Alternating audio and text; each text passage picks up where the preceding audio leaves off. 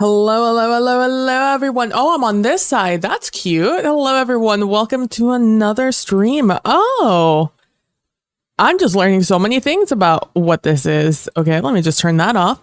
Hi, how we doing today? Hello. Welcome into another stream. I hope you guys are doing well today. I'm doing just fine. I was actually almost ready right on time today. I just need to choose, You know what? Yeah, sure. I'll listen to this playlist. Honestly, this like day list is the best thing that's happened to my decision making or lack thereof.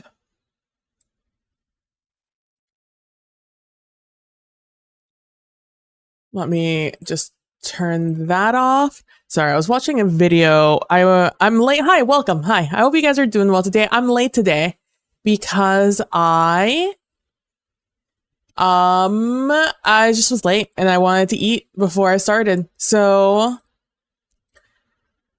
that's why we're late. I decided to eat some dinner. So sorry, apologies. Many apologies for that. I just wanted to make sure I am Gucci with everything. All right, let's just get in here. Let me before we start, let me just like tell you guys what I've been up to. So in this world, as you can see, I've built this like little hut house thing here, and I've built some stuff in here.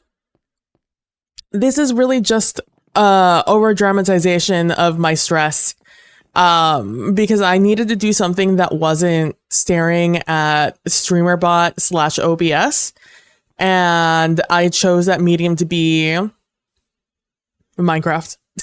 And I came in here and I was like, you know what I'm gonna do? I'm gonna come here and I'm going to just start getting all these frogs so I can finally finish my project. And you know, that was definitely the beginning of the intentions there. And so what I ended up doing is I came here and I found a spot. Oh yeah, I was running around and I was looking for a spot with a taiga biome. And then I remembered, to give you guys a little bit of perspective of where I am. Here, let me turn on the gamma so you guys can see a little bit better. It's ironic because I probably play one of the darkest mod packs with Callan. And I can't have a gamma switch there because we use shaders. I try to brighten it up in OBS, but it's hard sometimes. But yeah, there's the house down there. I keep trying to zoom in. I still need to find a nice zoom in mod to add on. But yeah, there's a house over there. Maybe we should put like a design up at the top. Maybe that'll liven the place up. Maybe add like a little lip on the outside. I don't know. I haven't really decided yet. My God, I just want to show the people where I am standing. Also, if you're wondering, that little line right there, is it on accident? That is covering up redstone. The door's redstone. Yeah, maybe I'll add like a little lip, kind of like here, give it a 3D effect. But yeah, there's the house. Over there is the portal. We have the house here. You can kind of see our paths peeking through the woods, and this is the hill right next to us. So I remember when I came up here to put this lightning rod down so it wouldn't, you know, our house wouldn't burn down. No, hurt the animals. Don't you dare. Hold on. I bet you I have. I sure do. I don't know why, but like that little image that pops up on the side, or like the little video that pops up on the side of Spotify, always like just like lags my computer so hard for a second. I'm like, that has to be the least intensive thing that's happening on my computer at any given time. And it'll always just freeze it on up. Anyways, yeah, I remember there was a tag up here and also just so many animals. So if ever we want to do some animal farms, I have literally everything up here. I'm almost convinced every mob that can be in the game is here. So like every mob in our world is on this mountain. And it's really neat. I really like it. But yeah, I remembered that this was here and I was like, oh, this was going to be the hardest. This was going to be the most difficult place.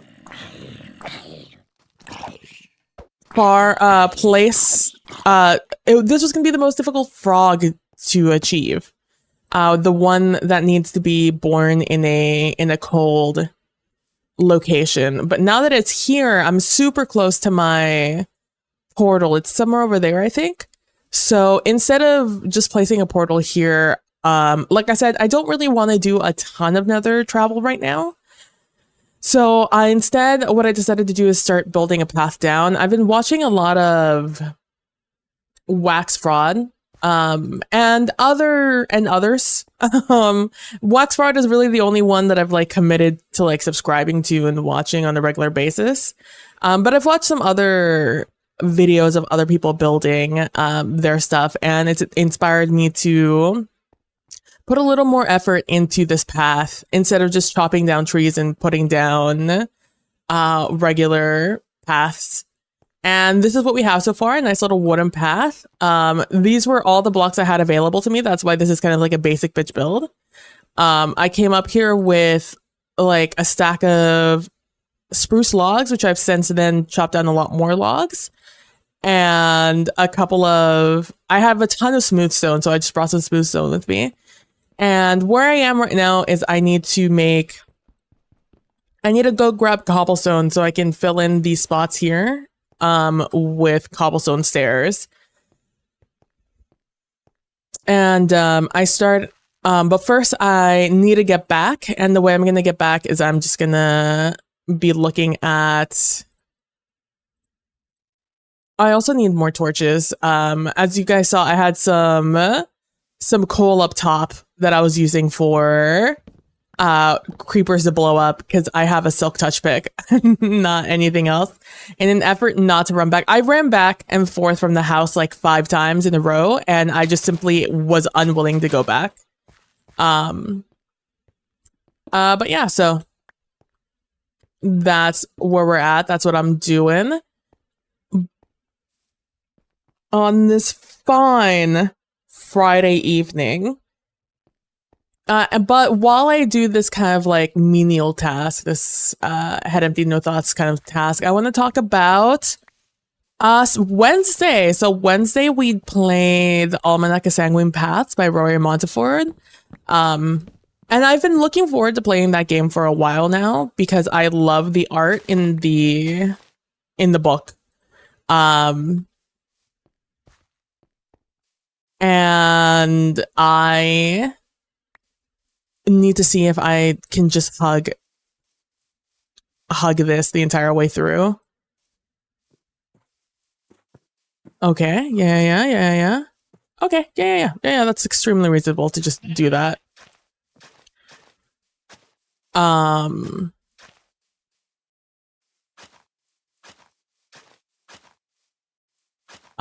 this is gonna be great. I might be able to just like shimmy on all the way down here and have this be like a path that's up a level and create like a little bit of a wall sort of situation, a retaining wall here. I have a bunch of dirt on me, extra dirt from digging out the house up there, so that might be a good use for it.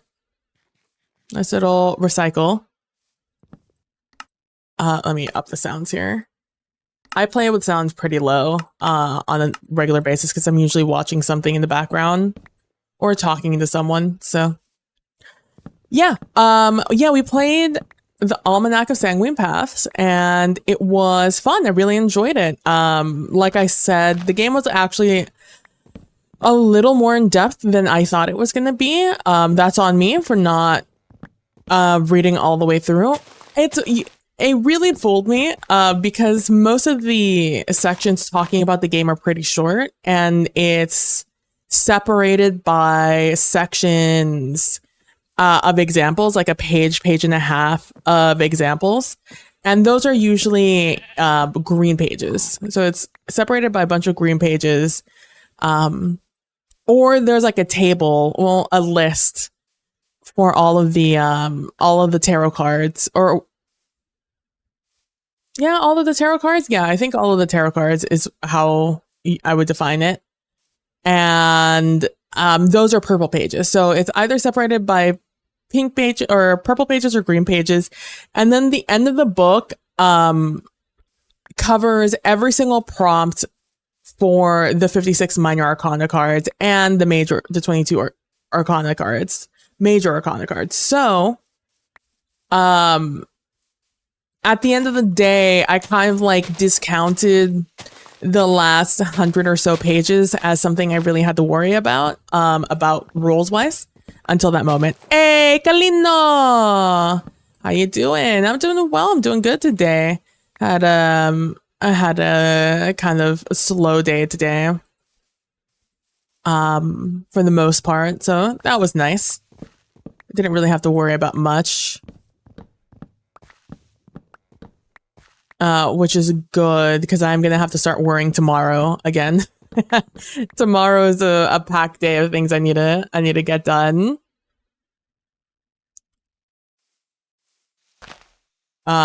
Before Sunday, where we have the finale of our of Praxis game.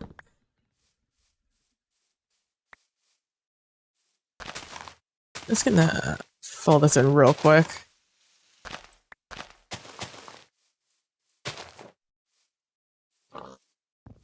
Yeah, I'm doing well today, though. How are you doing today, Kalina?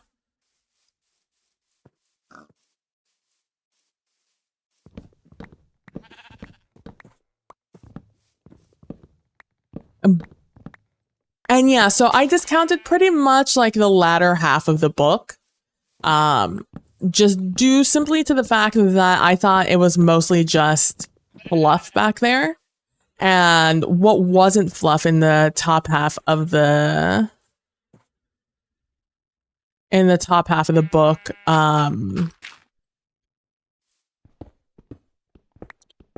I was like interwoven with these green and purple pages. So I didn't think I had to worry a terrible amount about what I was up to until I actually started writing it all out. And then it became kind of a lot. And it hit me straight in the I don't wanna bone. And sometimes it's a little difficult to overcome the I don't wanna bone. And so I had to take like intermittent breaks while I was going through it all.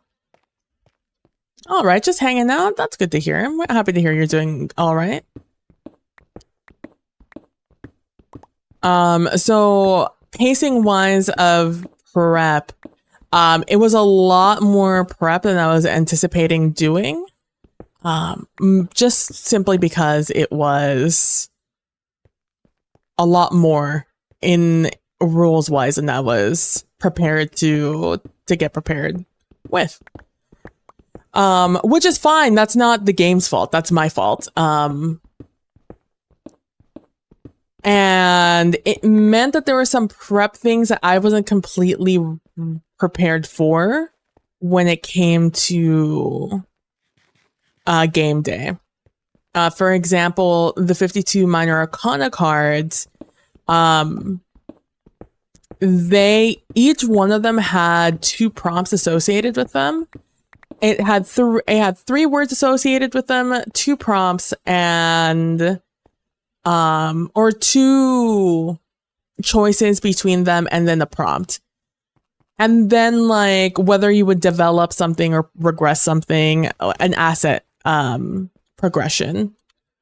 And so that's a lot of stuff. And the way I decided I was going to prep this game was to do the same thing I'm going to do for Tangle Blessings, where I'm going to allow StreamerBot to just randomize it from a text file, where I go into a text file and I just type in line for every single line will represent a number that I can roll, right? Or in this case, draw from a tarot deck. In the case of the Minor Arcana, it's 56 cards. So StreamerBot rolls 1 through 56. It chooses a number. So in this case, we'll say it chooses 25. And it'll look at the text file I tell it to look at, and it will look at line 25. And line 25 will then appear in a text file as I tell it to. I gave it the command, okay, you chose line 25 or number 25. Okay, look at line number 25 in this text document and look at file name 25 in this folder for the image of the tarot card. But because it goes by a line basis, that means I have to have a separate text file for everything. And in this case, I had to have a text file for the prompt, all 56 prompts. I had to have a text file for one of the options on like the left. I called them A side and B side in my commands. So option A, I had to have a text file for all option A. I had to have a text file for all of option B. Then I had to have a text file for all of option A's attributed asset development. So progress a location, progress an ambition, that kind of stuff. And then I had to do the same side with the B side. And then there was also the 3 words that I chose not to do, but those would have also been something I had to manually prep. And I didn't start doing that until 5-ish a.m. And then I decided to I'm trying to decide what the best pathway here is. I think it's just going to be straight here. Yeah.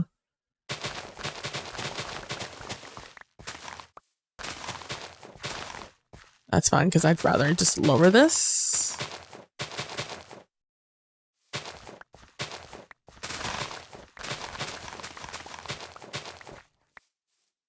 But, and then I worked all the rest of the morning when I woke up at like noon to finish doing that. And all I did was just copy and paste. It took me, I think, an hour.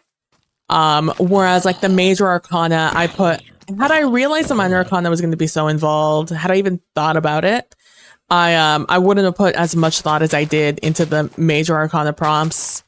Because I rewrote pretty much every major arcana quote because I had only so much room on the overlay to put words in, and choosing the font, the size, learning how to do some bounding box things and making sure that the text would fit in the always fit in the box. Making sure like it resized itself if it didn't fit, and having it not get cropped. All of that took me, I think I'd say like a solid 3-ish hours, 3, 4, 5-ish hours. And that's what I thought the hardest part was going to be, or the thing that took me the longest. So the fact that it was truly going to be actually the minor arcana, it meant that I just had to be smart about the way I approached everything. So I didn't spend the most amount of time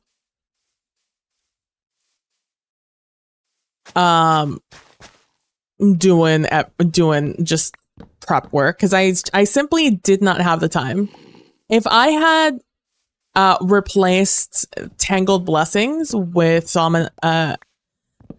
with the Sanguine Paths, Almanac Sanguine Paths, I would have had the time to do everything that I wanted to do, but I simply did not. And you know what? I genuinely really did consider switching the two. Especially leading into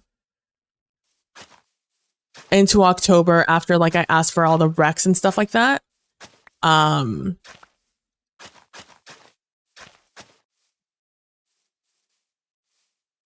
After asking for all the recommendations of all of some things to do during spooky month. All the things I asked to do during the scary month, I was just like, okay. I want to play this game because it looks really fun. But I've also already bought Tangle Blessings, you know? Like, I've already spent the money on Tangle Blessings. I'm also highly considering, so next month I'm doing 1680, Void 1680, as a quick, like, interlude.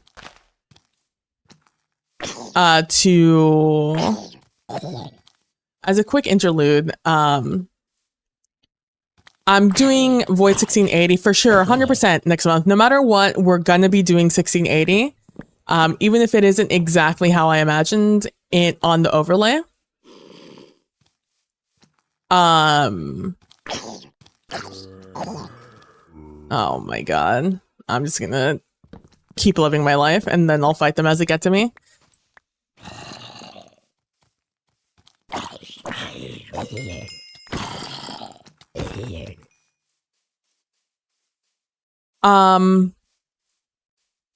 What was I saying? Yes, quick interlude. 1680. What am I going to be doing? 1680. What are we doing? What's the unique thing I was saying? We're doing. Oh yeah. So for 1680, Void 1680 is all about being a radio host and playing music and stuff like that.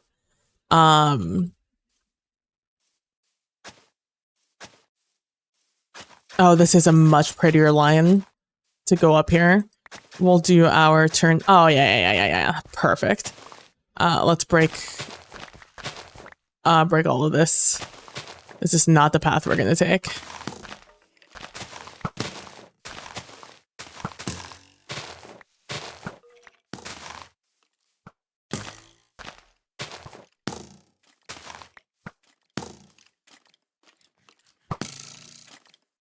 Sorry, they're being really annoying. And that means that the entire VOD, all of the music is going to be muted.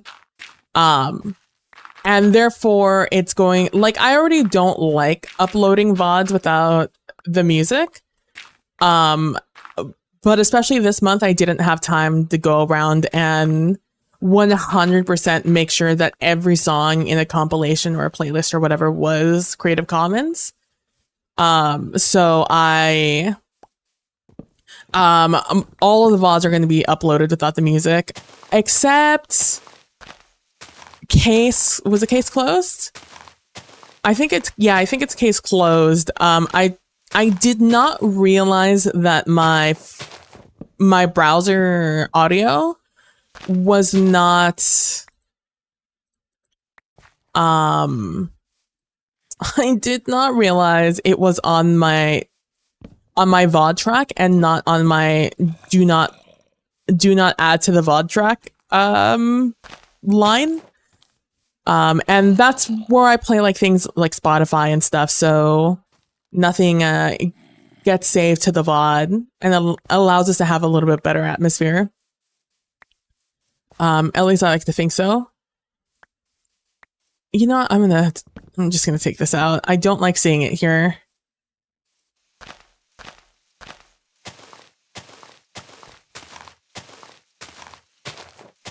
But that means that I'm going to have to locally record Void 1680, and if I would like to have the VOD up somewhere with it, I'm going to have to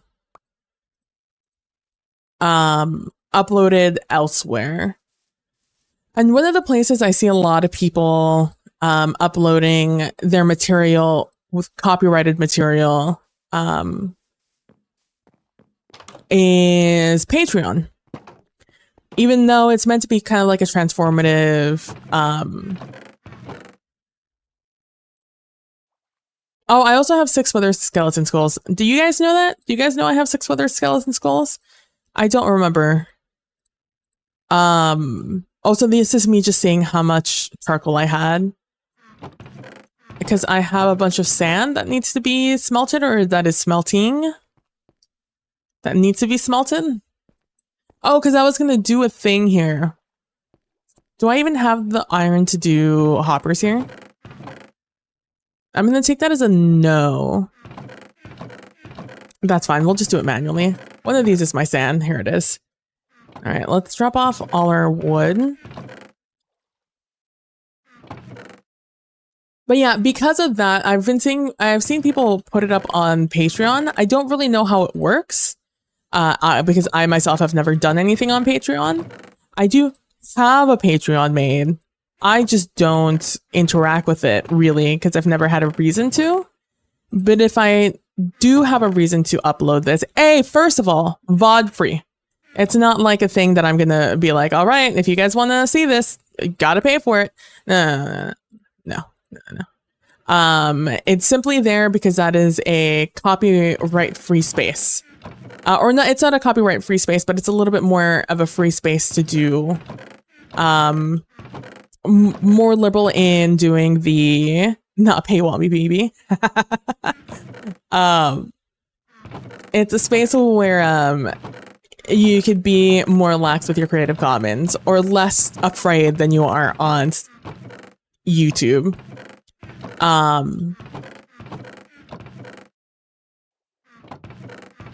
Here we go. I forgot what I was looking for half a second there. So apologies for just the open, close.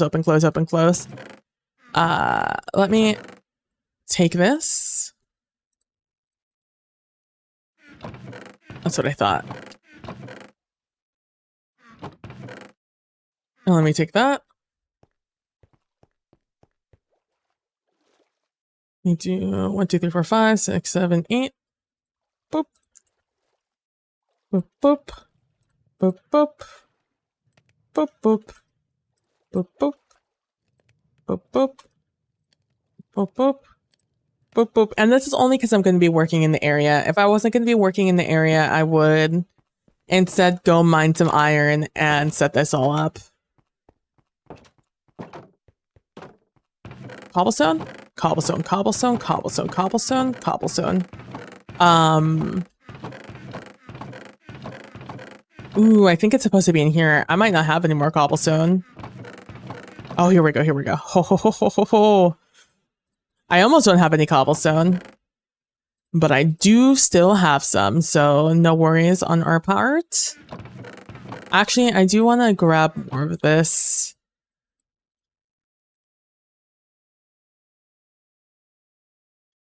I'm gonna bring this with me. First I'm gonna do this.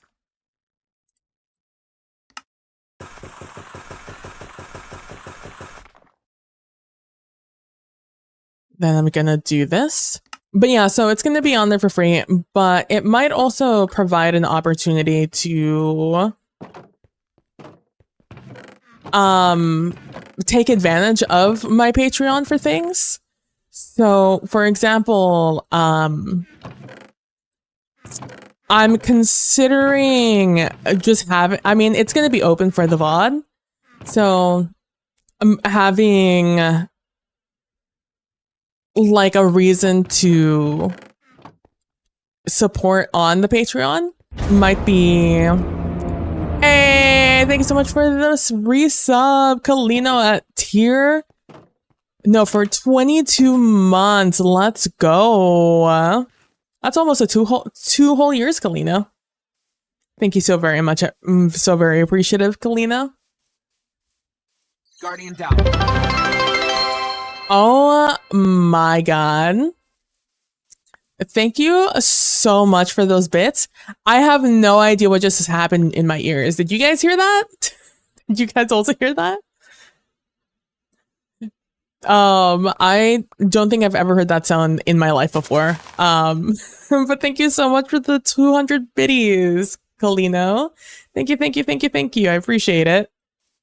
That was a sound for sure. Yeah, I think that's a Twitch sound. I think that's part of my effort of trying to get Twitch to give me a free emote slot. By using their alerts. No problem, my friend. Thank you. The Twitch default, yeah.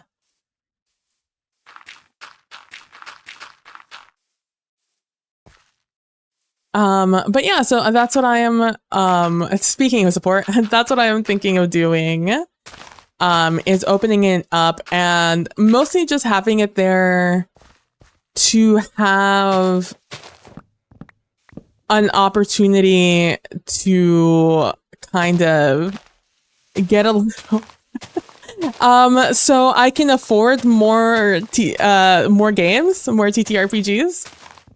Like I said, right now having to pay like $10-$20 for a game once or twice, like a quarter, that's not bad. Like that's not hurting me financially. But coming in the new year, when I start having people join me and doing the duo games along still with my solo games. I thought I heard somebody shoot at me. I thought I heard the choop sound. Interesting. Yeah, things are gonna get expensive a little quickly. With owning the game, with buying multiple games, I was gonna say per month, probably not per month, but like probably buying a game a month is probably a reasonable assumption of my spending schedule. So having a Patreon there,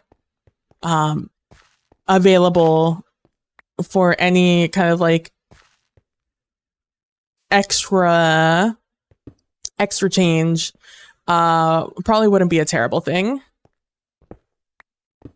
So I'll probably be pushing the Patreon in the future as a as an option to help support. But as always, anything helps. You guys just being in the channel helps. In fact, it is what helps pay for upgrades and games and overlay stuff. And justifying my time, spending so much time learning how to do things on things like StreamerBot.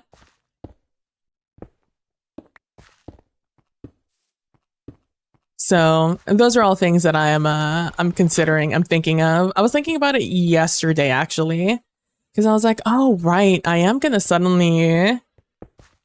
I was more excited about the prospect of inviting friends to the channel that I completely forgot about capitalism. I completely forgot about, you know, the need to be able to eat by making goods, and my desire to support people in their efforts to eat.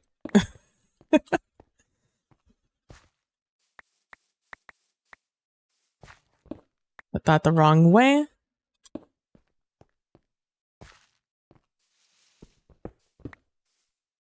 So my rule here, as you're wondering why I'm going back and breaking these, is I do not want this little divot to touch the outside. The divot can be next to the outside, it could be adjacent to the outside, but it cannot be touching the outside.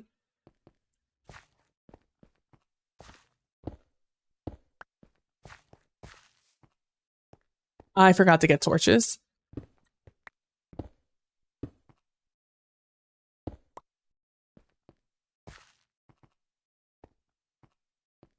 Oh boy, I'll get torches later. I want to line this with those walls like I have there. But yeah, so that is something that I'm considering. I'm probably going to be doing here in the future. But yeah, so watching and subbing and all of that stuff is support enough. But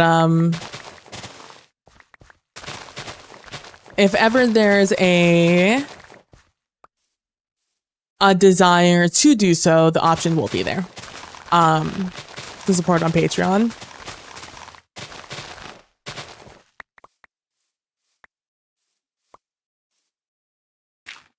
Anyways, that was just a little aside. So back to Sanguine Paths. Yeah, I really enjoyed the system. I thought it was a very fun system.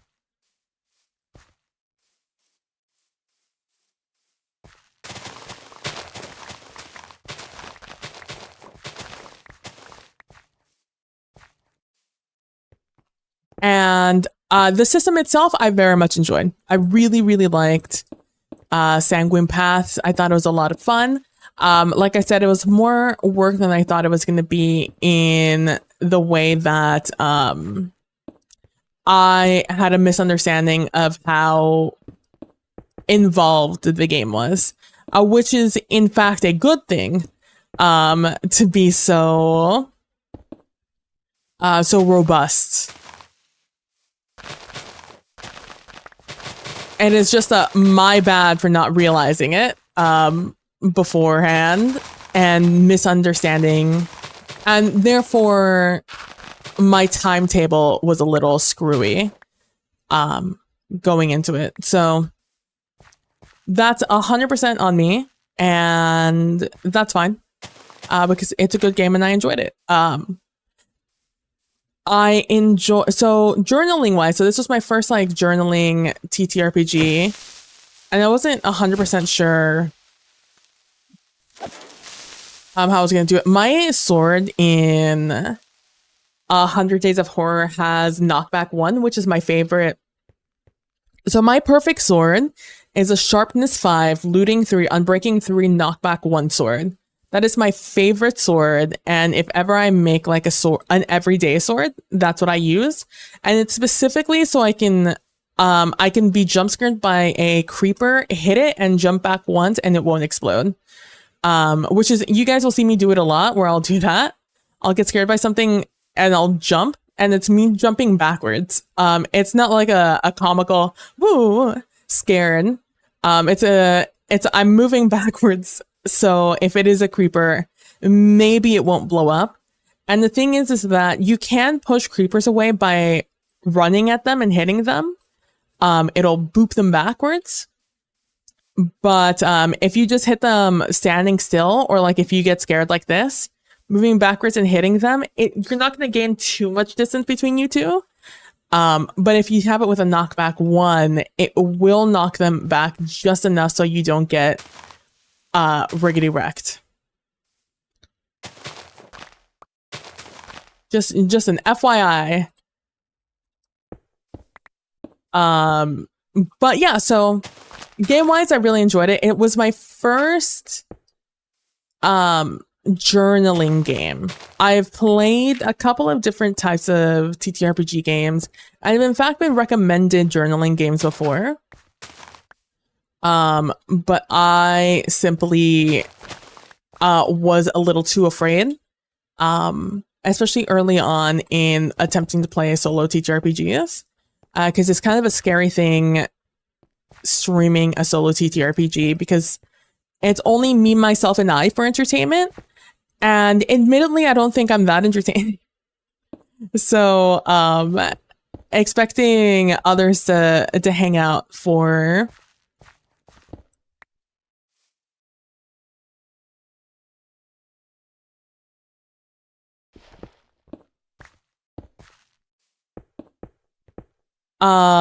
so admittedly it is very intimidating to do such a thing, and I did not feel strong enough to do a journaling game as one of my first solo TTRPGs. But now, having spent a while thinking about what the prep is, feeling how a solo game goes and stuff like that, I felt more comfortable tackling a journaling game. And I could have used another month or two to cook to realize what else I was going to need when it came to a solo game or a journal game. But I didn't think it went too terribly. I think it went fairly all right. There are things I definitely would improve. and it would be time management. And this also falls in my lack of preparedness.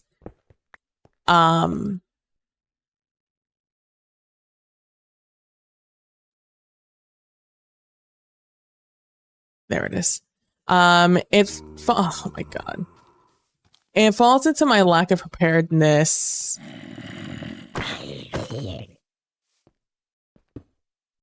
Going into it.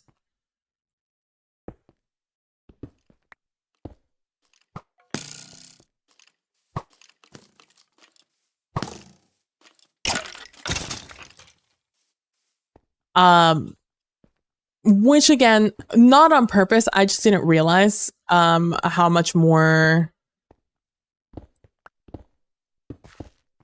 involved things were gonna be, which is my B. That is my B for sure. I could have used another week to work on the game, and it would have been I think a little bit better for me to stream. My issue arose with time management. I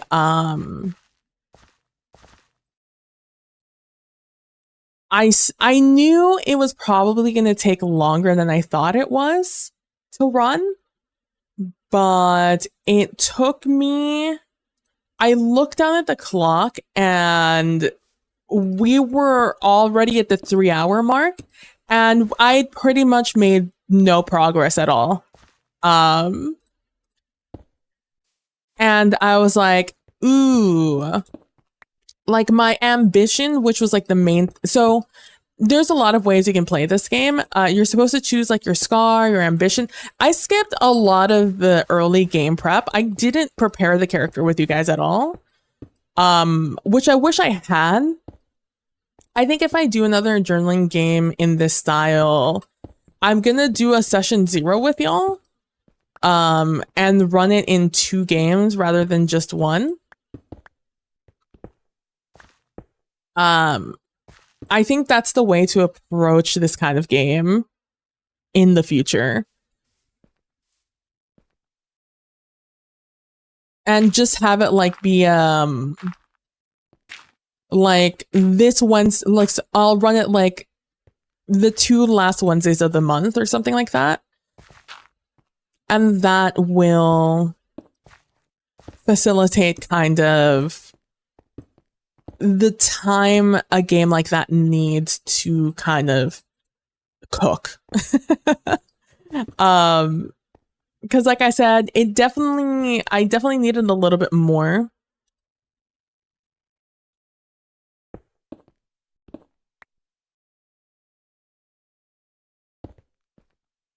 And I just didn't have the time to facilitate that. On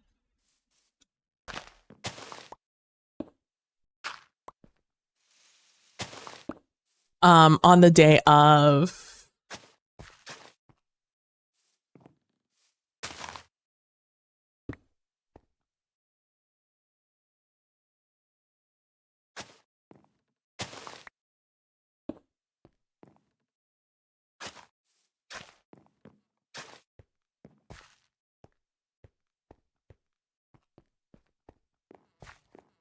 Oh, well, that's fine. I'm okay having that cross by. Whoa, whoa, whoa, whoa, whoa, chill, chill, chill, chill, chill, chill, chill, calm down. That's a Nimwit, by the way. The traders who don't trade anything and are unable to trade. I have a resource pack that makes them retired wanderers. So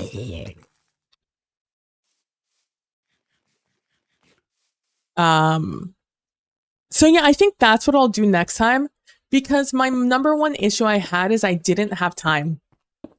I simply ran out of time.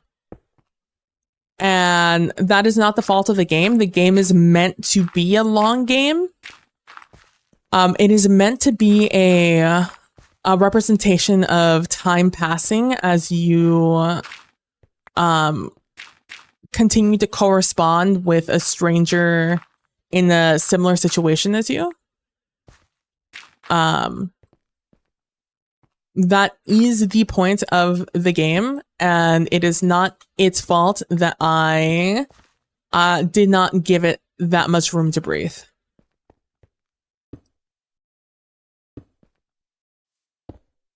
And so I just want to make that clear. It's not the game's fault, it's my fault. So if you are looking to play the game,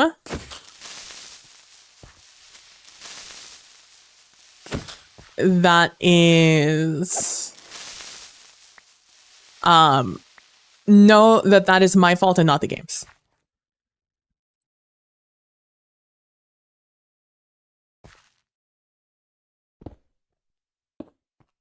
You know, the fun thing is I think I can also make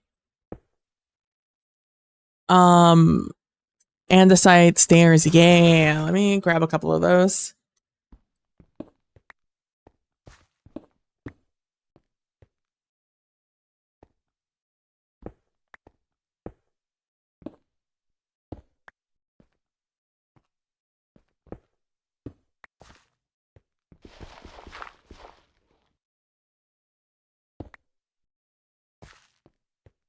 That looks like it dug in there a little bit.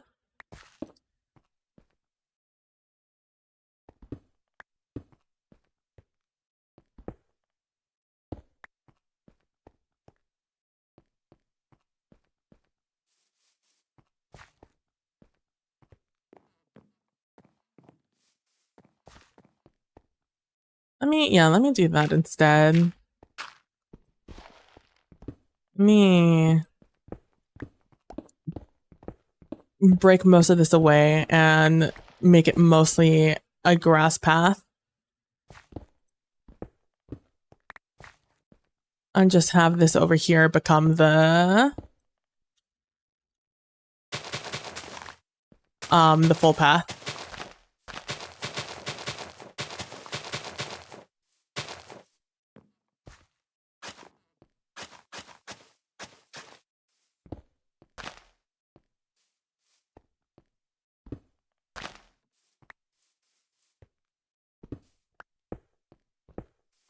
So yeah, I think that's what I'll do next time. And then the other thing is, as most of the issues I had running the game on Wednesday directly correlate with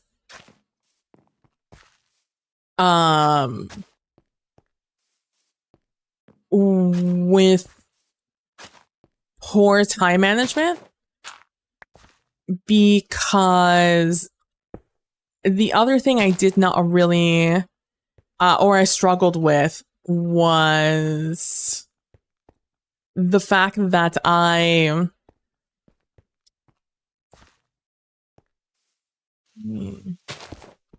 what you hear.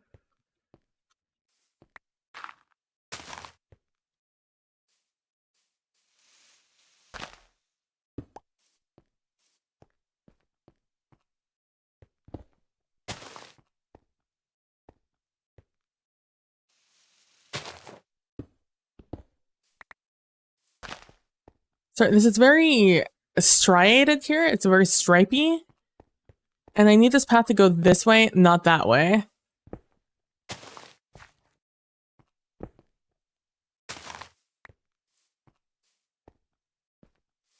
So I need the trends to be this way, not the other way.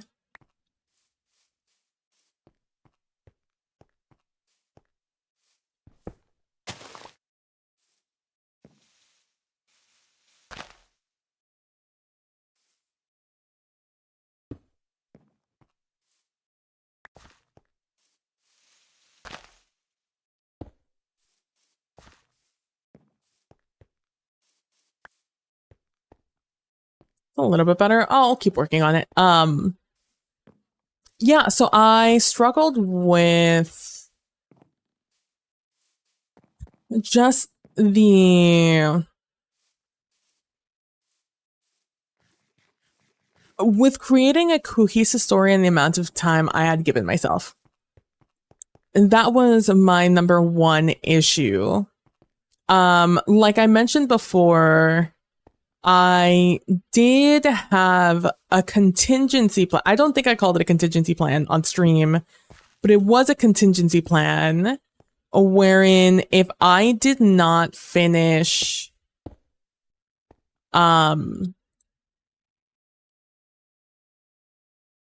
if I did not finish in time, or like I was out of time essentially to run this game, I was going to,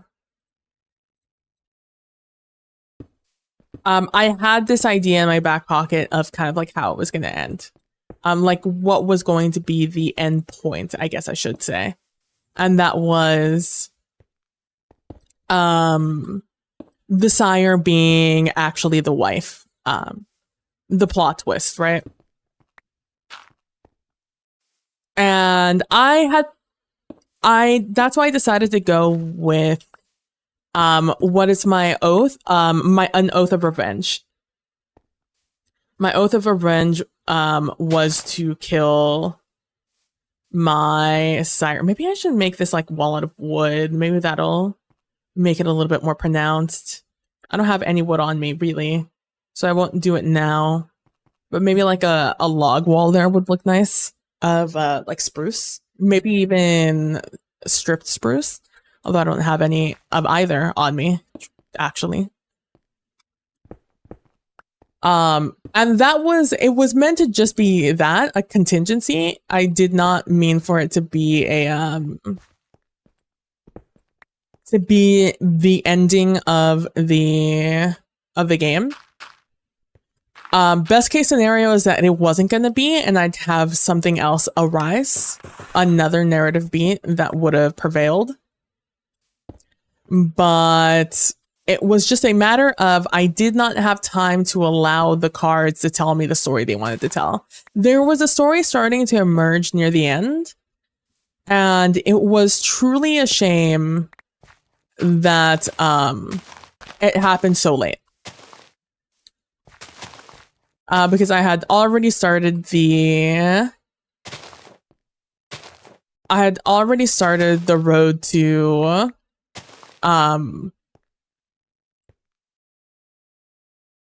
telling the story of the sire. And it was late, and I didn't want to spend the time working on fitting this new narrative in. As much as I think it would have been a cool narrative, I just didn't think it would have time-wise served me well.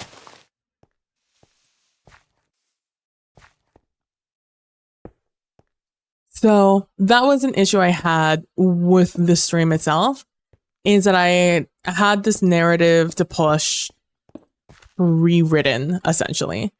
I hadn't really thought about how the encounter itself was going to go, but I had considered that it could be our end game. Which to me at the end of the day didn't feel very organic. And I feel like it took away from the story that we were trying to tell.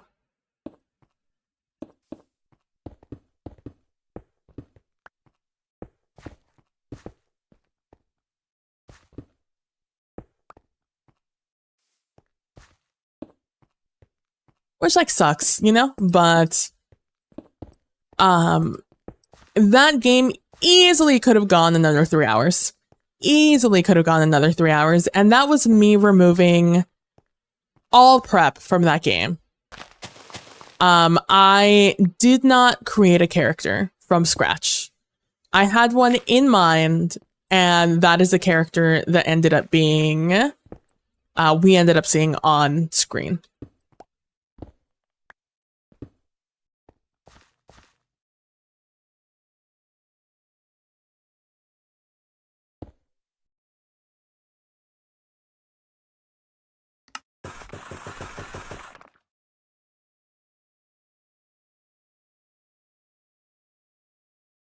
Oh, I placed all my andesite.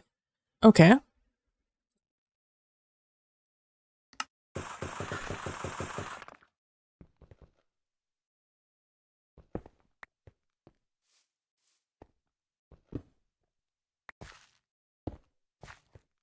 Oh, well, let me just do that to this one. A 1-to-1. There we go.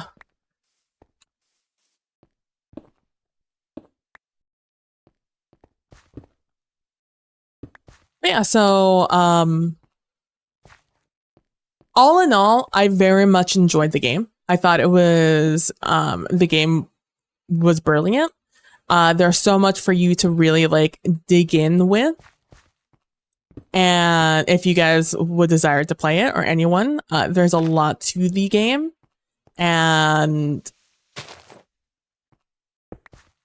definitely if it's in your wheelhouse, I would 1000% give it an opportunity and give it a chance. And if you're not particularly fond of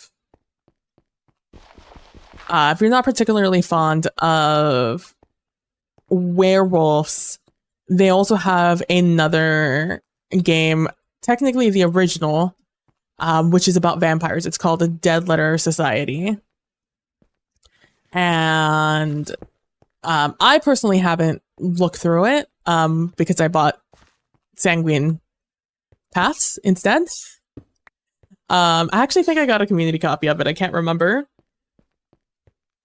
If I did, there might still be community copies of it.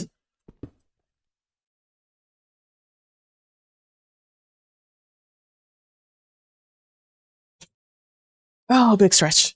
So yeah, so that is my thoughts on that. I definitely think it could have gone better on my end.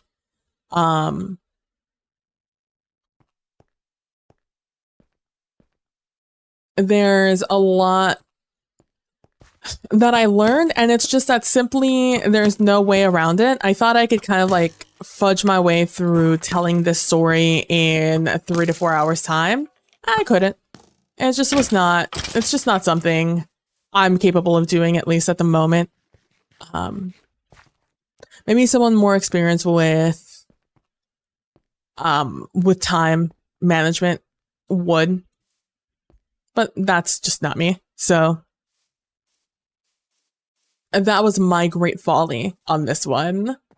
And also prep wise, again, I underestimated how much time it was going to take, and therefore that ended up working against me also.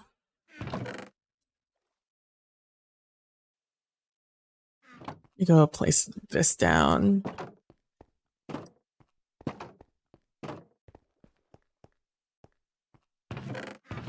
I have that one. So I have this one. I'll let that be stone. I'll let this be all misc stone. Except walls. I am going to need these walls.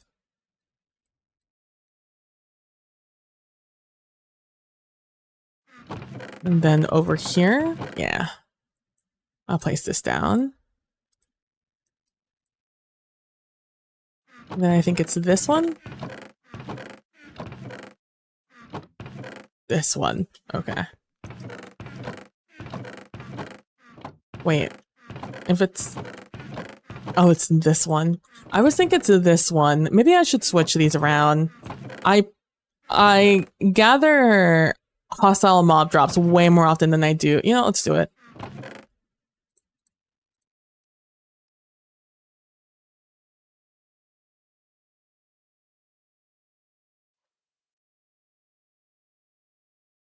Where did it go?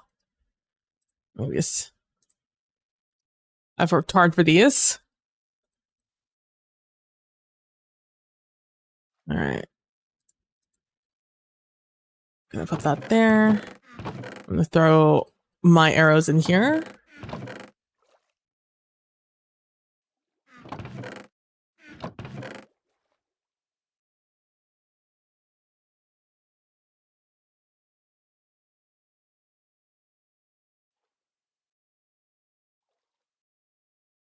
Yeah, I don't think I threw anything of mine in there.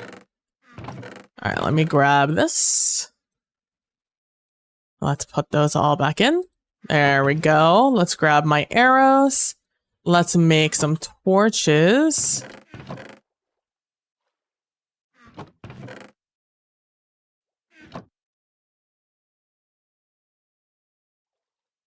So, all in all, what I've learned is some games are just simply going to take more than one session, and I have to be okay with that. Like I said, had I known the game existed prior to having already bought Tangled Blessings, we would have gone all in on Sanguine Paths. I would have made the tarot deck for it. I would have done a ton of things. And then I wouldn't have had Tangled Blessings. And I maybe also wouldn't have done another case closed. I might have just dedicated the month to Tangled Blessings. Or not Tangled Blessings, Sanguine Paths.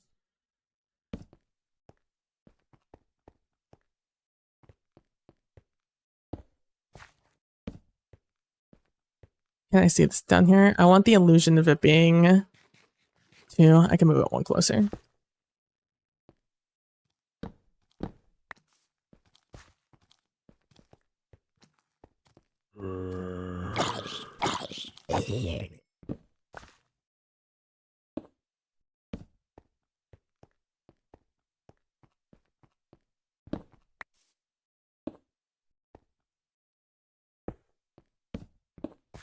So in the future, I now have that kind of wisdom of time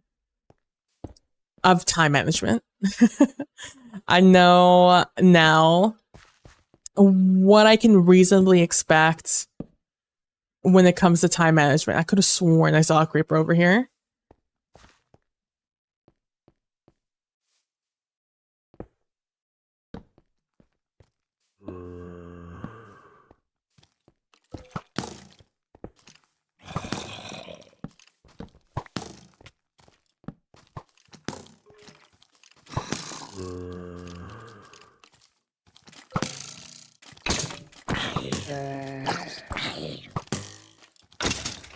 God, stop it. Oh my gosh. Just kept running around. Like, calm down. You're gonna die one way or another. What else? So yeah, that is something I've learned about that.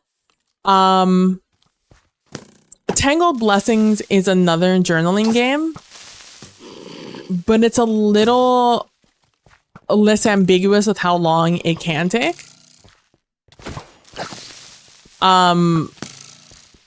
At least in my mind, it's going to be less ambiguous how long it's going to take to like journal,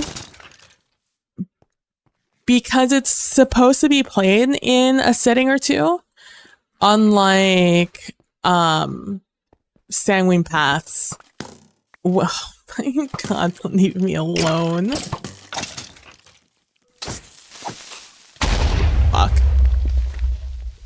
I got hit from behind by this motherfucker and it didn't let me hide behind the tree fast enough before I got blown up.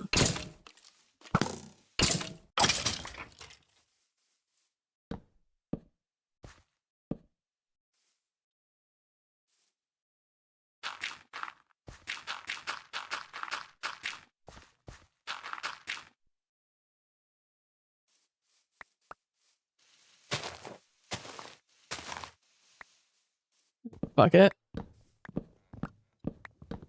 I'll just knock them down and I'll replant them. They're all basic trees anyways. It only hurts when it's one of like the big trees. Like one of these. These are much harder to get.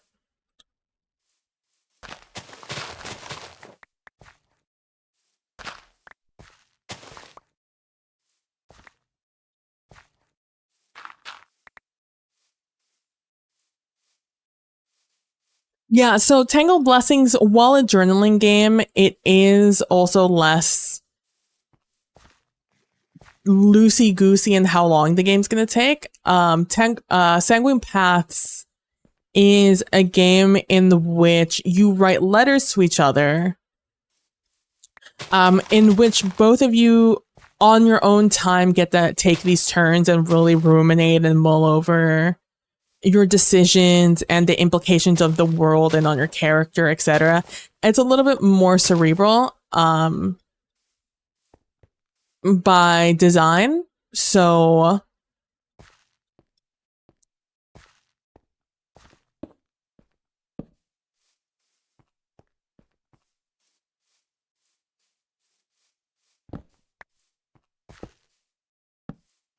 it really isn't a surprise to me it took so long, even with removing a secondary person. It still took a while.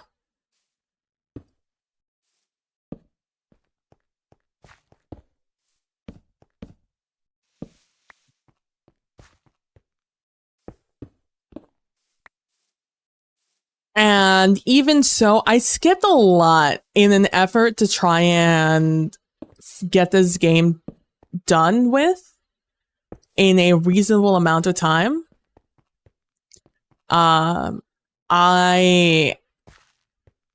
removed and did not interact with certain parts of the game. So in my efforts, I did do my best. If you're familiar with the system, you might think I forgot to do some things. It was more I chose for time not to include some things.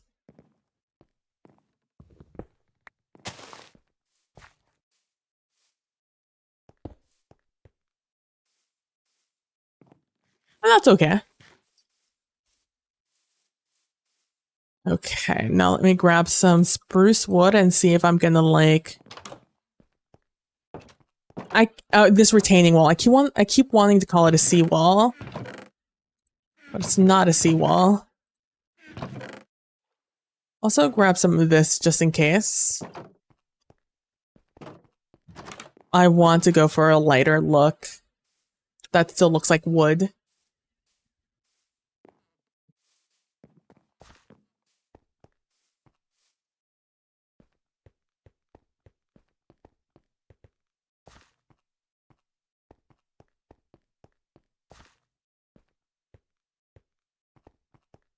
Remember, this is for frogs. I'm making this literally just for the frogs to walk. So I am not in danger as I walk through here, which reminds me, I'm also going to throw some torches behind trees to light up this area a little bit more than it is at the moment.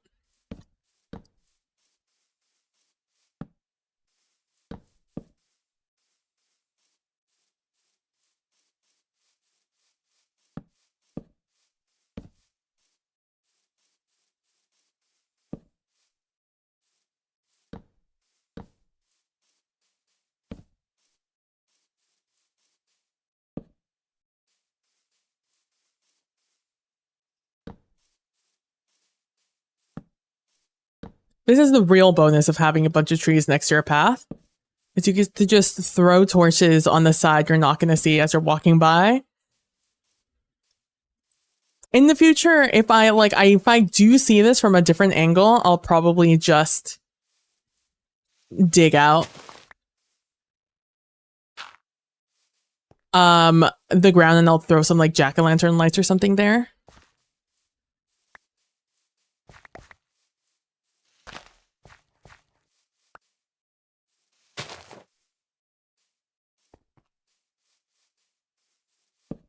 But for now, I'm totally okay with this.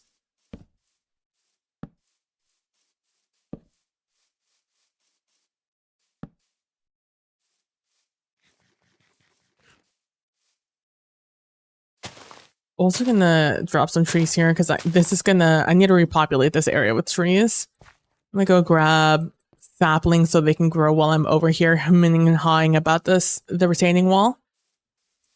But yeah, so I am going to hope that because Tangled Blessings is a much shorter by nature game, that, oh my gosh, how many times do I have to click on this? Is this even what I wanted? What was my reasoning for heading here? What was I gonna do? Saplings. I was gonna grab saplings.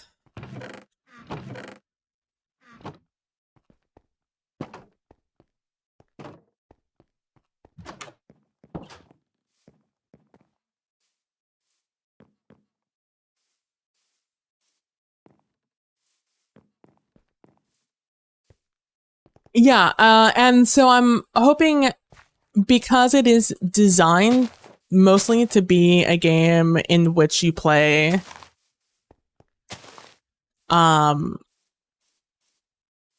in a bit more of a typical manner of a sit down, play it for a few hours and be done with it kind of game, then that we're gonna get it done in those couple of hours.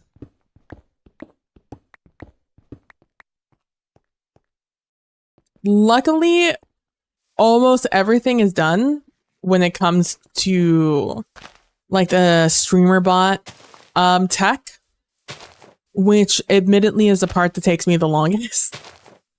All I need to do is I need to retrofit the overlay I use for Sanguine Paths for Tangled Blessings, which coincidentally enough, that is the overlay originally for Tangled Blessings, but since I decided to go Sanguine Paths first, then Sanguine Paths got the premiere of the overlay, which I was also really happy with. I was very happy with the way it looked and the way it turned out.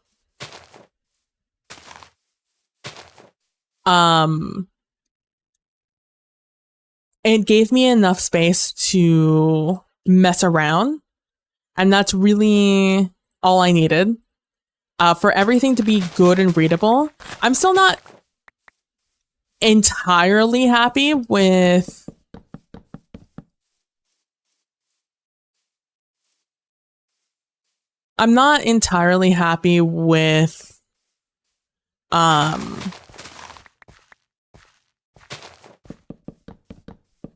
the font choice I went with, but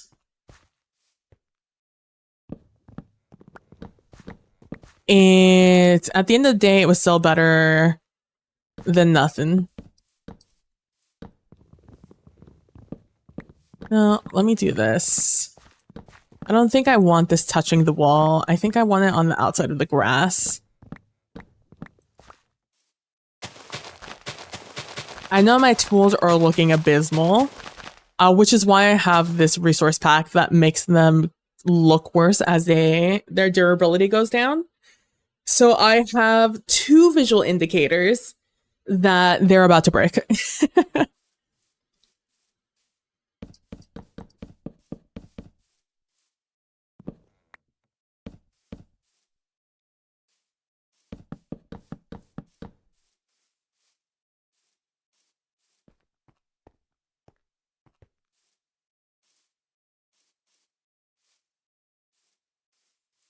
I'm not mad at it. So Tangled Blessing should go a lot better time management wise than Sanguine Paths went. Is at the end of the day what I'm trying to say. At the end of the day, that should go a little bit better than my time management with Sanguine Paths.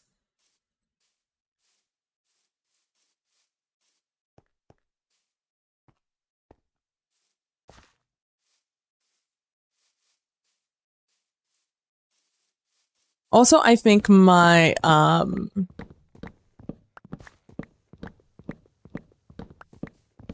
being really tired also didn't really help with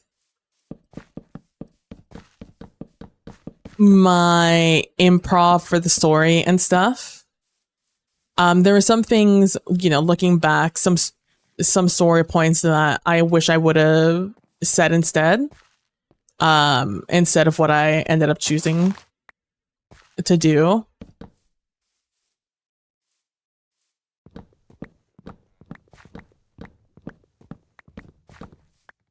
I think I want these like this.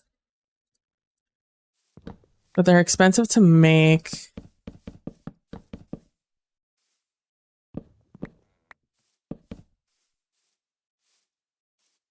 So from the side, it goes up and down. And then up here, we get the sideways.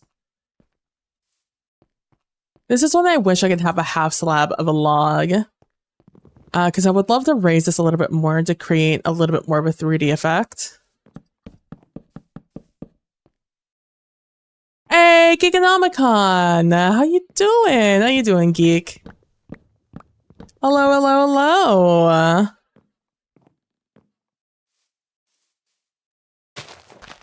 How are you? How have you been? Hoi, hoi, hoi. You know what? We're just gonna commit to the decision. We're just gonna commit to the decision. We're just gonna be happy with the decision.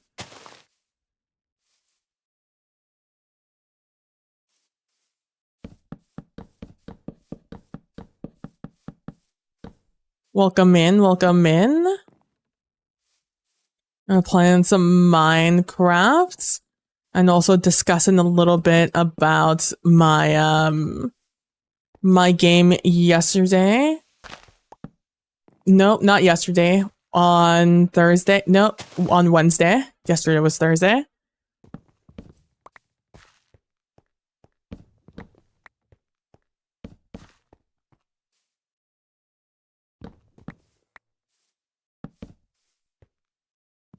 And what I thought could have gone better, and what I'm going to improve upon the next time I play a system like the one I did on.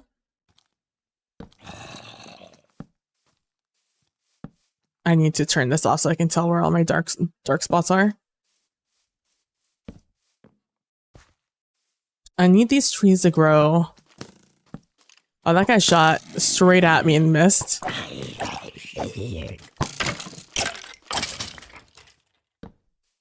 Kind of embarrassing. I see you, I see you, I see you, I see you.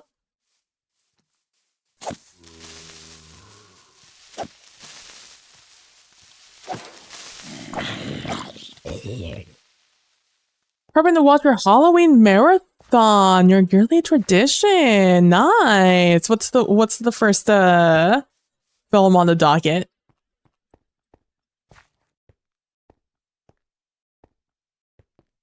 Ghostbusters. Nice. It's a good start. A solid start. I love that. How many movies are you gonna watch? Your fave movie of all time? Let's go.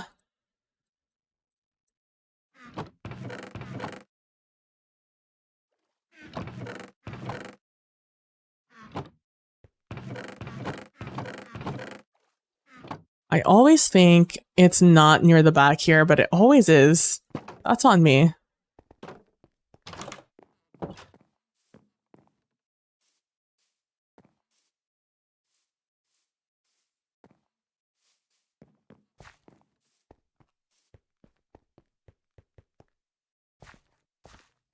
I really want to put like these, like a contrasting block against these. And I'm almost thinking of doing it with this. And just have that be here.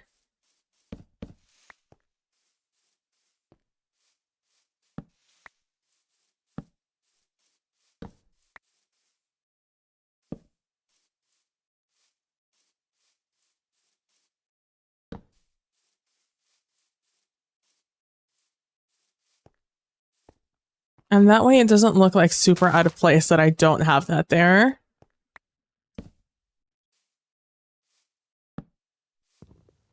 And then just like stop doing it as I come up here.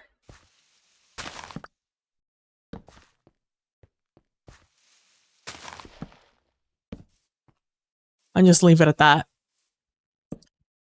Just 4. It used to be Ghostbusters and Ghostbusters 2, but now I have Afterlife and Frozen Empire in the mix, and you watch it in one day. The 1,000 days system went sideways. The 1,000 days. The 100 days of horror. That I'm doing. No, that's still going fine. That's we have 2 more sessions to go of that. This is, but Kalino and I only play that Mondays and Thursdays.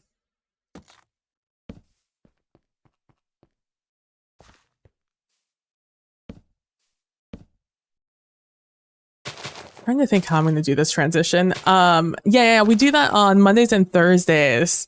And our final episode of that is going to be on Halloween, which should be that Thursday.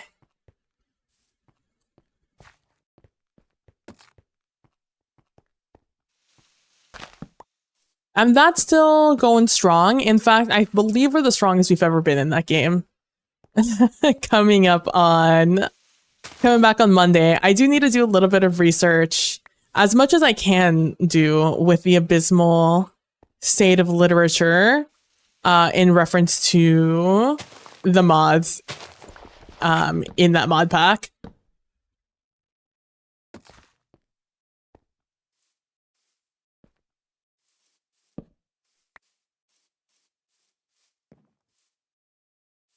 Oh, it's not high contrast enough. This, in fact, will be the better option. Oh, it went sideways, all right. Uh-oh, shenanigans happened. Yeah, oh my gosh. Let's see. Oh, well, what's happened? I don't remember the last time you watched or you were around, but we found out that Callan had secretly, behind PB's back, been participating and experimenting with what I called blood magic, but it's turning out to be more like flesh magic, which I say sounds much worse than blood magic. But at this point in time, Callan does not agree. And that was a huge point of tension between the two. That was real scary. This guy just appeared out of nowhere. Like, that was very scary. Someone's getting prepared for Halloween. And so that has been like a point of tension between the two. And then am I okay with this being so close to the path? I think so, yeah.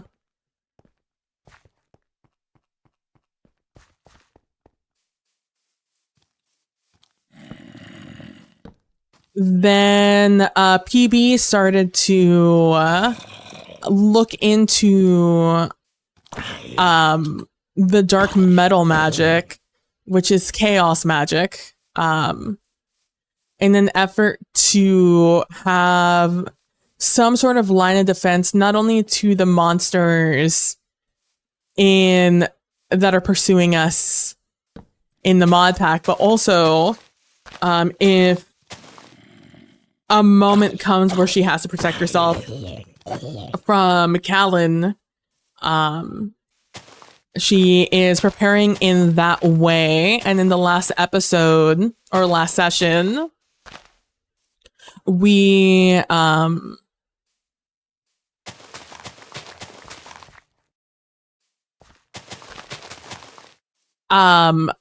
geared up. We were able to get a bunch of resources and get ourselves finally some good armor, some good weapons, and better and more defenses.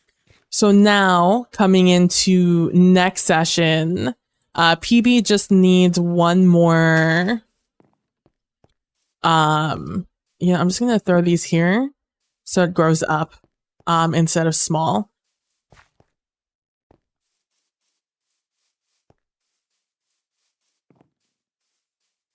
Let's see how it looks like from over here. I don't love it. I don't hate it though. Maybe if I would have done this out of oak, I wouldn't mind it. As long as he's not summoning Cenobites with a cube, you might be alright. For a moment, I thought it was perspective thing, but it's a giant chicken monument. It is! Yeah, no, that's definitely a giant chicken. That is our egg farm. I have a bunch of chickens in there, creating a bunch of eggs for us.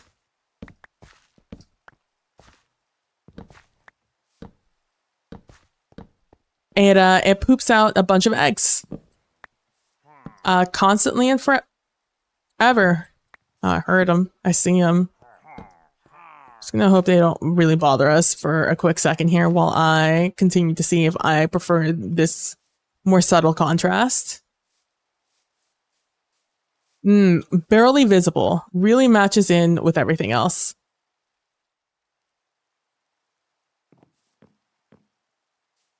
Maybe I prefer the dark wood. I don't know if I have that much dark wood. Not that I need a ton. Yeah, that's our, let's see, I'll go this way. Then there's our giant chicken. Over here are going to be our pumpkin pie towers. I'm just slowly but surely gathering materials to build the towers with. Almost done. This one, my main issue is just glass with this one. And now, actually iron, because I want to make another layer of this. And I don't have enough iron to make the hoppers. But yeah, I needed a bunch of andesite, but I've mined up a bunch of andesite. And I have no idea what I'm going to make this one out of. That one's still up in the air. Oh, I'm going to need a ton of hoppers for this one also. Ooh, we're going to have to do like some major mining at the end of this. I don't know if I have a way up there anymore, but I'll try. Our giant chican made 1-to-1 to the best of my ability. Oh, you can hear them. You can hear them clicking and clacking over there. And then with a little bit of subtle shading here and there so it looks better from below. Yeah, look at these guys. Just have them in there. They're popping eggs for me. And then they get pooped out into this water stream. And right now they're just going into this chest, although it's full. And eventually in here it's going to be our little pumpkin pie bistro. I want to see my ingredients come up here. The ingredients will be conveyor belting this way, and then I want my pumpkin pies to conveyor belt that way. And that way under here, I'm going to have a bunch of barrels that they can go into. And then the rest of them will go into storage, into deep storage that'll have somewhere back here. Because in here, this is where I want my bulk storage for my eggs, my sugar cane, and my pumpkins to go. And I'm going to use, and this is the first project I'm going to use that's going to use the autocrafter. I'm still learning how the autocrafter works though, because this is such a reduced space. I need to actually sit down and really examine the best way to use an autocrafter. And I've been on the side, been watching some videos about people using autocrafters in order to best utilize autocrafters. But yeah, so we have this here. We're going to have a tower that goes about up here. And then we're going to have this tower that goes up about here. So we're going to have our pumpkin pie towers with our chicken in the middle and our bistro under him right there. Pumpkin pie bistro, chicken, tower. And it'll be neat. I haven't even built a path that way because I just haven't been working over here. I've been busy because our next big project is going to be the trading hall. but I need materials to build said training hall. And said materials are seemingly more difficult to come across than I anticipated. Oh, I have a ton of dark oak. What was I talking about? I thought I didn't have any. For the chicken, exactly. For the chicken. And it's great because he really stands out. Or she really stands out.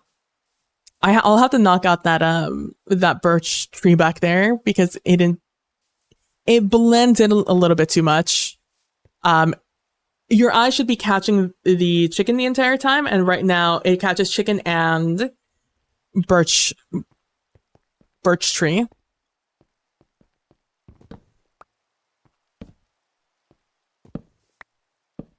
I wonder if I'll even like this better stripped.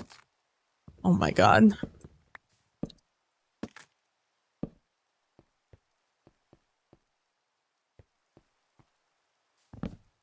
Let me just strip them all first. See how we feel about that. And then we'll try it out with the full log.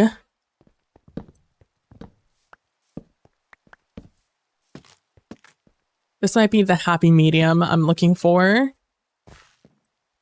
I mean, it almost looks like a fake perspective shot, like a chicken hovering in the air, but then you get close and realize that's not a chicken, it's a monument. Yeah! I'm so glad you think so, because I worked really hard on the wings to try and give that sort of perspective. That it's a chicken falling or jumping off the that little hill.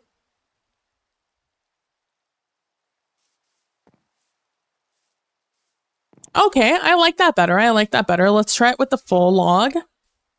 And then we'll choose one or the other, then we'll go repair our items. Because I am playing with fire at this point with whether or not I'm going to remember to repair them before they break.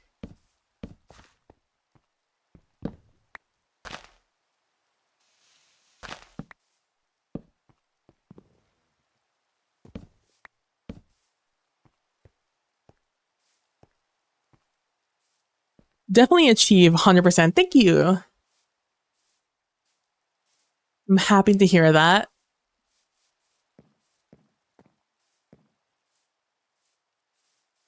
It looks almost exactly the same, but I think I do like the strip logs a little bit better.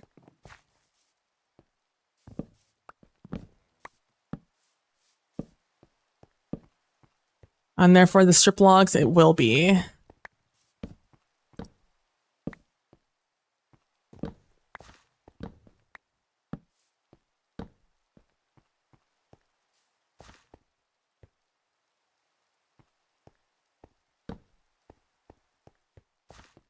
Which means we're going to do that with all of these while I'm here and I have all this on me.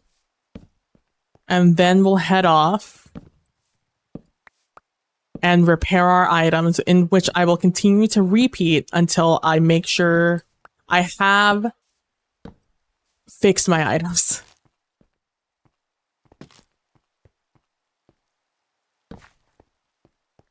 Dude, if it's not one thing, it's another thing I'm forgetting on these guys.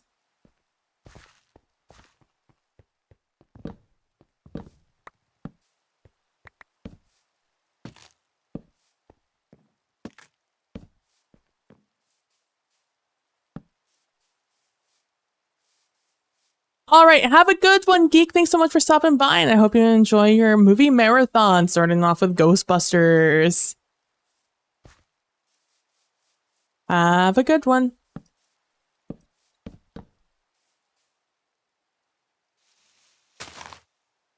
Dude, not having my tools in the right spot is destroying me. There we go.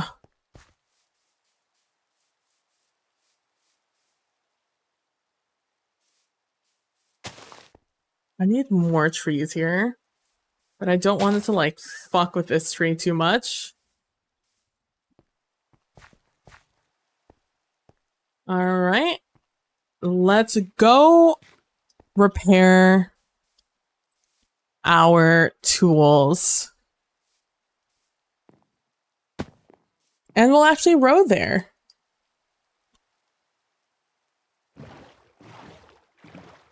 Because for once in our lives, I have this boat. I want to do what we just did over with the retaining wall all around here. I'm going to do a seawall instead all around here. Did that fish just stop me in my tracks? I'm going to do a seawall all the way around here and fix up the edges of these mountains. Not this one to start with, because this is where we're going to have our Cave Spider Kingdom in the future. But definitely on the other sides. Oh, this guy's still here, huh? Hey, bud. There you are. All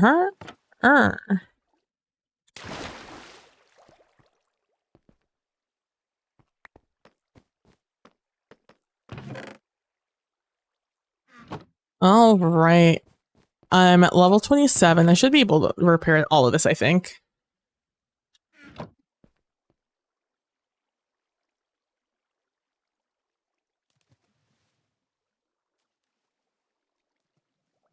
Oh, my sword's getting low too. Did anyone notice?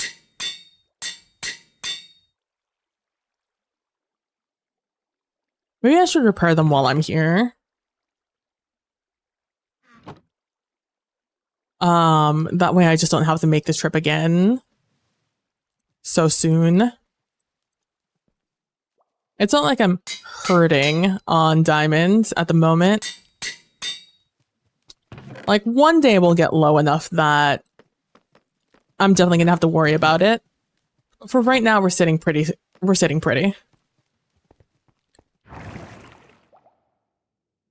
The next thing I'm gonna need to worry about is mining. But like I said, I'm gonna go mining again for iron. I know I have one untapped iron ore patch, like the big ones. But even then, I'm gonna need more than that if I want to finish all my projects, so I think I'm gonna do just like I did with the previous run. My previous mining journey, that got me enough for the 2 layers of my pumpkin farm, my egg farm, and my sugarcane farm. It also provided me enough for the to finish up the cave spider farm. It allowed me to do pretty much the entirety of my... Actually, I think it is all of my... I think I have no need for any other resource except glass for the Froglight farm. All that I have left is to actually get the frogs for the farm. That's where we are at with that, at least. But yeah, overall, I thought the system was really fun. I think Sanguine Path would be a lot more fun with another person if you played it the way it's intended to be played, in which you play over an extended period of time, where you send a letter to your friend every other... you send a letter to your friend and then they send you another one back, and you both roll back and forth, and you both understand how long it's gonna take to play. Because it's also like you could do like a PBTA sort of style also with it. This is what I'm looking for. Except I forgot that's what I was looking for, which is why I opened and closed so many chests. So I enjoyed it. I definitely am going to enjoy it more in the future when I have now with the better understanding of how exactly I'm supposed to play a game like that. I think because I couldn't even consider the fact I would need more than one Wednesday to play the game, I didn't even consider it.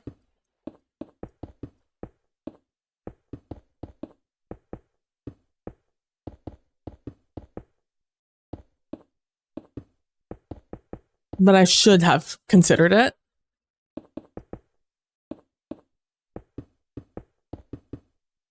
Also, I tried to play shaders in this world, and it just stopped looking like this world. I think if I'm going to play a world with shaders, I have to start from the beginning with a shader. Because this world lost all its charm to me the moment I had any shader on. Even like the ones that barely changed anything, it didn't feel good. Like, I have all of these. I downloaded all of these, including the Hysteria shader, so I could try them out with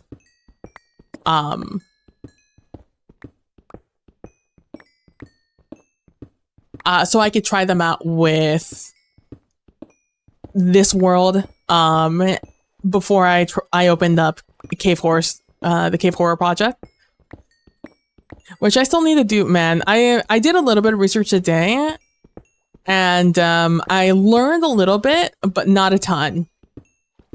So definitely something to keep looking into for mine. I need to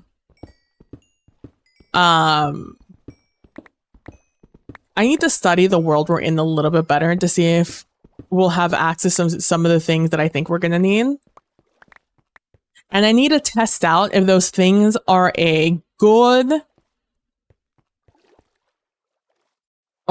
to be good to be used as our finale. Because there's a lot of things that can happen in the world.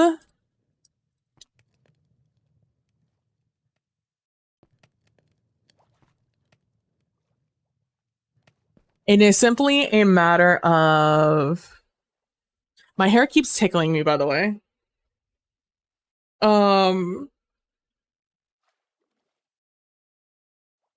It keeps being a matter of whether or not it will be cool.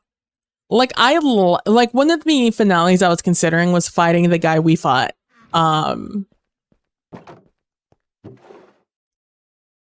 Fighting the... Do I have a water source somewhere in here? I feel like I used to. I should put one, like, right there. I thought I had a water source. I guess I don't. All right. Just break open the fish tank, grab some water.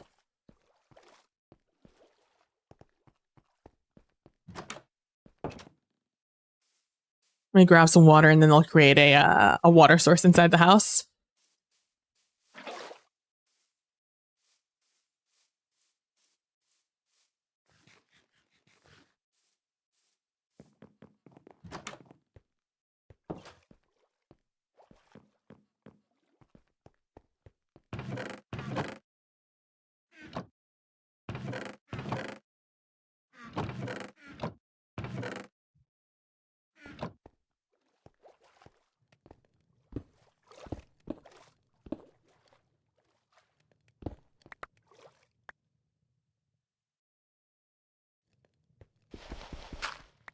This all.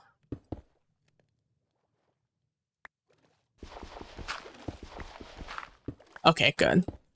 I was a little concerned I was going to see eventual daylight. Meaning that I was digging out into the hillside, which I did not want to do.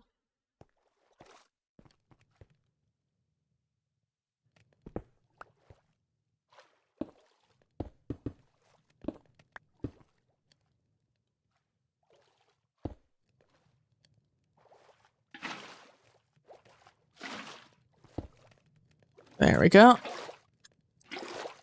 I can fill up and not be afraid of wasting my stuff.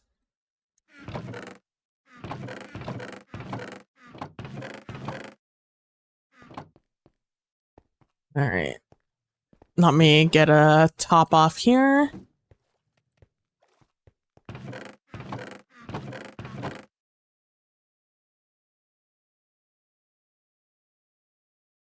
You know, now that I'm thinking about it, we never saw those guys again. How many tadpoles do I have? Let me do this. And I'll put one extra for when we go into the nether. I'll just take 4 with me. Yeah, we saw those illagers and then we swerved them and then never saw them again. They got trapped off somewhere that way. I saw them over here. And then that was that. They didn't see me and I completely forgot they existed. As is the way.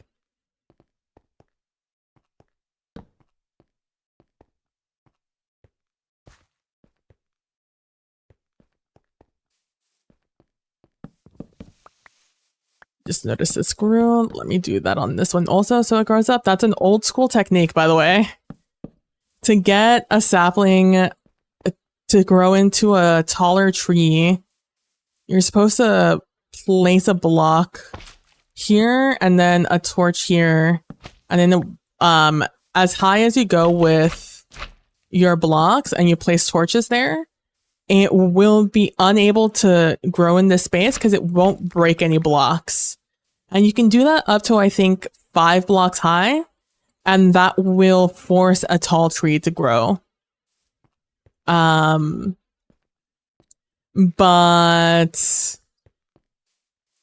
I don't need a tall tree. I just want a tree to not obscure my path. I don't want an obstacle.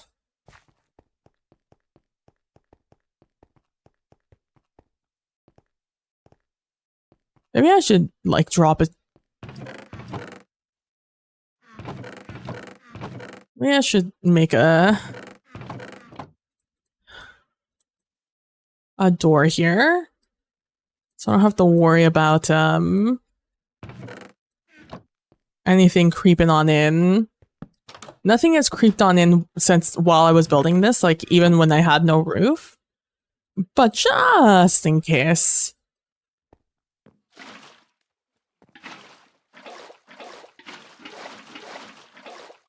I'm going to create this pool here.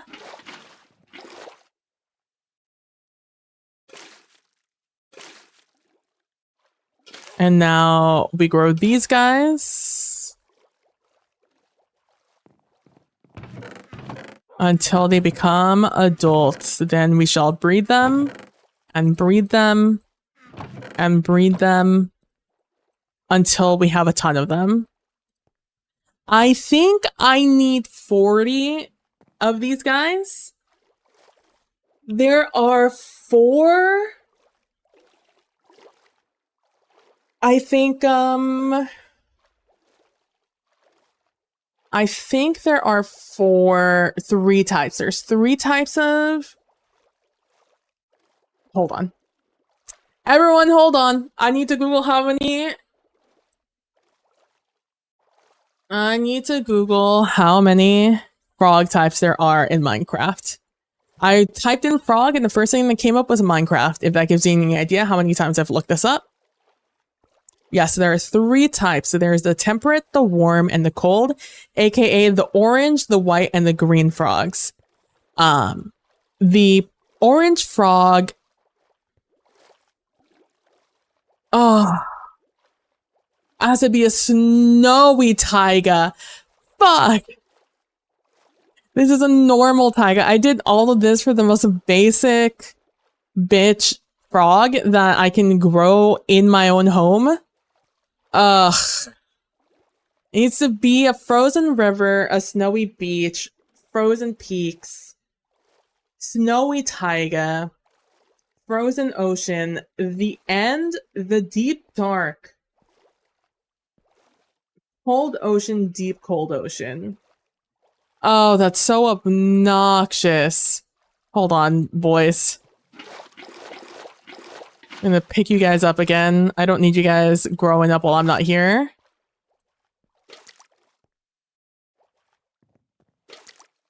I'm gonna throw you guys in here.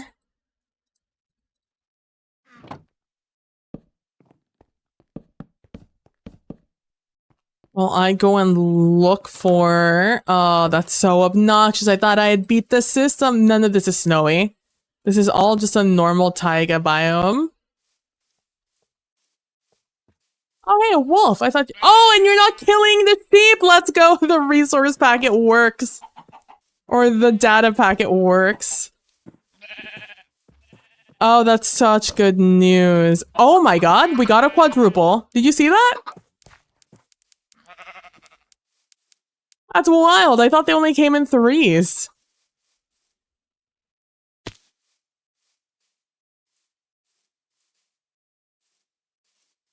That's wild. That's a what? A 1 in 256 chance of that happening? Oh, there's a thing over there. So the thing is I know where a snowy taiga is. It just wasn't close. I was really happy because this one was going to be close. And it's not even close. Oh, hey, little guy. Oh, buddy. There you go. Don't die down here. Oh, I'm so annoyed. I thought I'd beat the system. Instead, the system beat me. How typical.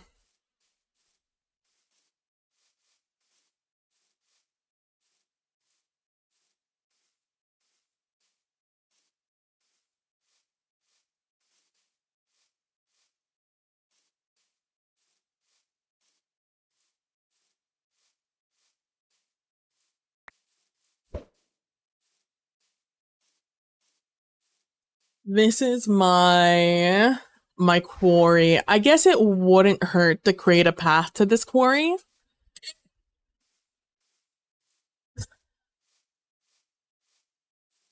Considering I'm going to be coming back and forth from this place a lot in the near future. I'll have a little bit of cobblestone here. That's nice.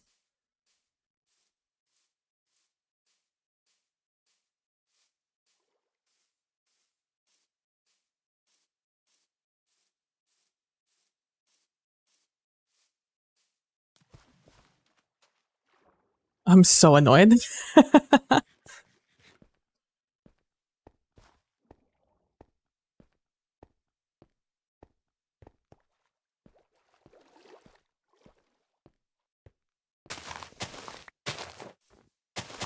I was watching this guy, and it's like I cannot forget about the way this guy approached this topic. I was watching him. He does like these videos in which he just puts a lot of time and effort into doing a long or a tedious mod pack. So like the Greg Techs of the world and stuff like that.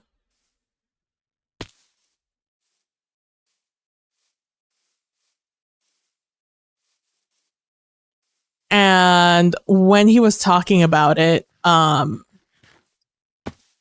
he was like talking about how he was really grateful, or his philosophy on content creation based off of some other guy he watched. I don't know. I didn't recognize the name. And how a statement he made, the person he looked up to made, and said that, it's not about luck. It's not luck it's not an if, it's a when you will get big on YouTube. That's as long as you continue making content, eventually your day will come. Which is not true.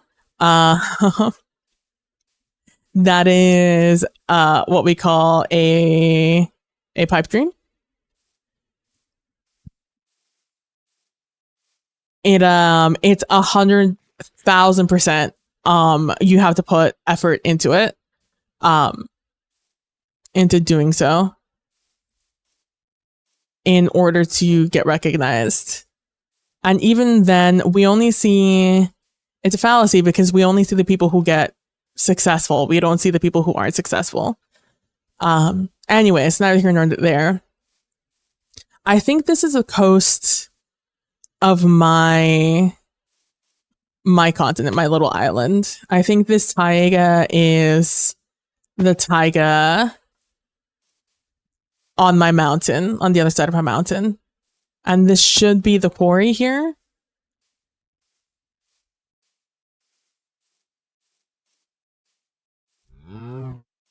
It is. Okay.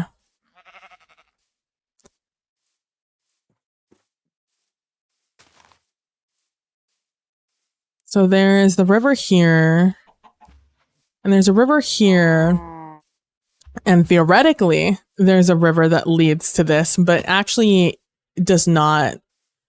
There's a huge divot there on both sides of this little water, this little pond. So what I could do, possibly, what could possibly be done here is I create my own river.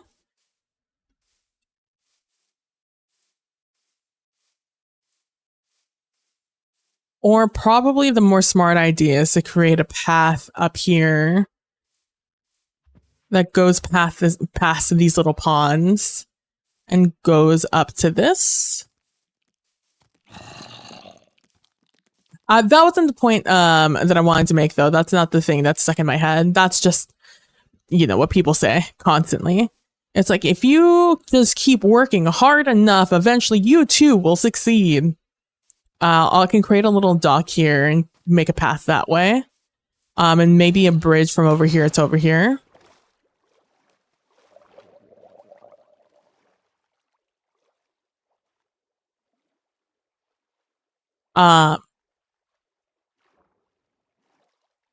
Again, it's I forget the word for it, but we only see the people who are successful. We do not see the people who aren't successful, and therefore, just because that is how they got successful, does not mean that there aren't hundreds of thousands of people who aren't doing the same exact thing, and also then not succeeding.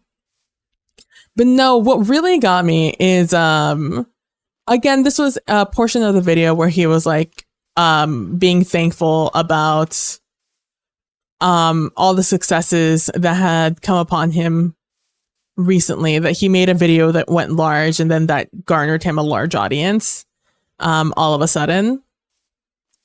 And one of the things he said, I was like, it was a prelude to being like, I would like to thank God for this today. But the way he approached it, he didn't say that first, that wasn't like, it wasn't an in and out, and I'd like to thank God for this today, for allowing me the success or whatever you say. No, his prelude to it, his preface was, and a lot of people don't know this about me, which is really annoying, is that I'm a Christian, and I don't remember what he said after that because I was so flabbergasted by that statement. A lot of people don't know this about me, which is really annoying.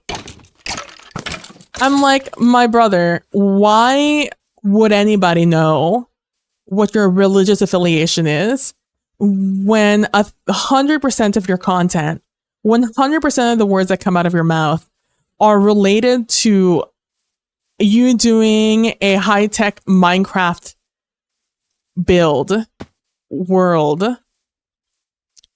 and like that's all you do. You've never mentioned it before. Not a singular time in these episodes have you ever mentioned it. How would people know? And why are you annoyed that they don't know? Are you annoyed at yourself for them not knowing? I could not believe this guy being like, and it's really annoying. I'm like, you started the statement with, a lot of people don't know this about me, which is really annoying. You do realize for someone to know anything about you, you have to mention, I know you have autism because that was one of the first words you said in your videos. And it's something you reference constantly in your videos. So I know that about you because you shared that content, but you didn't share your religious affiliation. Why would anybody know about it? Anyways, it stuck with me so hard that is a statement this man made. And after he said that, I think he went on a little bit of a spiel about how annoying it was that people didn't know he was religious. I think he was like, I go to church every day and I pray every morning and night or whatever. I know he went off on this like whole thing to like justify his Christianity and his religion or whatever. And then he was like, but yeah, I'd like, thank God. Thank you, God, for all of this, blah, blah, blah, blah, blah. It's just, I was blown away that this guy prefaced him saying, and I would like, if you just say, and I'd also like to thank God for my success, just point blank period. Then everyone would then assume, oh, he is a godly fellow, a Christian, one may think. But it was so weird. It just struck me as the weirdest thing to say. And it's like, thank God, even though I'm really fucking annoyed that all you assholes think I'm some godless heathen, when all I do day and night is live and breathe Jesus Christ. It's just like, what? And anyways, it doesn't matter. But it was just so weird. And such a weird turn for the video to suddenly make. But I'm trying to decide if I want to continue this through here and justify all the time I've put in and resources I've put into making both of these things.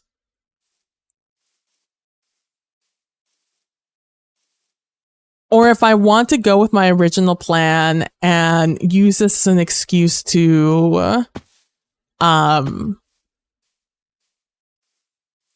landscape on the side of or on the edge of this river and create a seawall. A river wall? Are they still called seawalls, even if it's not along a sea? Like, are they called like river walls? Lake walls?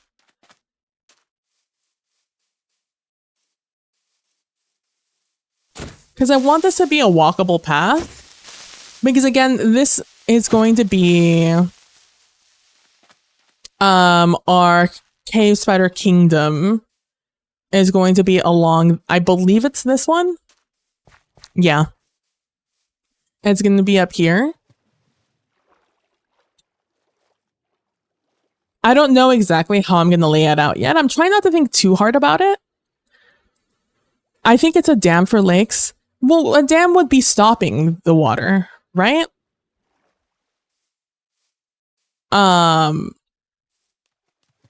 Or creating an artificial height difference in order to use Uh, to Google you go.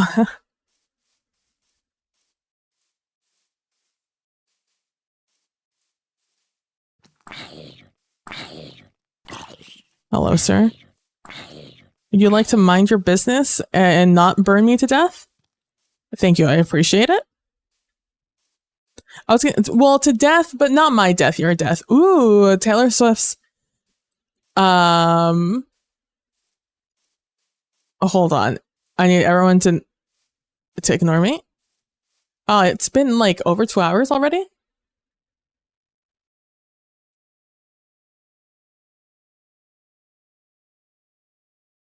No Florida. Okay. That's what I thought. I didn't think there was going to be, I thought there wasn't going to be any Florida. So Taylor Swift has, so, okay. So what's happening right now? Hold on. We're gonna pop it on screen just real quick. Because Twitch doesn't like it when you have these. But there's this thing where people will live stream the Eras tour and other concerts now also. But got really big with people doing it on the Eras tour. So they live stream to TikTok or onto Instagram, and a lot of people will restream their streams in order to have somebody be like a producer essentially. So you aren't having to scramble when somebody drops their stream and trying to find somebody else to watch. They will do it for you. It's a really beautiful, there's no Florida. It's a really beautiful system they've got going on. In this particular way, I watch Folkleric on YouTube. Although Tessa Deers, who's I think started it over on TikTok. But Taylor Swift does this thing called Surprise Songs, where every night she is doing the tour, she sings 2 different songs acoustically, one on guitar, one on piano, in order to go kind of through her discography and to make every show a little bit unique. Especially for like people who go to the shows every single night or like for several shows, they have something to look forward to aside from just, the tour itself. But Taylor Swift has a song called Florida, ! With Florence Welch from Florence and the Machine. And when Taylor Swift restarted her last leg of the tour last week, she started it off in Miami. And I think she did 3 nights in Miami, which is in Miami, Florida. And so, in her it's from her Tortured Poets department, portion of the tour, because the Eras tour is going through all her eras, aka all her different discs.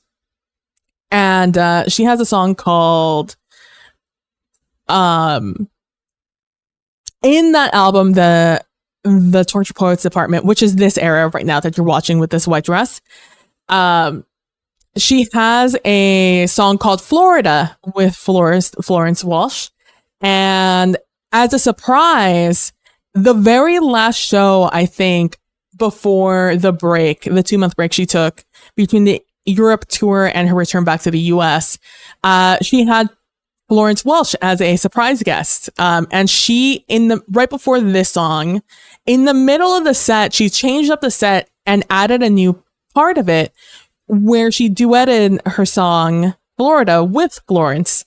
And so everyone was speculating that when she went to Miami and she did her shows back in Miami, if she was going to do the same thing and play Florida. And people were wondering if this was going to be a new thing through the rest of the 18 shows she has in the US, and it wasn't. As proof here, she doesn't have she didn't have Florence as her guest.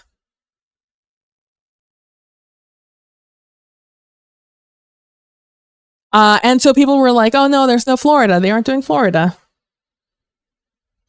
But I had this on the side. because I like seeing what her surprise songs are. She also has 2 re-records left to do in her for her album discography, and everyone is waiting for them. One of them is Debut, her very first album, which she's alluded a lot to recently.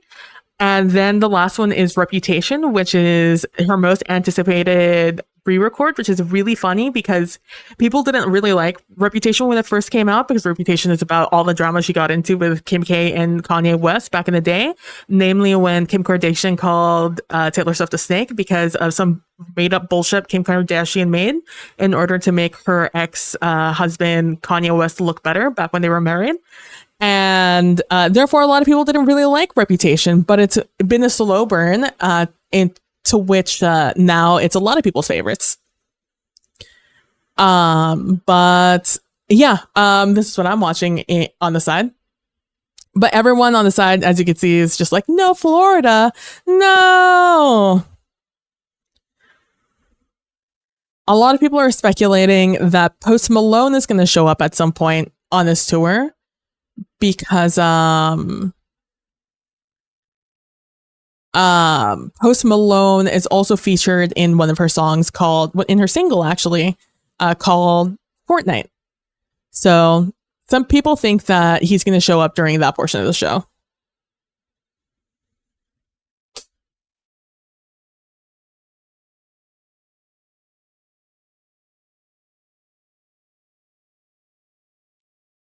All right. I'm gonna put that back down and throw this over here.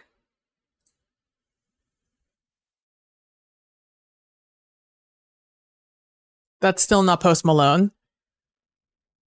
If I had $1 for every time and people screamed at the normal replacement for Post Malone in this performance, I hope Jean feels really happy that people are so excited to see him every time they scream at him.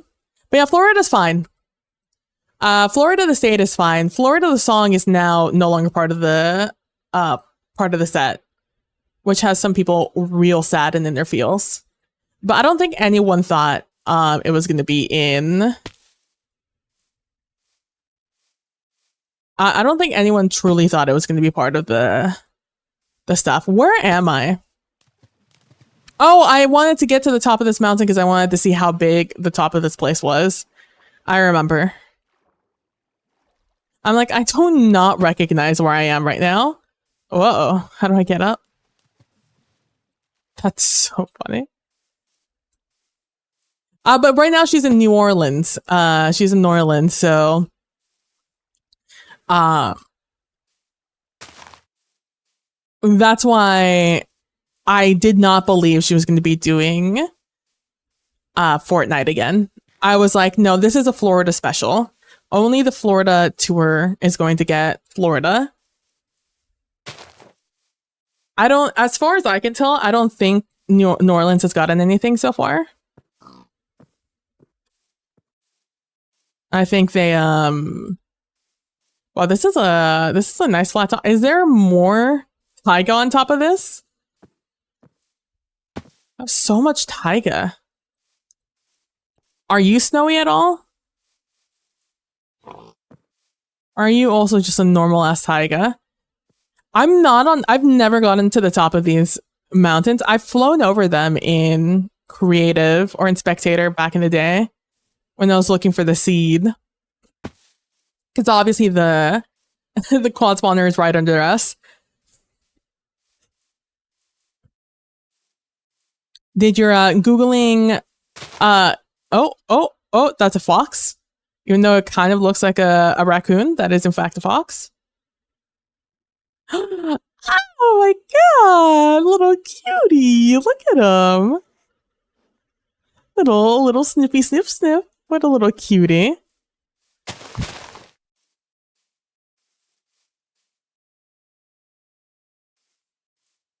None of this is snowy.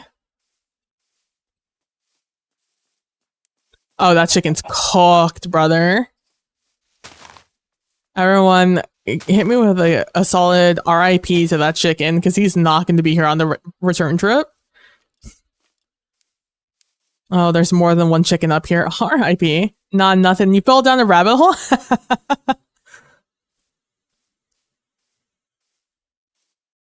Oh, this is a lot of area and space. I don't know exactly what I'm going to do up here with all this space. I thought this was going to be a lot smaller.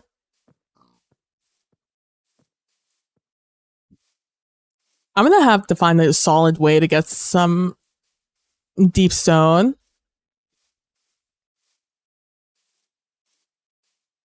I love hearing Swifties emotionally regulate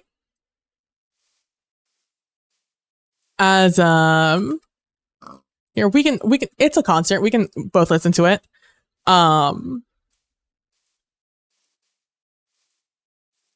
think it's so funny listening to Swifties self-regulate after they've like after the thing they thought could possibly happen doesn't happen. They're like, okay, let's come back down to earth and mentally prepare ourselves for the next possible thing that could happen.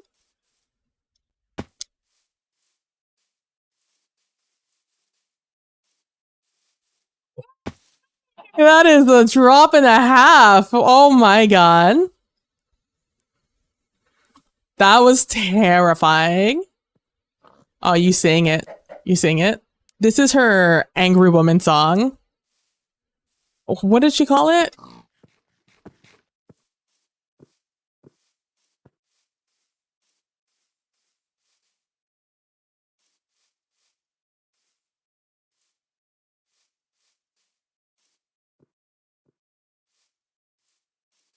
Maybe I'll do it only on this side, like here. And then I'll do something else on the other side.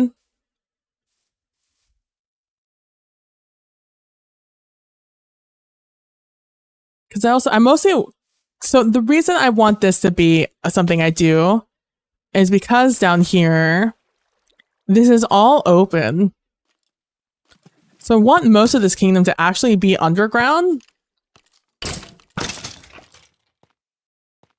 But we will, like, be dressing up the outside. And my idea for down here is, which is again why I've not really thought about it. My thought here is to rip out all of this dripstone to just create a normal looking cave. Oh, I could have gotten him if he didn't push me off. He pushed me back. And for that, you must pay with your life. But it has like all these like natural pools and stuff all over the place. It keeps going that way. There's like a cool little shelf up there, as you can see, kind of. There's like a cool little shelf up there. It continues on down a little bit, but not too much. It's kind of hard to just imagine it without all these spiky stalagmites and stalactites.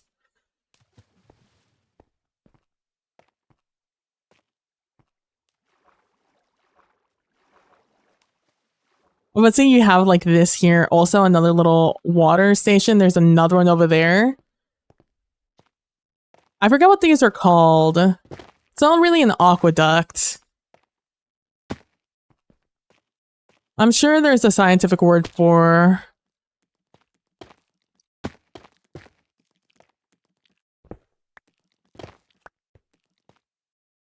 all of the for the water pools underground. But I do not know what they're called. There's also another shelf up there. Did I switch back? Nope.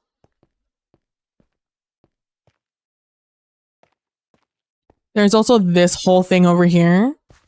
And I was going to say, I think it connects to the outside. I think this is a little bit lower. But that's fine. You can't go up in water in this game anymore. Unless I think you go up a soul sand Bubble Vader, but I actually have no idea if boats will go up Bubble Vaders.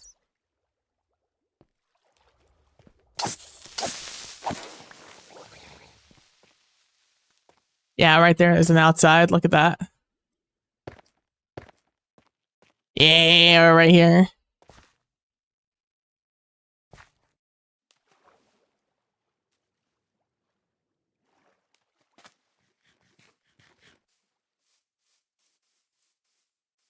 Ooh, look at you in all iron. I've always wanted to collect zombies and skeletons in every set of armor that they can naturally spawn in.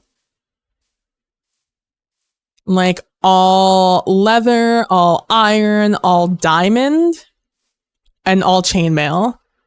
Just like this guy. That's like one of my goals. Always in the world. It's like, and whenever I find a rare mob to like hole it up somewhere, like the like if I see a pink sheep, I'm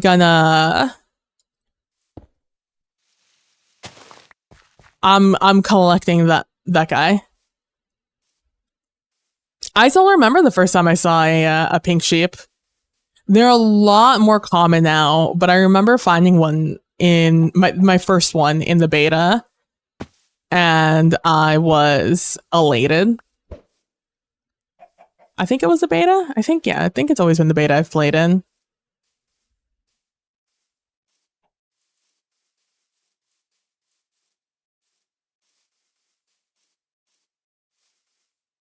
Okay, this is where I jumped over before.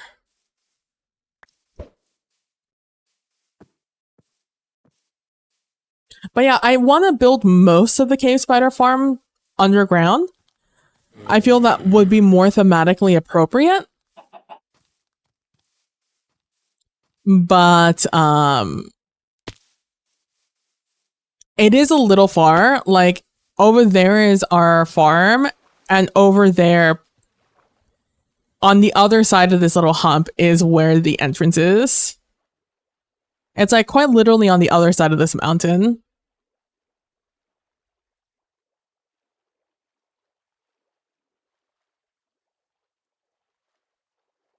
Hold on, we'll find it here in a second. Yeah, it's right there.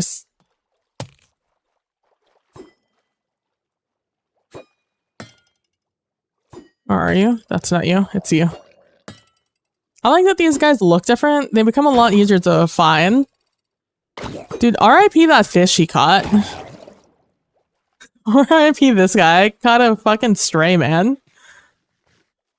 I simply was minding my own business, and so was that fish. Oh, you're paler than usual. That's neat. I wonder if these guys like are supposed to be representatives of something or someone. I do love all the color variation. But yeah, that's the little shelf we came out of earlier. So like all of this is pretty much hollow, but it does not reach all the way to the obviously we would have found it. It does not reach to our little cave spider farm area, which is a shame. If it were up to me, our cave spider farm would be smack dab in the middle of the civilization. But it's not. And so here we are.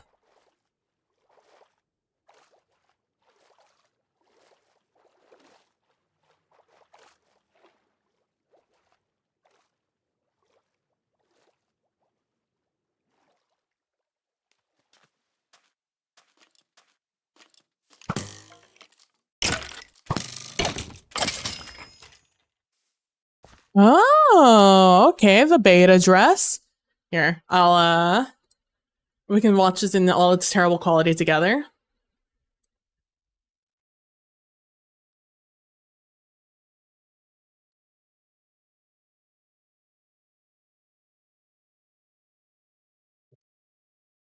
Welcome to the acoustic session.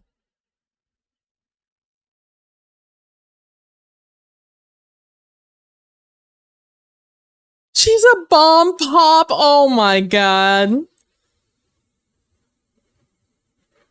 The Tide Pod.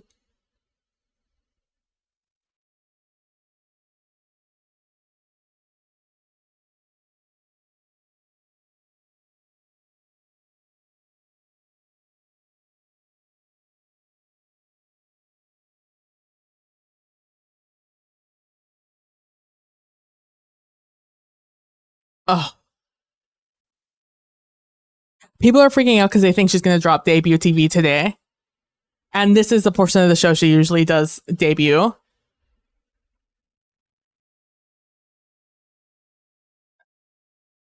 That's why people are freaking out right now.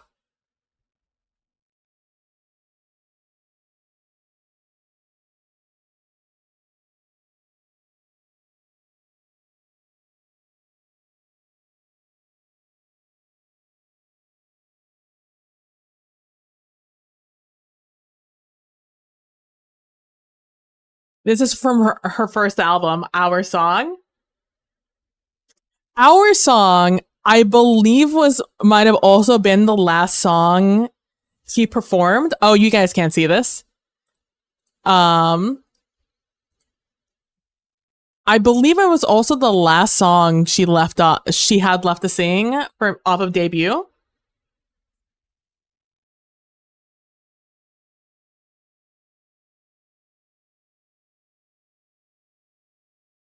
Everyone in chat is between, oh my god, she's gonna drop debut TV today, and then everyone else is like, she's not gonna drop it. And then there's the real clowns out there who think she's gonna drop Debutation. Oh, also she does mashups. So Our Song is the first song. Oh my god, Taylor Swift. Taylor Swift. Oh my god, is she gonna drop Debutation?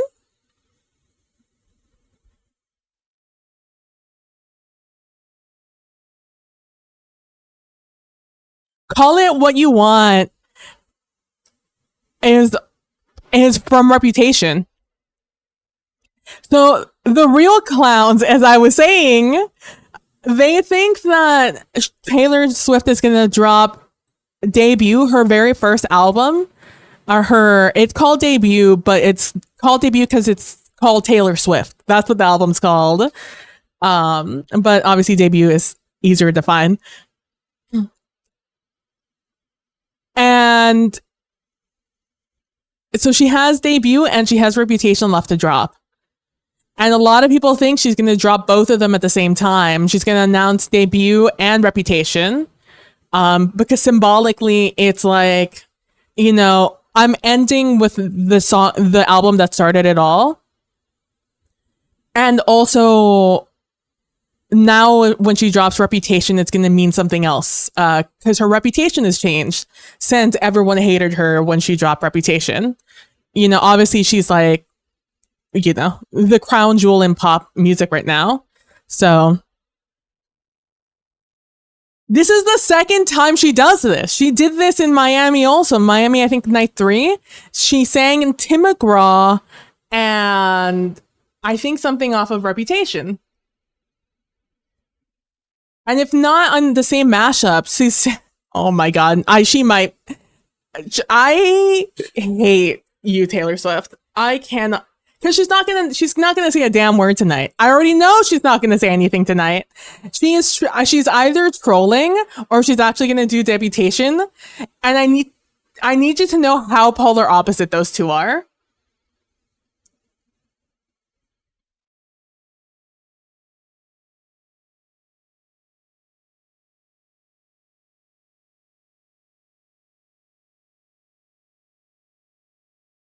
And oh my god, and this is the life I've learned of a Taylor Swift fan. And I need to know, so the color for Debut is green, but snakes are also green, and so Reputation is also green when it comes to color coordination. So she has also teased. So, man, and let me tell you, it's not really that much clowning because she has done this shit already with her other announcements that she's dropped on this goddamn fucking tour, where the color of the light of the wristbands are related to like the hints leading up to her previous drops also. So like we're all clowning. And like Taylor Swift also does this. Taylor Swift is trolling. She's 1,000% trolling. But like, what if she's not, you know? What if she's being for real? Because you never know with this bitch.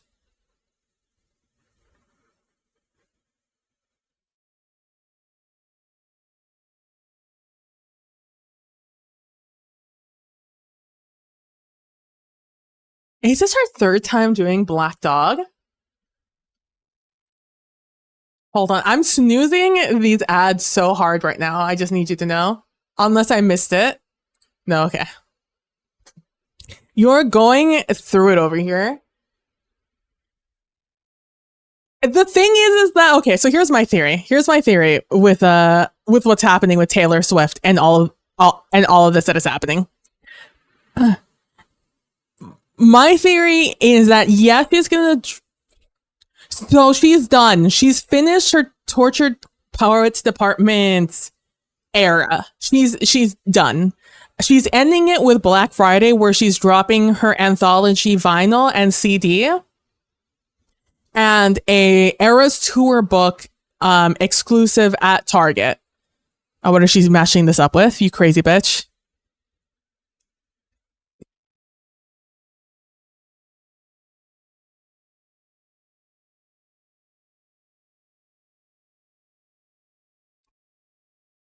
I hate Taylor Swift.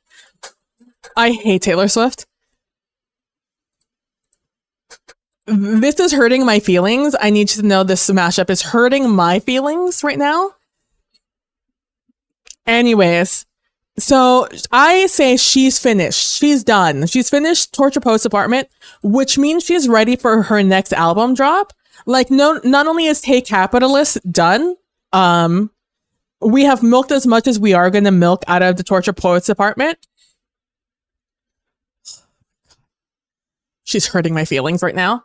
And then, it's just such a fucking sad mashup. Then we have, so now we have space for something else to drop. So here's another thing to note. Taylor Swift is ending her tour, I believe in December. That's when she's done.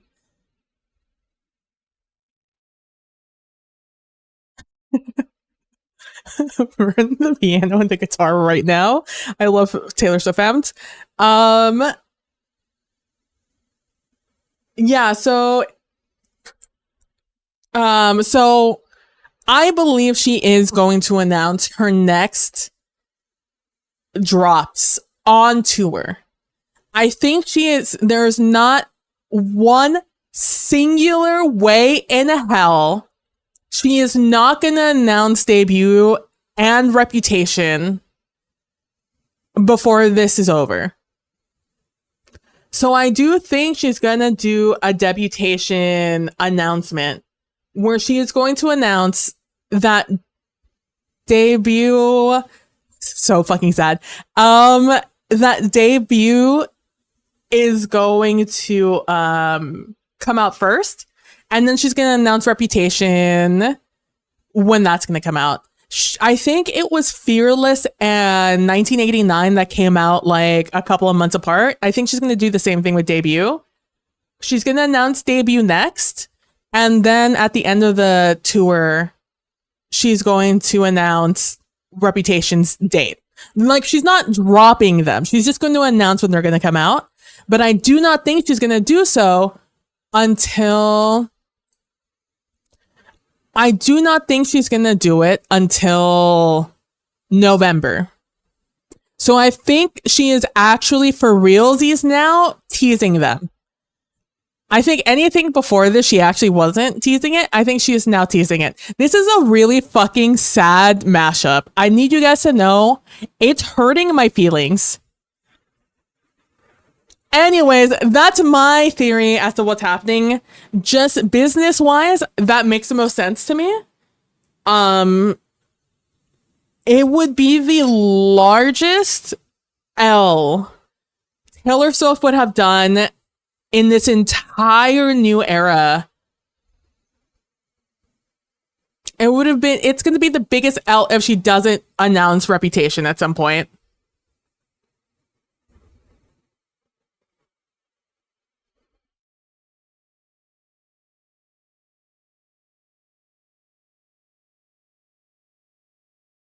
I'm gonna pass out.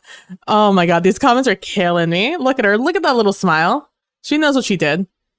She knows she just hurt everybody's feelings in that stadium right now.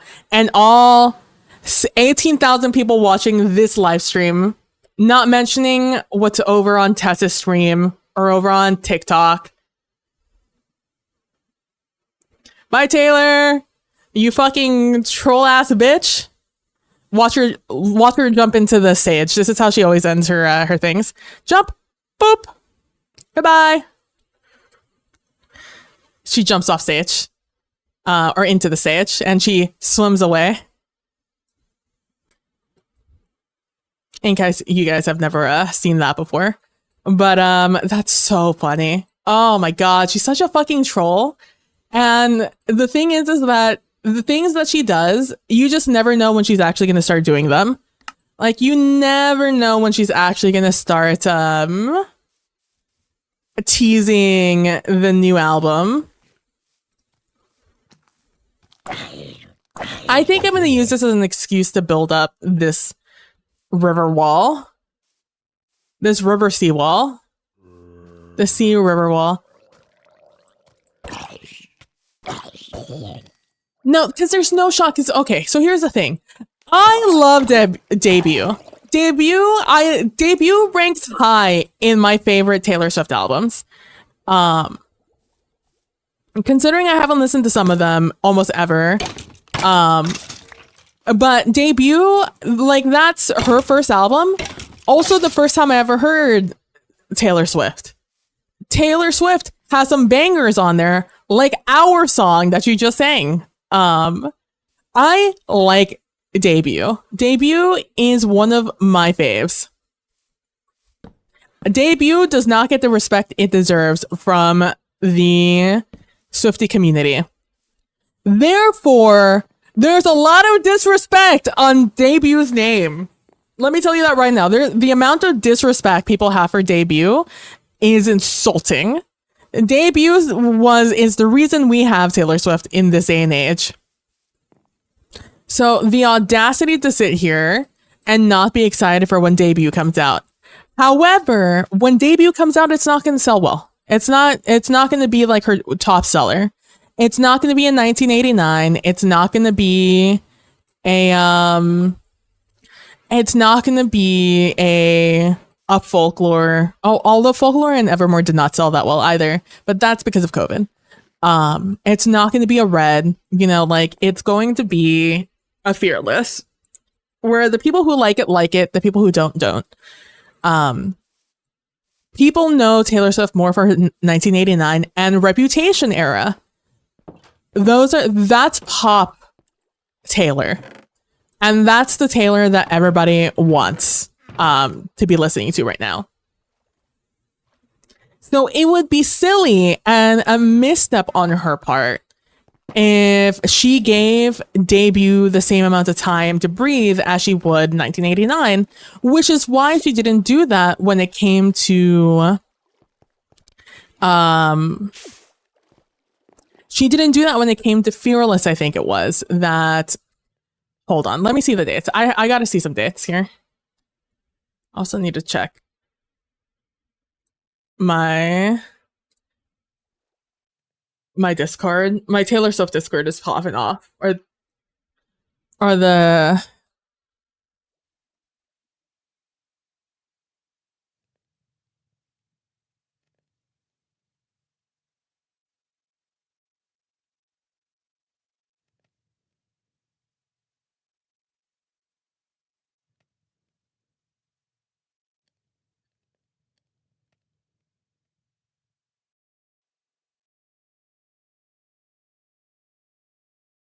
I'm just looking to see if there is anything of real note here.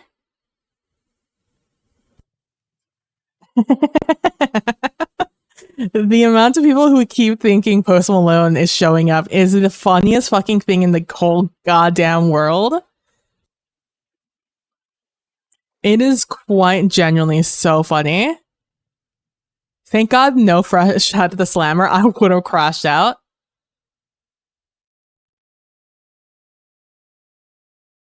This is so funny. I love what a troll Taylor Swift is, and I hate it at the same time. It's a lot more fun when you also now aren't because I also really like Reputation and I really like Debut, so her remasters of them are a topic of interest for me. All right, what am I looking for? I'm Googling something. I was looking something up. Multiple options. Oh, what was I gonna do, guys? What was I gonna do? What was I gonna do? I was ranting about Taylor Swift, but I was also gonna do something else.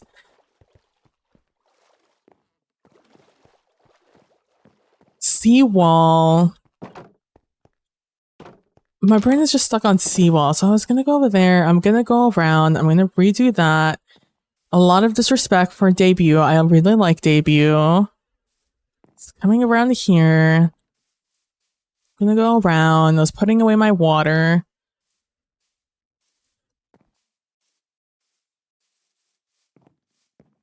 I'm gonna grab, I think, a chest. I think I'm gonna make a chest. That's not what I was gonna make, but we have to move on. We have to move ahead. Otherwise, we're gonna be here forever, trying to remember what I was gonna do.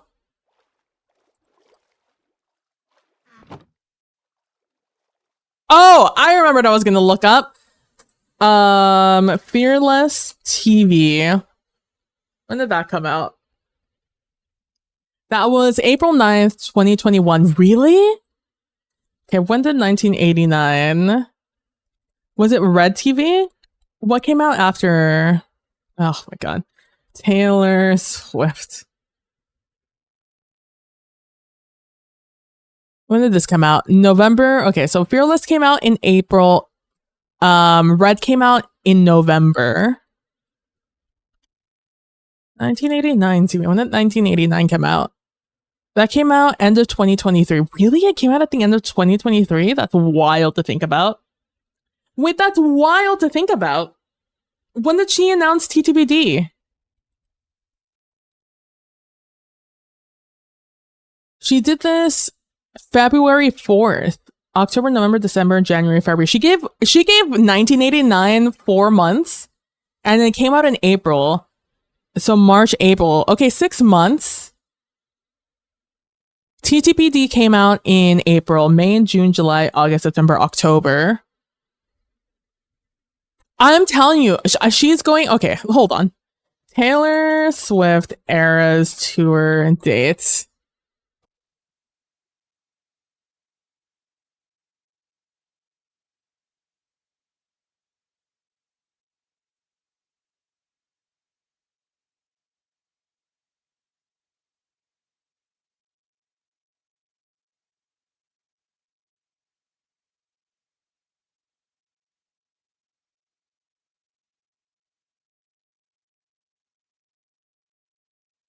Okay, so she is doing New Orleans in the Superdome. She's doing this whole weekend in New Orleans.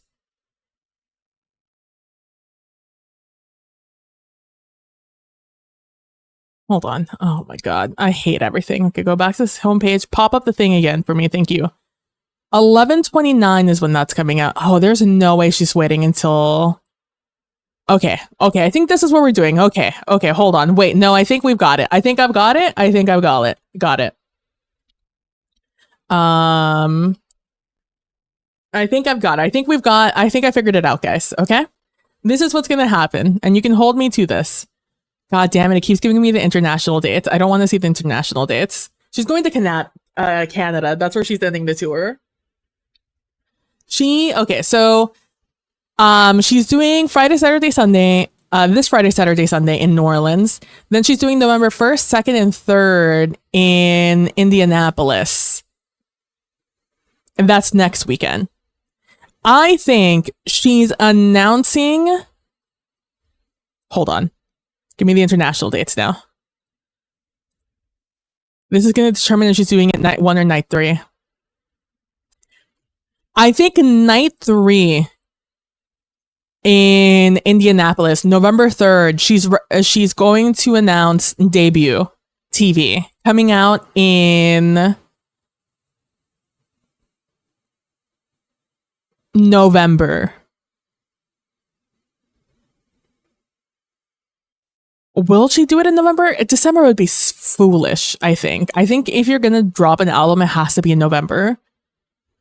I think 2 weeks after November. Wait, when does that drop? Hold on. Let me look at the calendar. Hold on, guys. We're doing Tay math right now. Okay. So November 3rd is that Sunday. I think it's going to drop. When do you drop albums nowadays? Are they Tuesdays? Fridays? Do they drop on Fridays nowadays or Tuesdays? Are we still on Tuesdays? Hold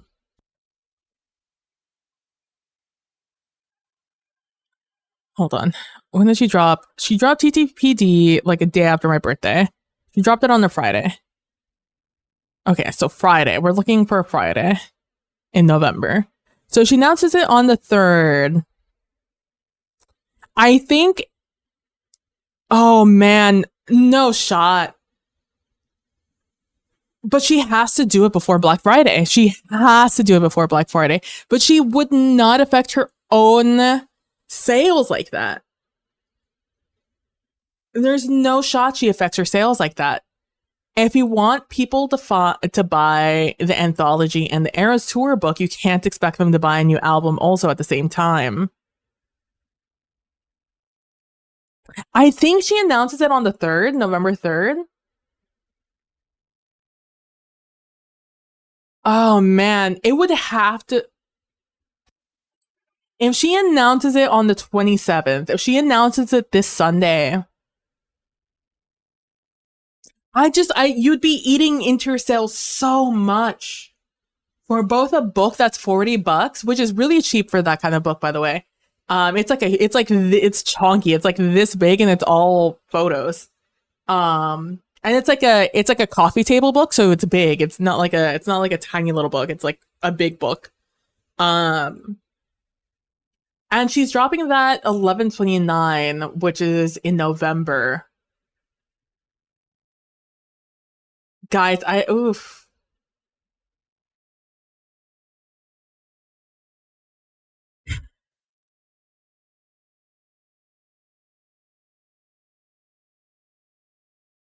Because okay, so here's the thing. If you drop it the 29th, right? She's dropping it in the 29th. Her Eras Tour book and the anthology, both on CD and vinyl, exclusive to Target. Those are stocking stuffers for Christmas a month from then.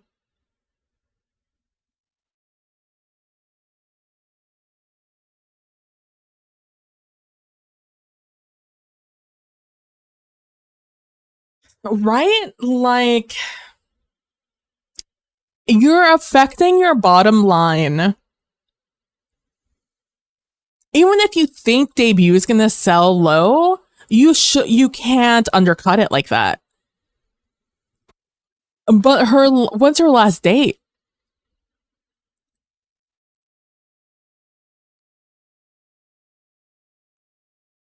Her last date is December 8th. Oh my god, guys. Guys, I'm panicking. I'm gonna lose my job. I think December 8th she's announcing Reputation for February. That's my theory. You can quote me on that one. I think she's announcing Reputation December 8th for sometime in February. Probably like February 7th. Maybe even February 14th. It seems like... No, I think 7. You order it, you drop it on the 7th. And that way, boyfriends buy their girlfriend's Reputation for the 14th. Like, buy them the nice album. the nice vinyl. Get a nice little pre-order, a cheeky little pre-order to get in for Valentine's Day for their girls.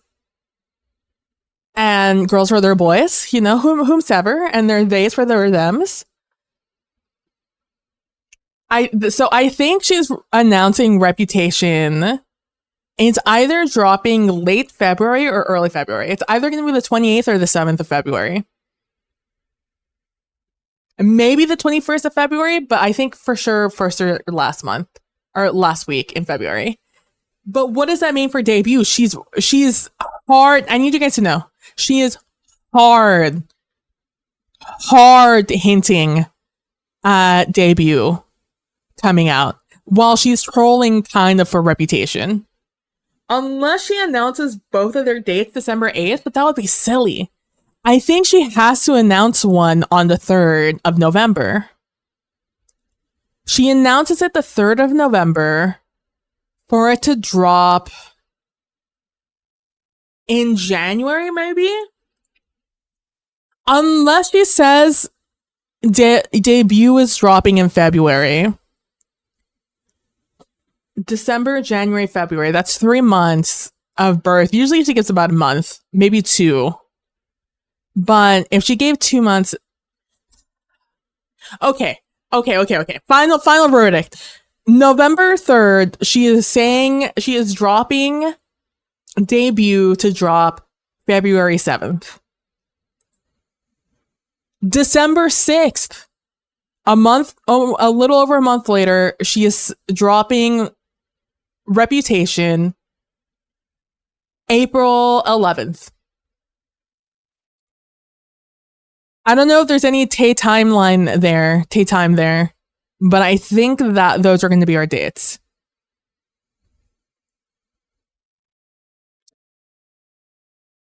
I think it would be silly to drop debut in January, so I think it has to be in February. And you need to give debut at least a month to breathe, and then Reputation for the 11th. And I think she announces both of them before the tour is out. That's my official. I have spoken. That is my official theory. That is my official prediction for what Taylor Swift is going to do for her albums. I know you guys really wanted to know my opinion, my thoughts about what was going to go down.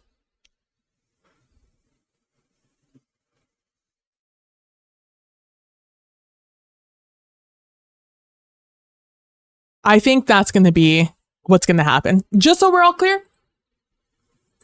And I'm so glad you guys asked.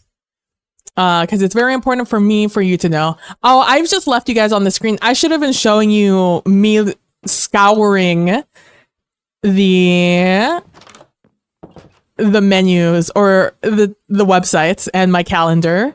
Apologies for just leaving you on the pod screen. You know, no, let's go this way. All right. Now that that's over, how are you guys doing? All right, we're gonna make the seawall / river wall going this way. Okay, so I think I have to make the decision whether or not I think I want to dig out. I think we dig out. I think that'll just look better. And you create a seawall because you're gonna build on. Okay. I'm not gonna use my fortune pick. I'm going to use my efficiency pick. Do I want to use my efficiency pick? Or do I want to use... Yeah, I need cobblestone. I need cobblestone more than I need smooth stone right now, I think.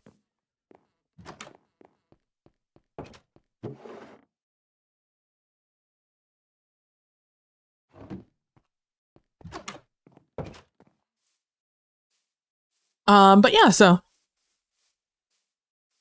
Because she's hard. So here's the thing. Okay, so here's the thing. She can't do debut. I'm so glad you asked. So she can't do debut last. And just, even though it would be poetic in the way that, you know, her first song is also her last song, that's cute and all. But at the end of the day, debut is not her most popular album. That is not her most anticipated album of her re-records. It's Reputation. And Reputation is her biggest song.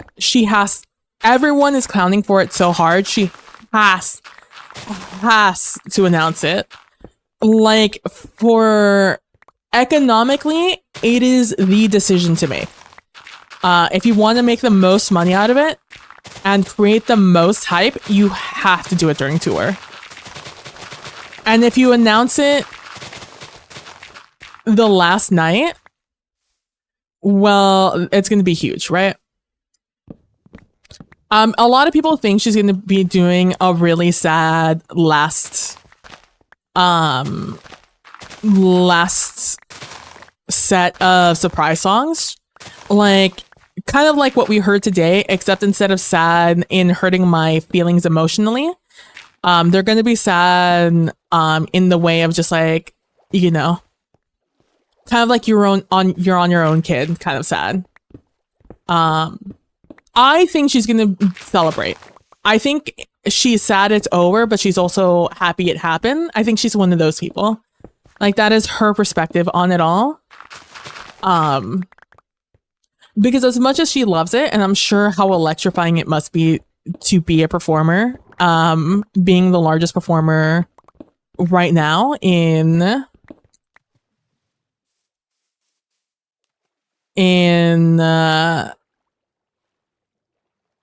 basically the world at the moment.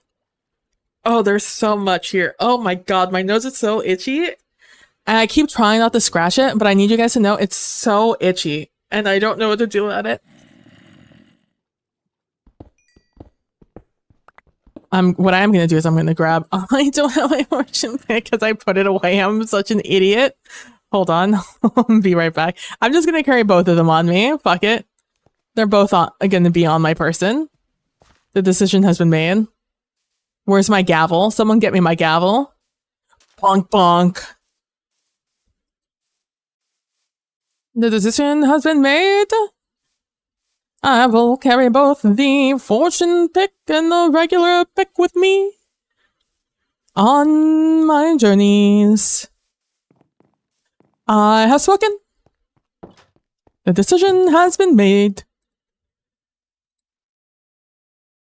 And there we go. But yeah, so that is that. And I'm only going to continue to think about it until she announces it. So, but reasonably, if we're looking at this like a reasonable person who understands anything about business and timing, I feel like it has to be that.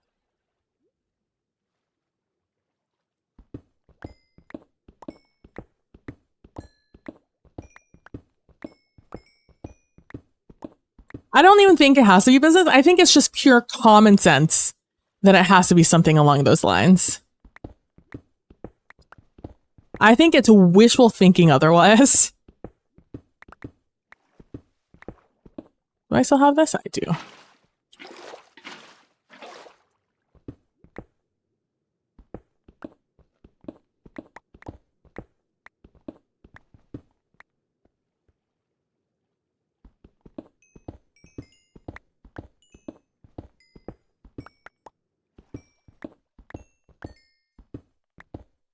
I want to build something using a lot of copper, and I think it might be the trading hall.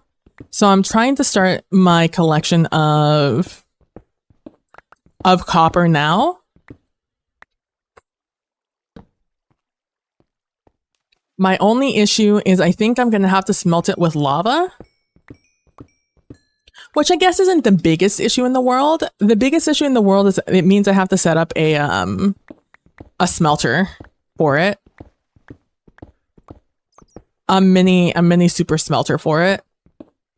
Specifically built so I can so it can deal with lava buckets.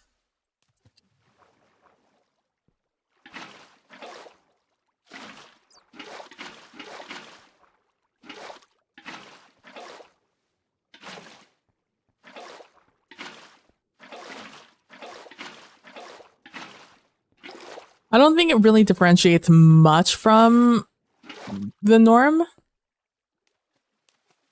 But I know it does deviate a little bit.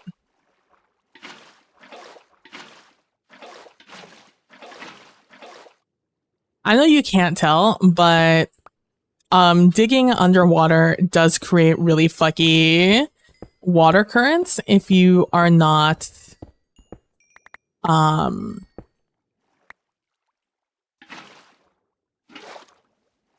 if you're not breaking blocks in a certain way or pattern.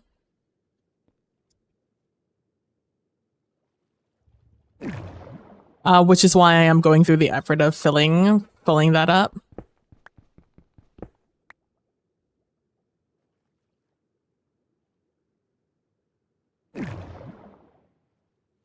Oh, I'm glad I came back this way. Didn't even notice this. I think I have to do it out of lava because I'm going to have you need a lot of copper to create copper blocks. I believe it's 9 copper for 1 block of copper. And it only gets more expensive after that. So luckily it's pretty easy to get a lot of copper. As you can tell from my inventory, so long as you have Fortune 3, you shouldn't really have to worry too much about it. The only bad thing is you need 9 stacks of copper to equal...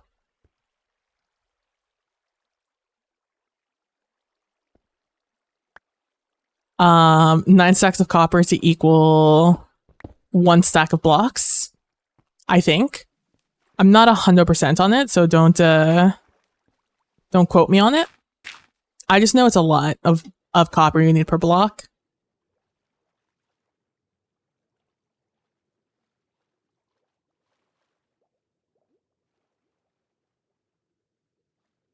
Actually, let me come back up top and drop down this.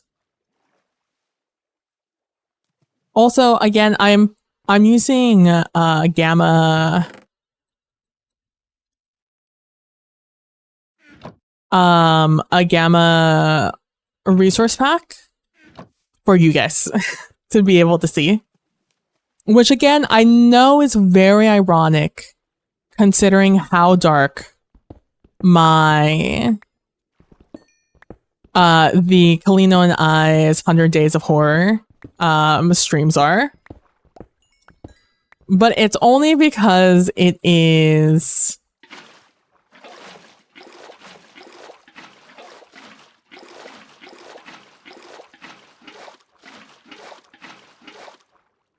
it's only because it is a shader pack, and shader packs you have to like manually go in and adjust the gammas. I can't just hit a button and be able to see and not see, like turn the lights on and off essentially.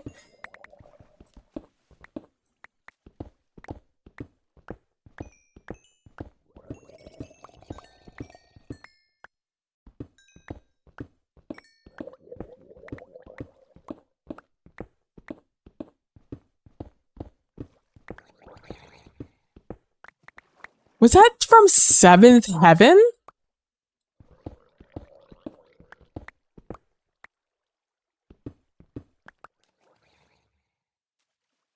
Was that a 7?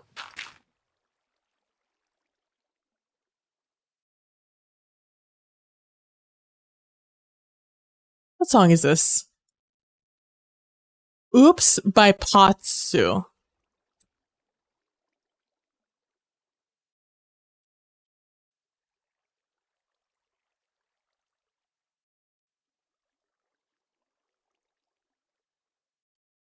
Yeah, what's the sample from this? It is from 7th Heaven.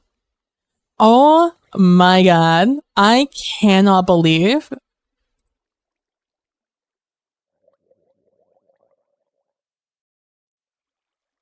I literally was just like, wait a second. I was thinking like, what asshole dad would come in so strong about his kids potential, after finding some marijuana in their kid's jacket or whatever. And just be like, I never thought I'd be the type of parent who had to drug test his kids, but you know what? I'll do it. Like, all right there, let's get off your high horse, sir.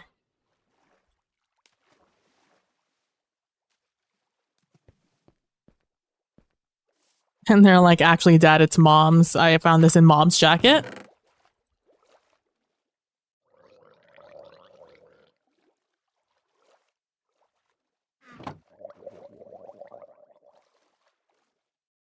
That was fucking wild.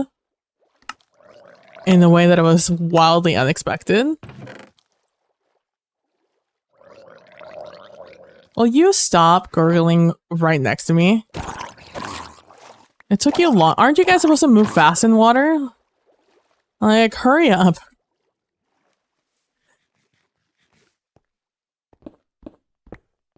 Like, I understand not being eager to die, but you're really wasting my time, sir.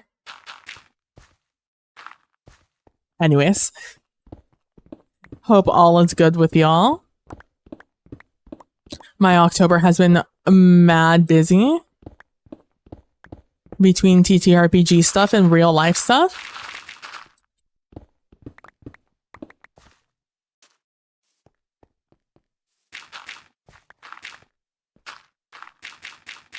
I think I was too ambitious.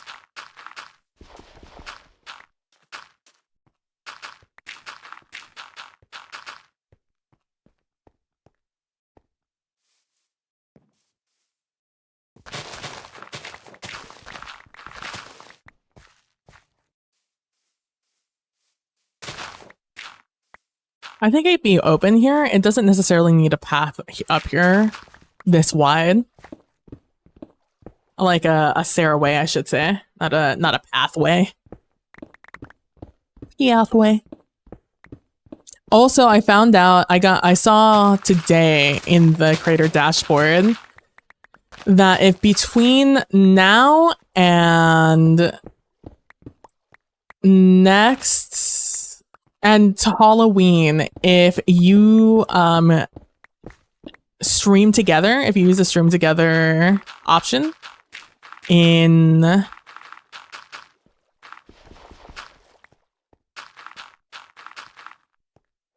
on Twitch when you're streaming, you will unlock a special Halloween emote. I think for the stream.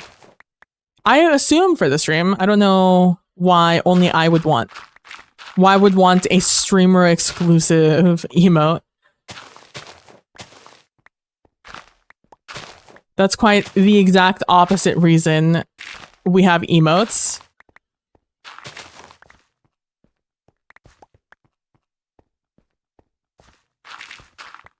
I can always build back up. Unlike in baking and cooking, I could always take away.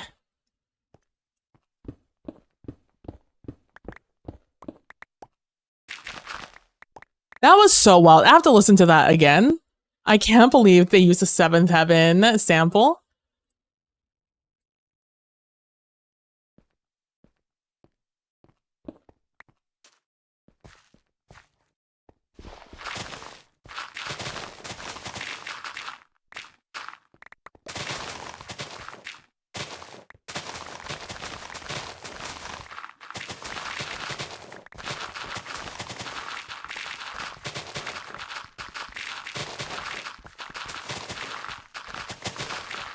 I also love how fucking demonized marijuana was back in the day.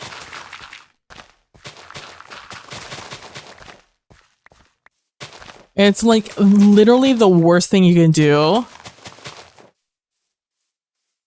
was smoke pot. Literally ruining your life if you smoke pot.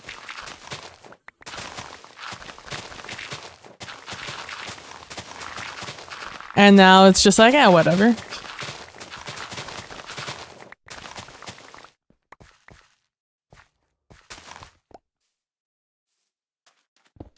think I need to cut this back a little bit. I'm trying to think if there's like anything else I want to add onto these as I go around here. I'm like, do I want to create little seaside attractions for myself?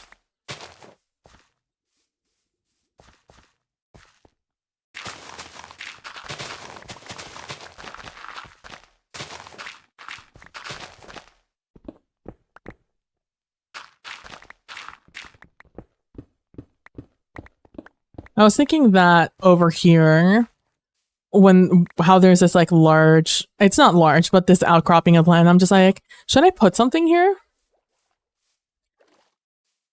I was thinking, my first thought was like some sort of like little, some little cafe or something there. Like a literal, just pure decoration. Something that I do not ever interact with.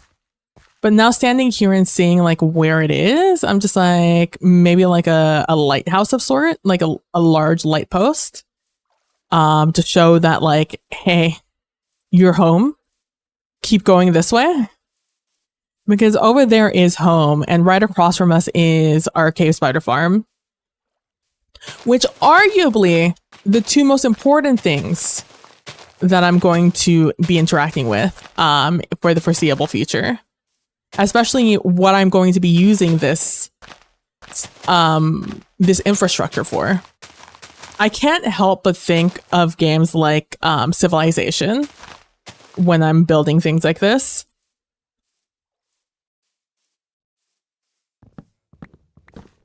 I don't last in not Civilization, City Builder, City Skylines.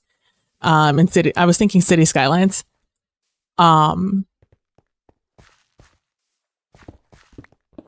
always think City Skylines when I do this because building, if I'm next to water, like an ocean or something where tsunamis usually come from, it is my like my first priority is to get my city going and making money, right? Like that's my first priority. My second priority is to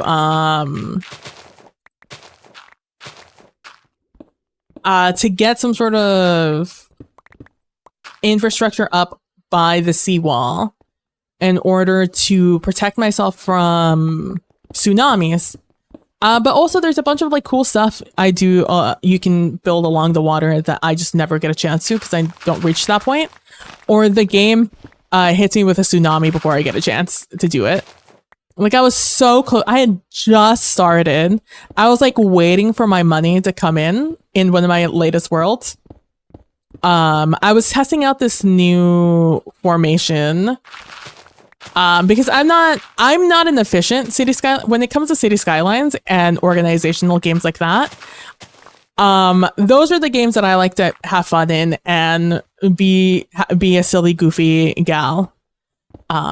There's some games that I definitely take a little too seriously. Management games like that, not one of them. I do the same thing with Civilization. Games like that, sometimes if I play it and I'm able to like succeed very easily and make a ton of money very quickly, I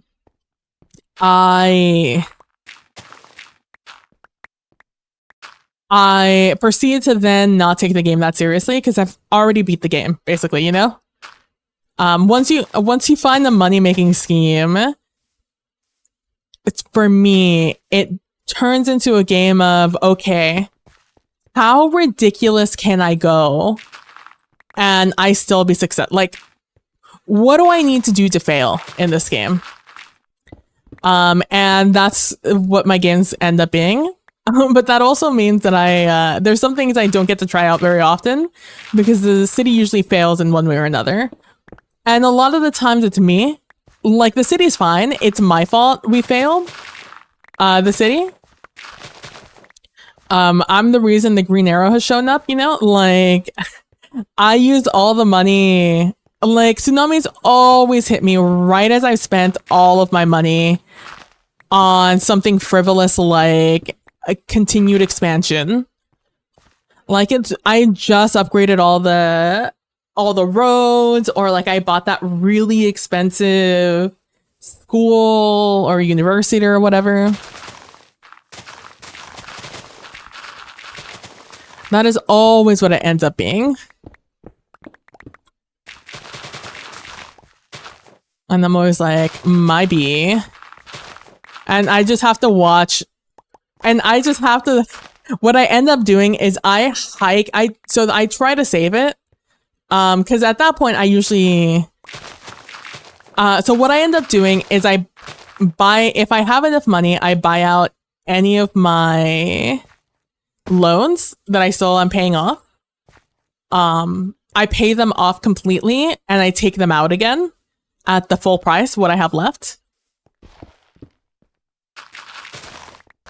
Then I hike up taxes as high as I can for everyone, everywhere, in hopes of getting as much money as I can, in order to be able to do any ounce of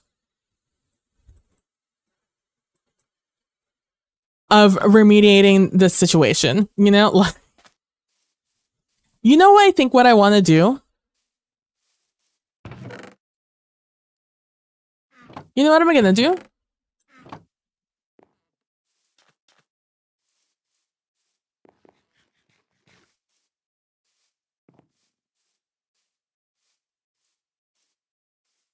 I'm gonna go get...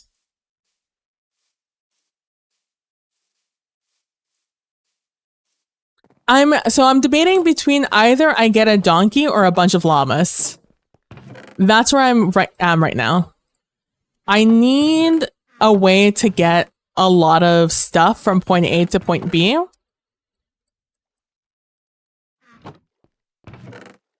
But I don't want, because I don't have shulker boxes, right?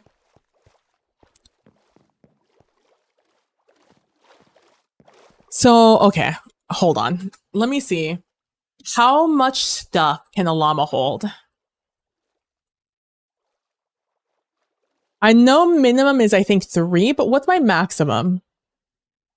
Is this Clyro's new album? It is her new album. I'm like, I haven't heard this song before. I haven't heard any of Clyro's new album. Let's play that.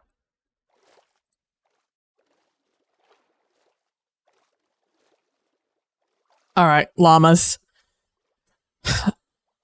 How much stuff will you guys hold if I give you a chest? Giving it 3, 6, 9, or 15 slots of inventory once it's tamed.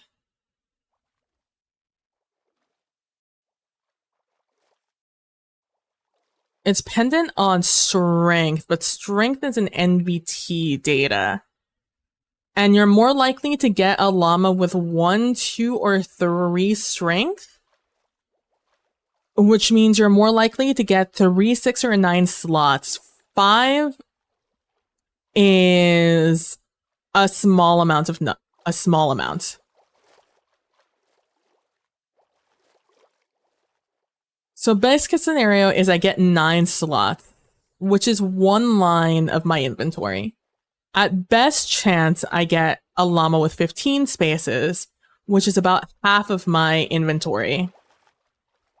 It's a little over half of my inventory.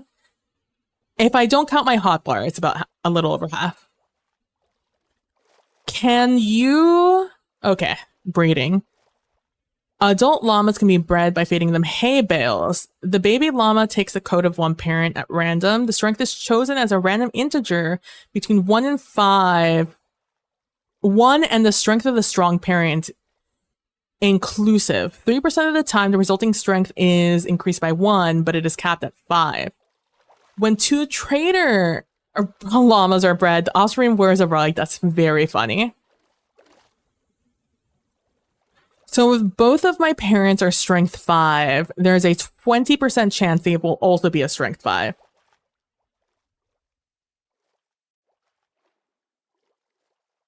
Llamas can be tamed by repeatedly riding them until their hearts are all displayed.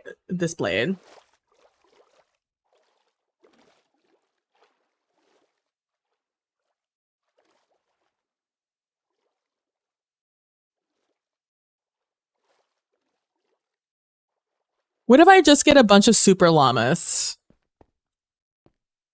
What do you need to put on them to get the super llama look?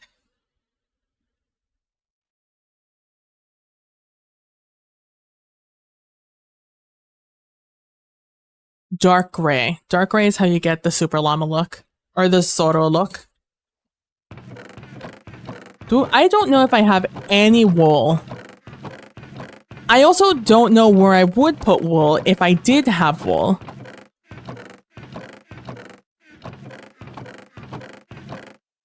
I guess I can make it out of a string. I'm just going to keep looking just in case I have wool. Oh, there it is. I'm like, if I do have wool, it's somewhere random. No, no, no. We're not going to do that first. We are going to... What time is it? 11:30. Okay.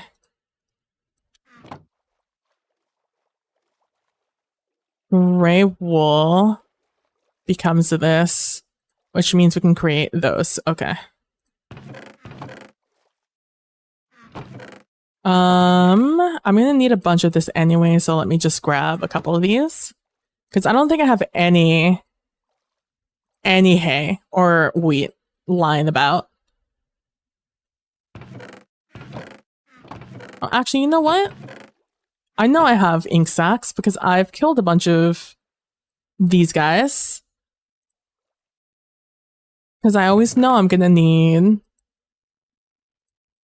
it. All right.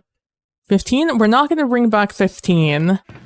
But all I need is to bring back 1. Is it in here? It is. All right. This is where I would have any hay. And it doesn't appear I have any. So... Do I have a hoe in here? Oh, I do have a hoe. Let's go. Okay, that means we could just do this.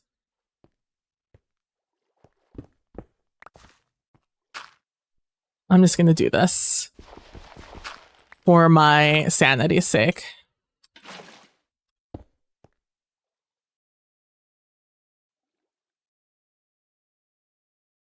Is this necessary? No, but I've also never used llamas for anything.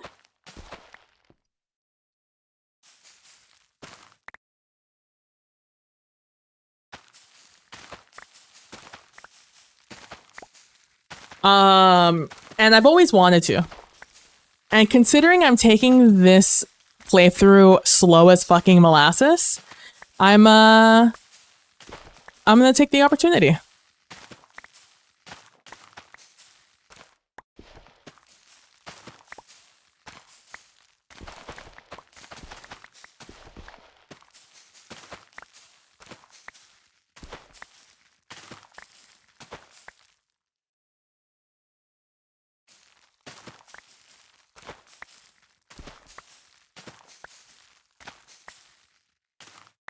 Hey, Crit Witch, how you doing today?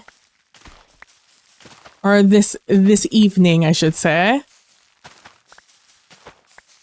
Well, I'm making assumptions that you're in the place where it's evening. So day is still probably the most encompassing word. Some places it's technically the morning already. Good assumption.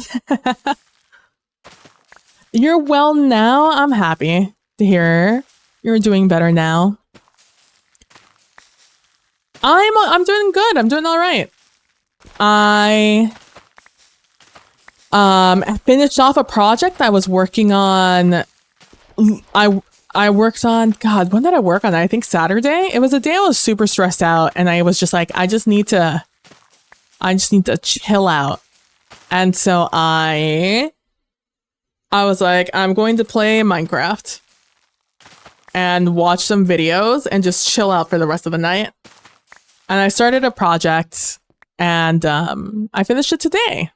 And then I found out the project was for naught, and I found a new location. I'm gonna this project. I'm still gonna use that hut I made. I just am also now gonna have to make a separate hut. Out of principle, I'm gonna use that hut. Even though I could spawn in those tadpoles right here, right now. But I'm gonna use that hut still. And so in deciding how I was gonna get to the location, which technically was my plan A, it's just I just got another plan A when I thought I had figured out a way to cheat the system. I did not cheat the system. In fact, it was a silly mistake I made.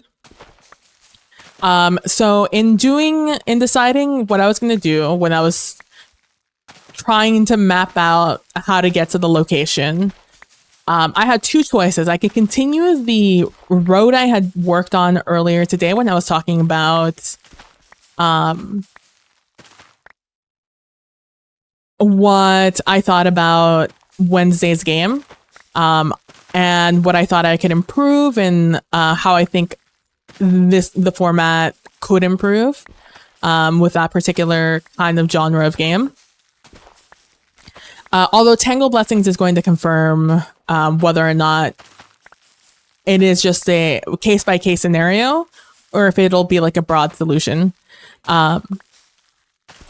Or if I was going to create the seawall I had also talked about earlier in stream, how I wanted to create a seawall. And then we had a discussion about whether or not it's considered a seawall if you're not next to the sea. And then Taylor Swift did her secret songs, and she's being a mad troll.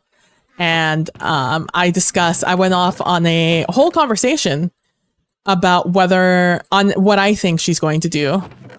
Oh, I have a diamond hoe right there, and I didn't even use it. And now I'm going to go off and look for llamas. And then try to find the strongest ones. AKA the ones who can carry the most stuff on their backs.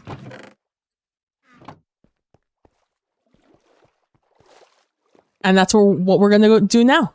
But yeah, so I'm doing good. I'm doing well. I've taken the last couple of days off of doing things in my evenings aside from streaming.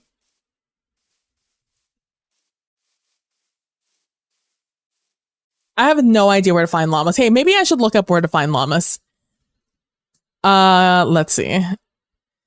Llamas spawn at light 7 or above on grass blocks in Savannah Plateau, Savannah, or windswept savannas biomes in herds of 4 llamas, and in windswept hills, windswept forests, windswept gravelly biomes in herds of 4 or 6 llamas. Okay, windswept forests, windswept hills, okay.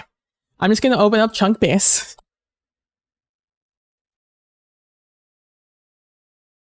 Oh, also they're dropping this update soon. Although I need to check what mods I have.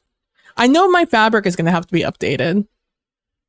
So, oh, if you guys are ever wondering what I mean by Chunk Base, it's a website. It's called Chunk Base.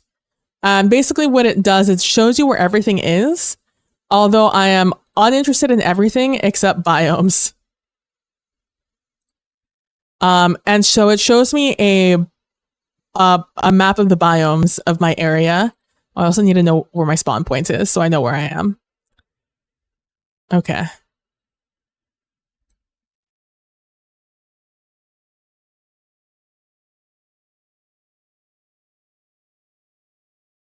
We take this, and I think we're here. Yeah, there's meadow, there's taiga. This is all forest. Where's my birch forest? Because I'm all birch forests. So we go through here. We hit this, and I run until I hit this, I think. And I think over here is where our... But this is all birch forest. Well, it's mostly forest here, and then this is birch forest. So I guess that's right. But all along the water, is this my scene?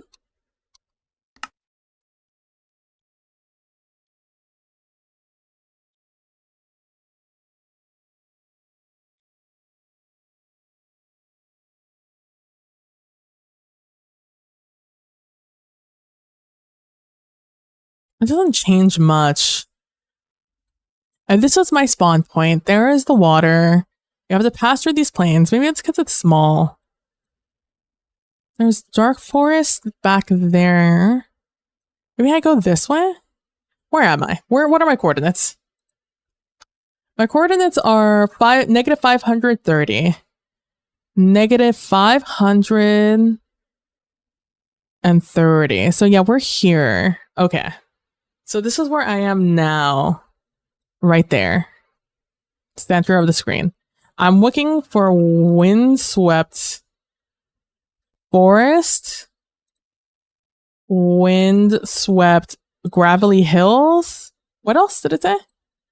Windswept forest hills gravelly. Windswept hills. Okay, so if this is where I am. Okay, up north or down south. I think we have a better chance of going up north. Oof, that's a while away.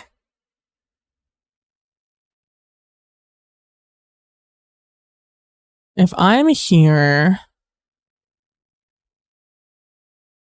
this is where I built the thing. So up here, this is where I'm going to. So I need to go past this taiga, past these plains. Okay, so I basically just need to go north until I hit negative 700, negative 1,200-ish.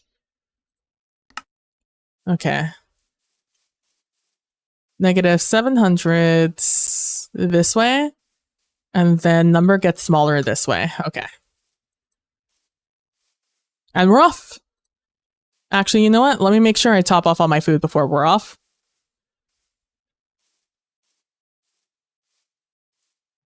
So yeah, overall doing well.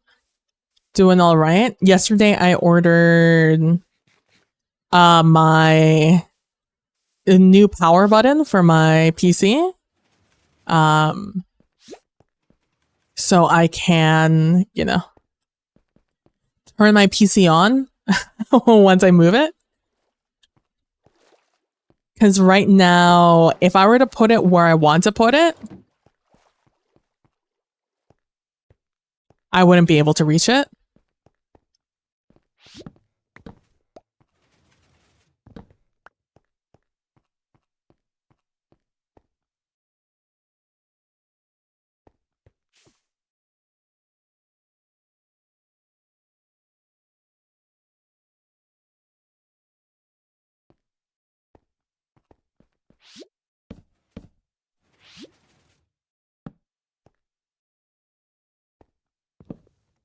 Well, since this isn't going to close, I might as well.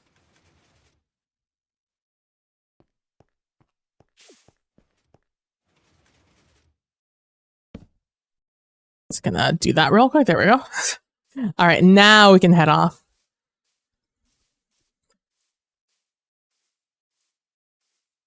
And we'll go this way.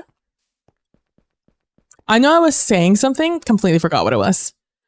Just so we're all clear. If I didn't finish that thought, I'm so sorry. I have no idea what that thought was.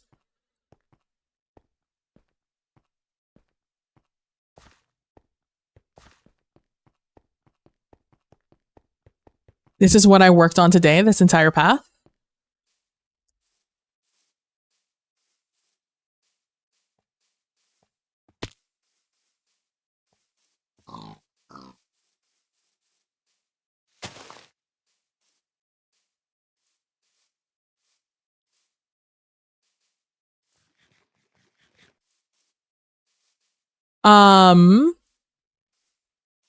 But yeah, this weekend I'm going to be working on Tangled. Oh, right. I remember.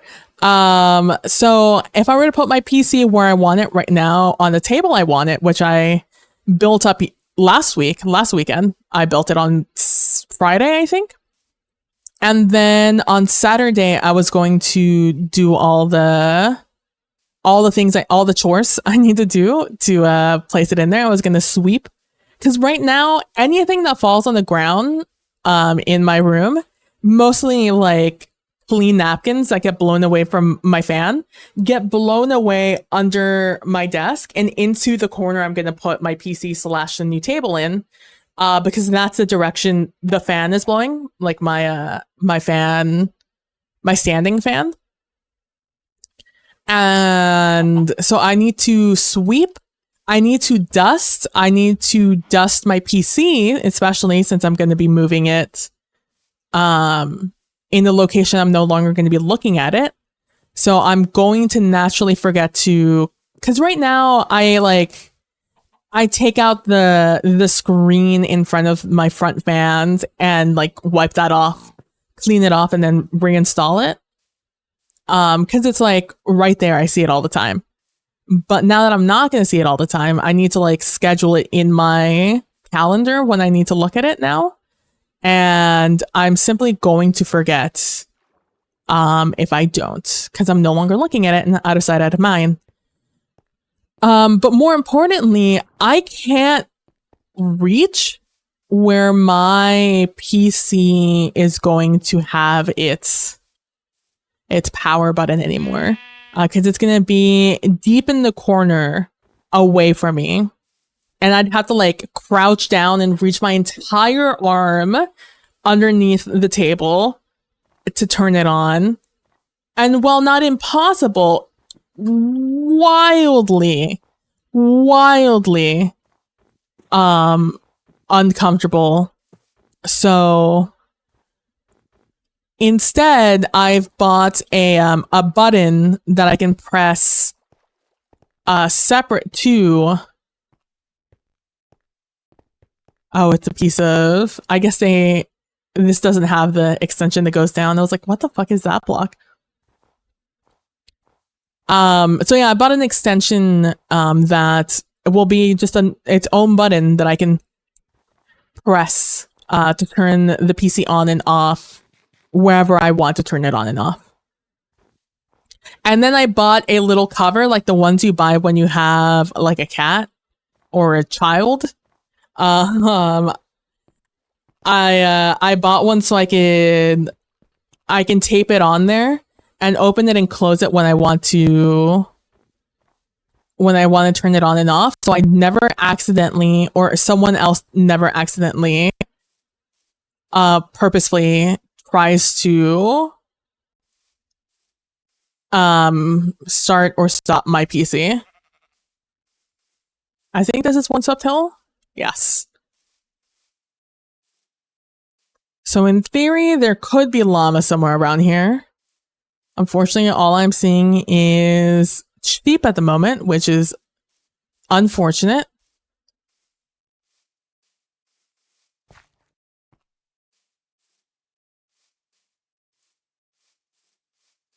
Let me do a quick F3B.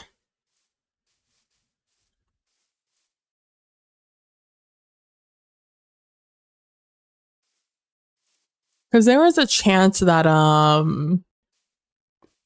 the llamas are going to be white, and therefore I'm going to be unable to tell them apart from the snow.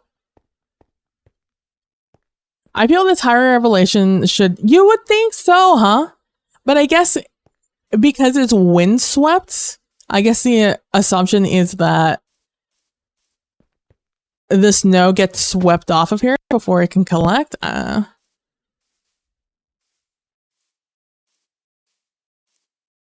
I don't know enough about geography to really judge. Sometimes running through a Minecraft world reminds me of what I would be like if I world built. Back when I made maps for fun, fantasy world maps for fun. And I started trying to learn how to do biomes. I used to try and think about like logistically what biomes would be next to each other, what would make sense and what wouldn't. And it took me down a wild rabbit hole. Like, I tried to use what Planet Earth taught me, but there's only so much my little brain can hold.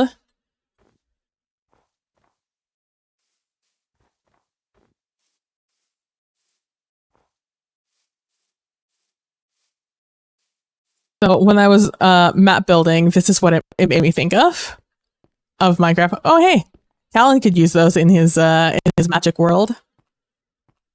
Oh, llama. 2 llamas and the baby llama. 3 llamas and the baby llama. 4 llamas and the baby llama. Hello. All right. So what we have to... Oh, already? Wow. You're easy to please. Hey, bud. I'm going to give you this. How big is this? 6. Disappointing. Hey, bud. Let me do this for you guys. All right, let me give that here. 3. Oof, even worse. Get out of my sight. Hello there, bud. It's hard to click on them when I don't know what I'm clicking on, but it's fine.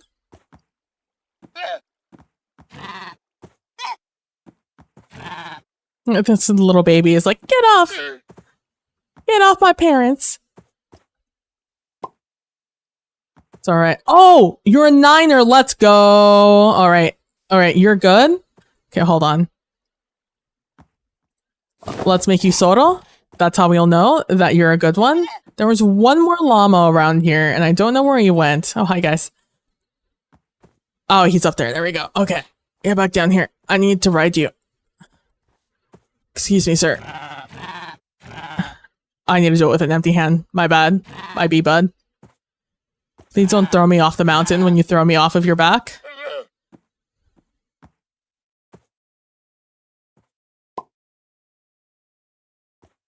Oh, and another 9er! Let's go! Alright.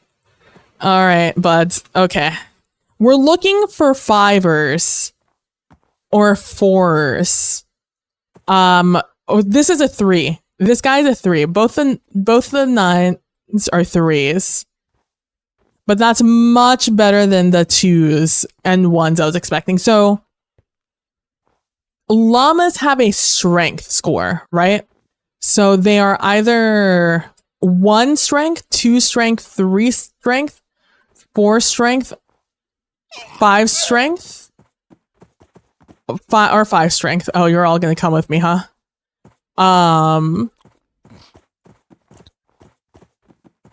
And I need them to not be up here, so I'm gonna continue exploring.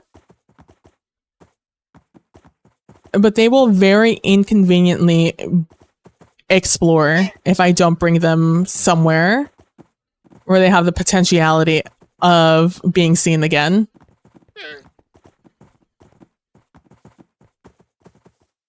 Also, they have this fun... This is why I wanted llamas instead of mules. Because I can only run 1 mule at a time. I can only ride a mule at a time. I can caravan as many llamas as I want behind me. I just need one to be right behind me. Or leading one. The others will follow. Alright, thank you so very much. I'll be back. I have more hills to explore. Right now, those 3s are my best. Those strength 3s, aka ones with 9 slots on their backs, are the winners so far.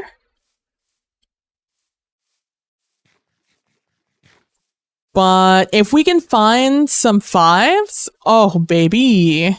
Even some 4s. If we can get 4s, it'll take a lot less time to breed them into 5s.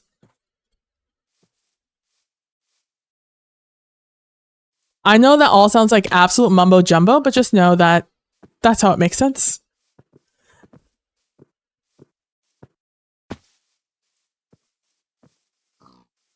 I laugh because it sounds like absolute nonsense, because it is absolute nonsense.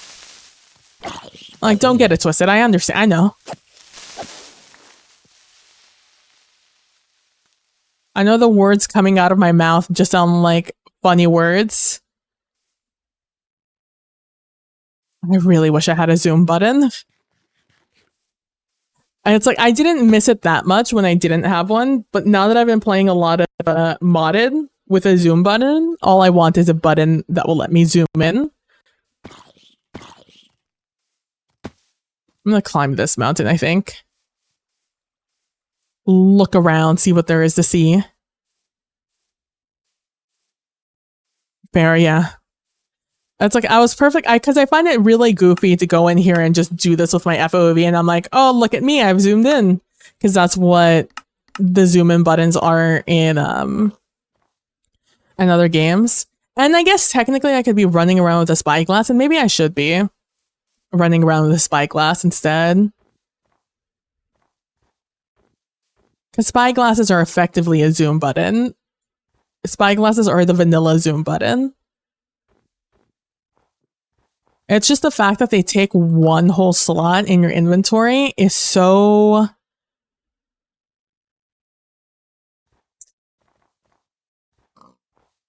cumbersome.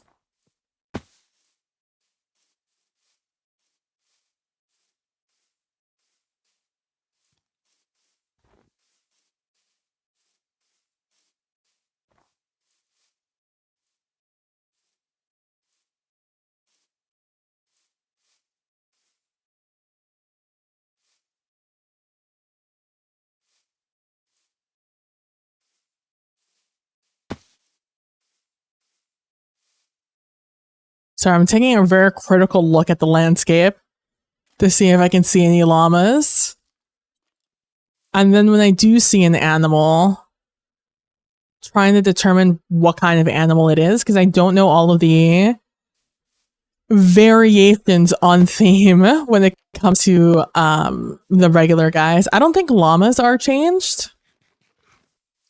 I think only all the... Oh, more llamas, let's go. I think only the passive mobs. Oh, more llamas, let's go. I'm afraid they'll get killed though.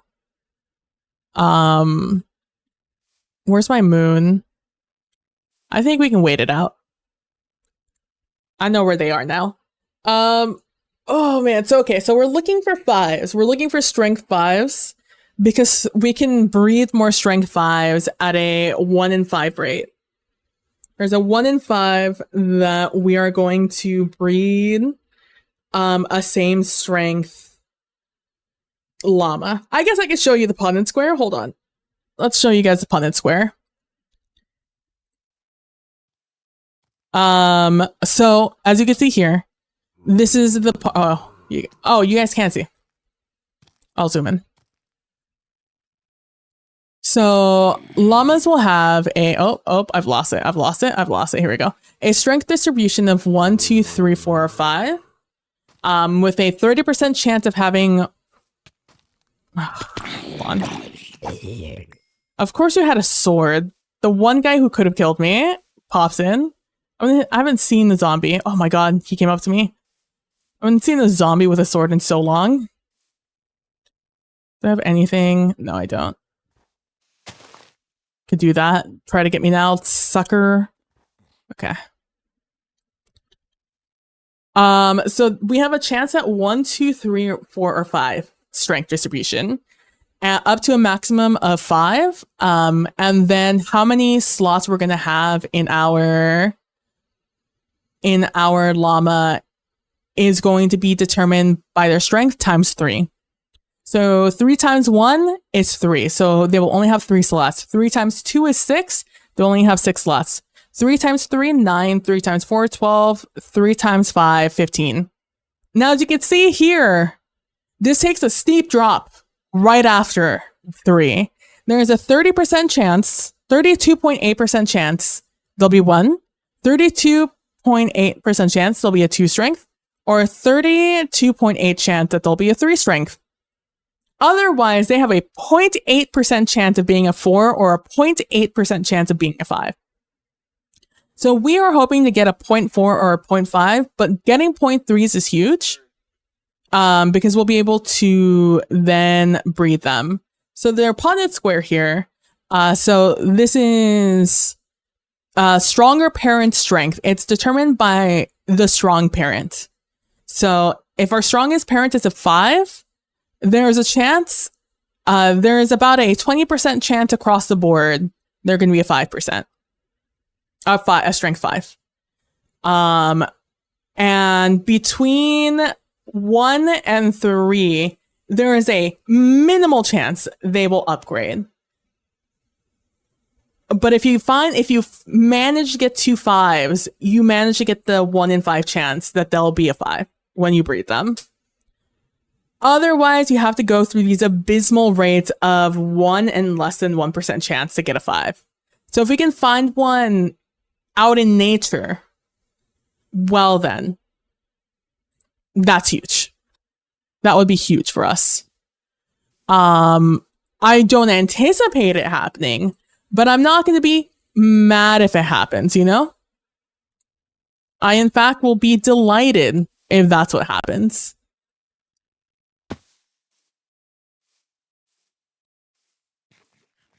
But again, it wouldn't be the end of the world to get a 2 9s, but it would be better if I got 2 5s. As he's throwing me under the leaves, which is why you're seeing inside of my head. Hello everyone. Can I look in you now? You can. Another 9. Okay. Like I said, I'm not going to be mad to only get 9s, but if we can manage better than a 9, I'm not going to be mad about it. I'm trying to see if there's more white llamas this way. Or if, because they're supposed to spawn in herds of 4 to 6 in windswept hills. And that's only 2. But it also could have spawned in at the same time as those brown llamas down below, so I just wanted to take a quick little glance in case they're over there.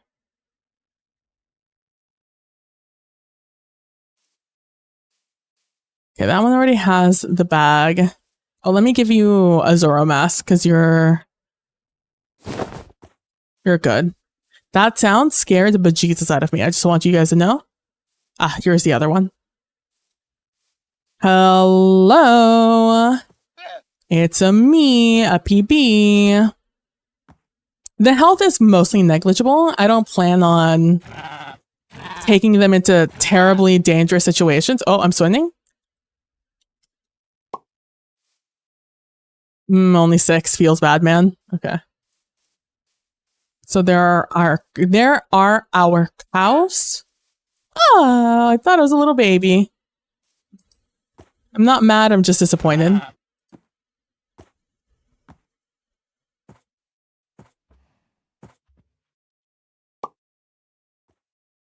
Another 9. You can have a Zoro.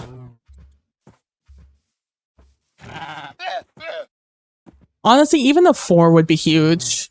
We only need 1. We only need 1, 4, or 5 to get started. Again, mostly 5 is what we're looking for. 4s are workable though.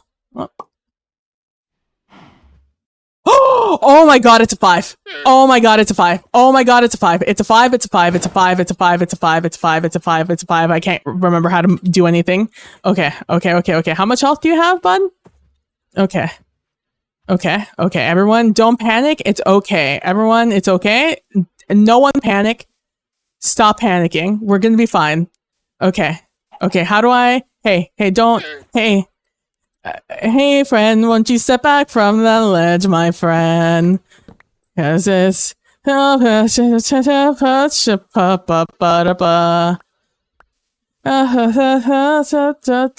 again.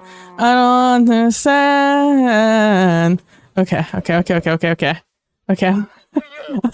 Having too much to panic. Okay. Oh my god, this is the worst time for you guys to spawn in. Okay. Get away from my friends. Get away from my friends. Get away from my friends. Get away from my friends. Get away from my friends. Okay, am I gonna pass any villages on the way back? I don't think so. If I take the correct path, I will not be ending up... How do I kill you without killing you?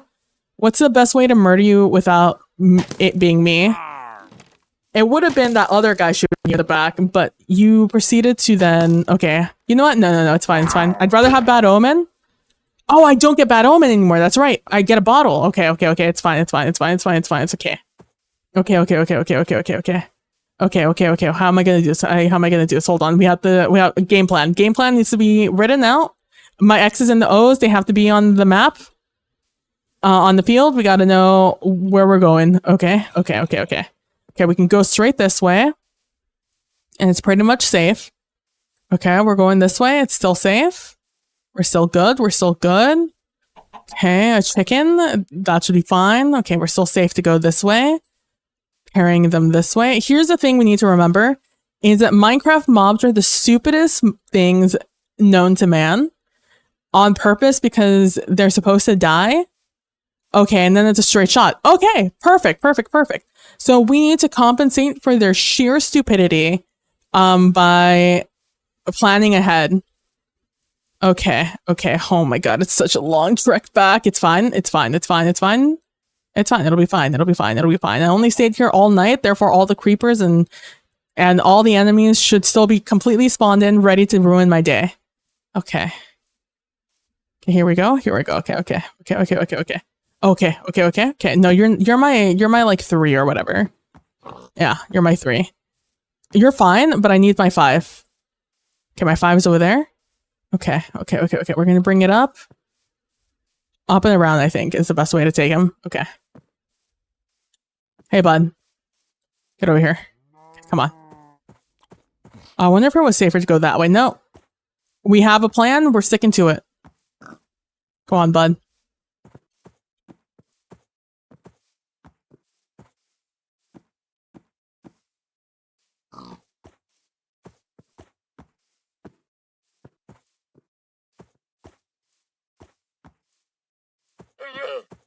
Oh my god. Don't make those noises.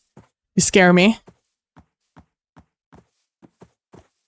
Please, I'm begging you not to be dumb and take a ton of fall damage.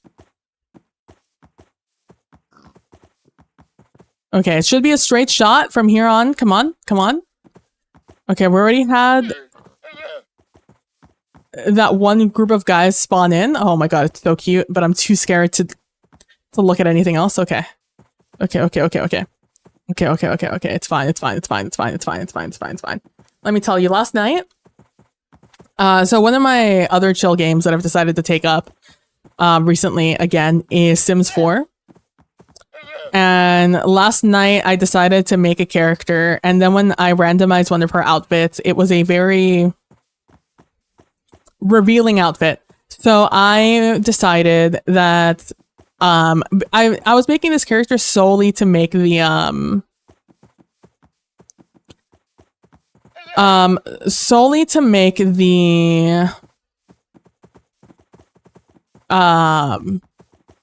that an enemy? It's a cow. Okay, no one panic, it's just a cow. Oh, I didn't get close enough to pick them up. That's fine. That's not a hole. Is that a hole? That's also not a hole. Are we good here? Okay, no lava. Oh, we did pick up a stray. Okay, good. Okay, I need you guys to chill here because I need to scout out ahead. I'm too afraid to bring you with me otherwise. Okay. Please don't do anything stupid. I'm begging you. So I'm doing it solely to get through the... Are you powdered snow? You're not. Okay. If I go down this way, is any of this powdered snow? It doesn't look like it. But I need to confirm none of this is powdered snow. I'm not having another chicken incident go down here. Okay, it should be a straight shot from here. I'm gonna make sure. What is this? Hello? What are you? I bet you there's like suspicious shit here. I bet you this is like one of those like, oh, there is suspicious shit here. You can see it right there. This is a, I don't know what they're called. It's the new archaeology shit you can do in the game.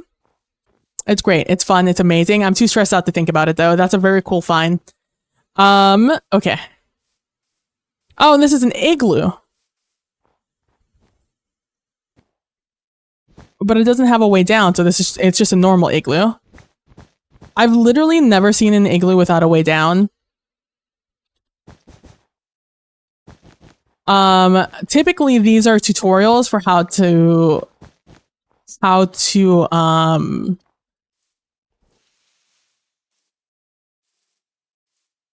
heal zombie villagers.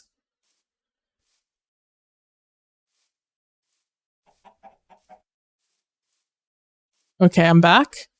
Which one's my 5? Which one is my 5? Are you my 5? You should be my 5 because you're in front. You are my 5. Okay. And come on.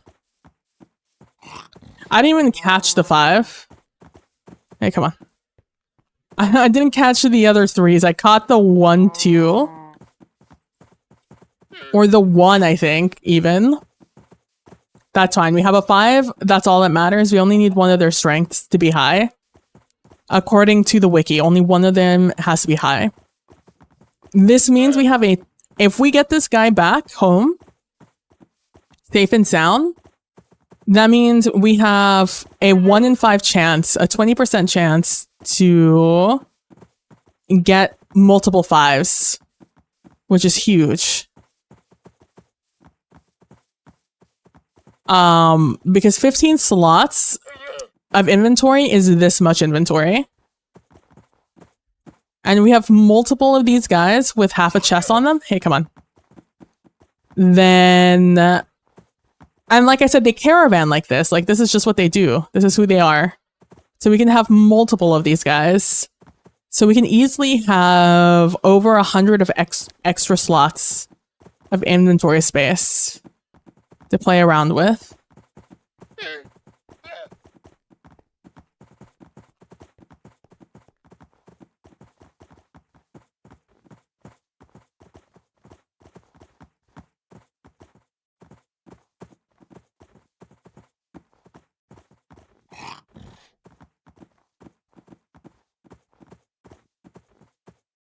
I'm gonna go sleep in that igloo. I'll be right back.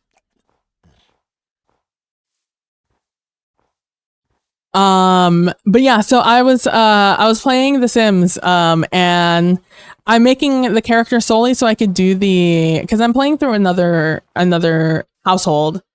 It's like a roommate's household that I have, and I'm trying to get them all to like, I'm trying to create all the drama in the world. Like, it's called the Fuck Household, because the main character, which was the only one originally that was going to be in that that playthrough.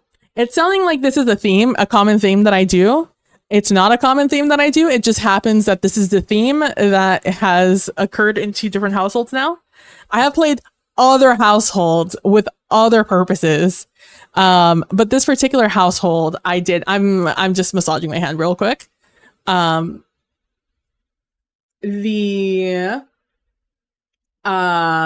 There are roommate situations. There's 5 of them. And yeah, there's 5 of them. There used to be 4. It started off with 4 roommates. All of them kind of, so the Bella which was our main sim originally.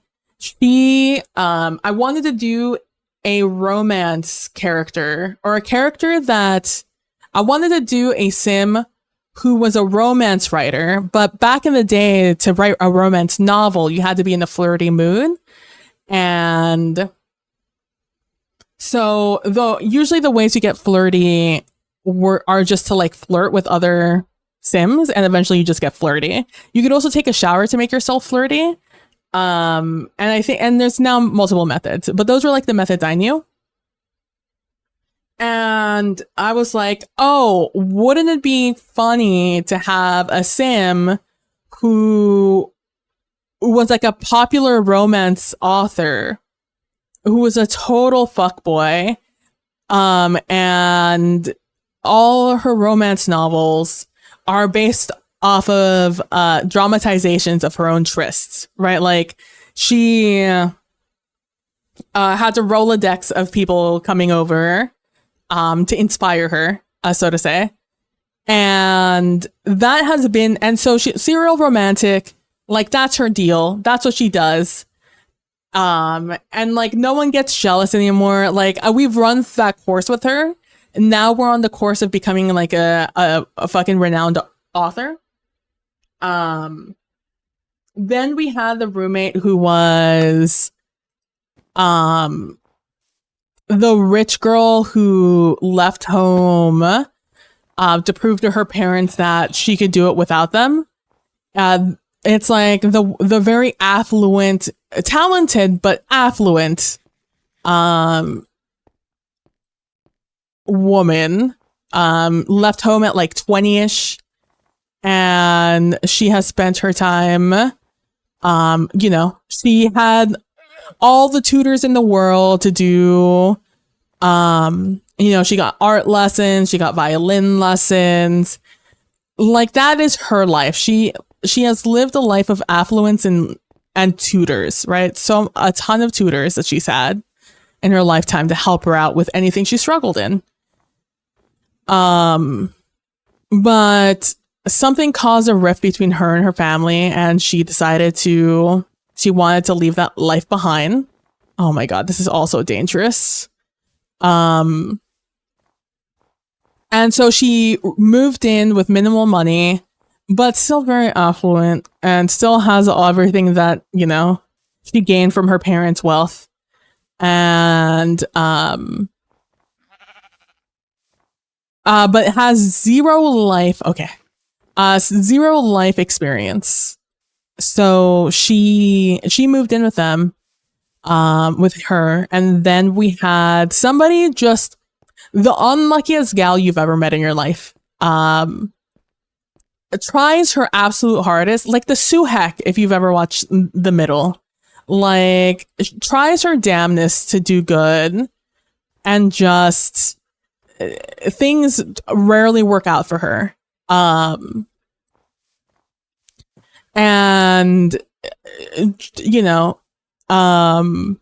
nothing was really working for her, but she moved in and she's trying her best. A hard worker, just nothing really goes her way. Unlucky. Then, but she never stops trying. Then we have, and that's Mindy. Then we have Ji. Ji is our fashionista. She's like our Carrie, she is the, you're not my 5. Where's my 5? Where's my 5? Oh, there you are. Okay.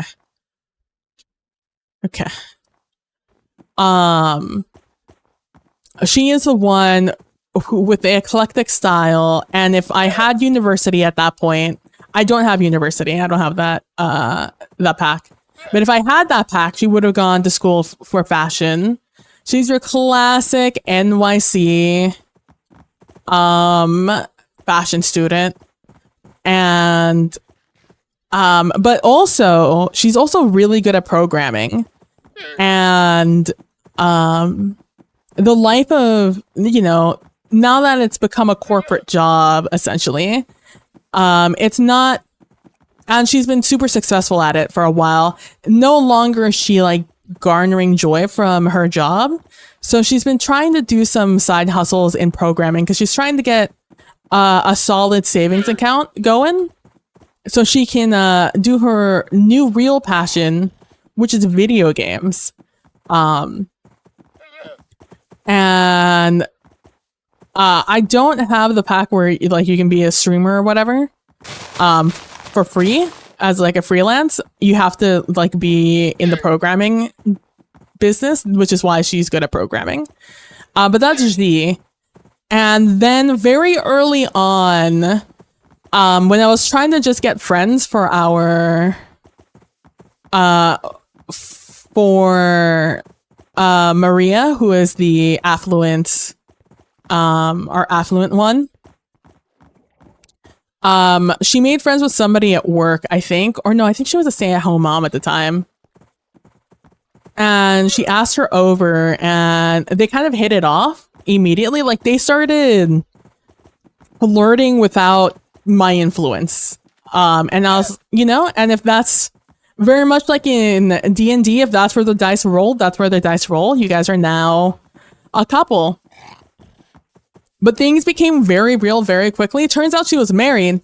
And her husband is a piece of shit, a serial romancer. So cheating on her. And she had 2 teenage kids.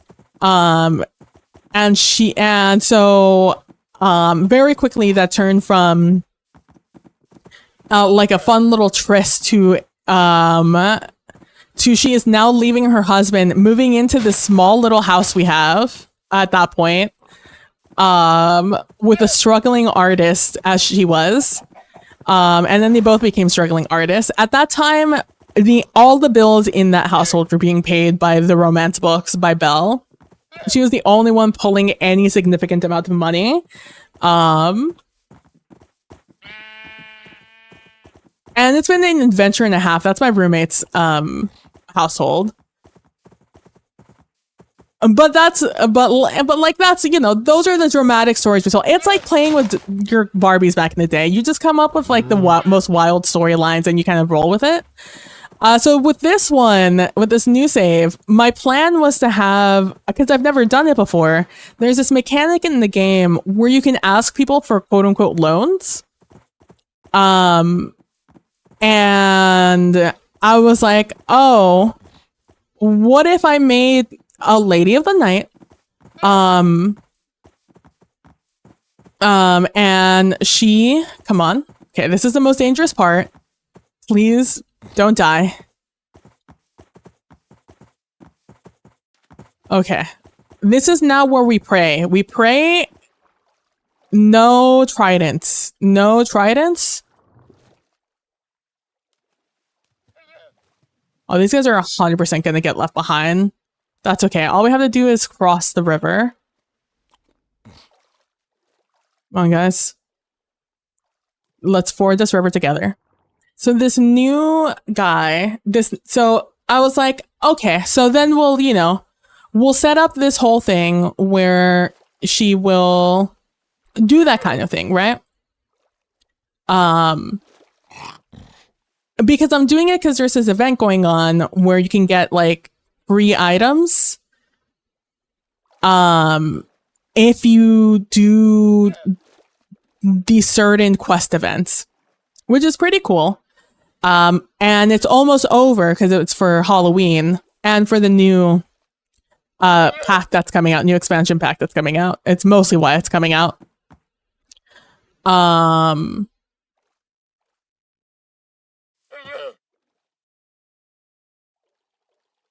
And so I made this new household for that because I was like, it's going to be a quick little thing. It'll be fun. I also just recently bought the werewolf pack, so because it was on super sale. And I've wanted the werewolf pack since it came out. So this will be a good little opportunity to finally try out werewolves, see what they're all about, and get the new stuff. And, we'll have some fun with it also. See how feasible an almost rags to riches in this manner would be. Except the first person I flirt with turns out to be my fated mate, which is apparently a thing in werewolves.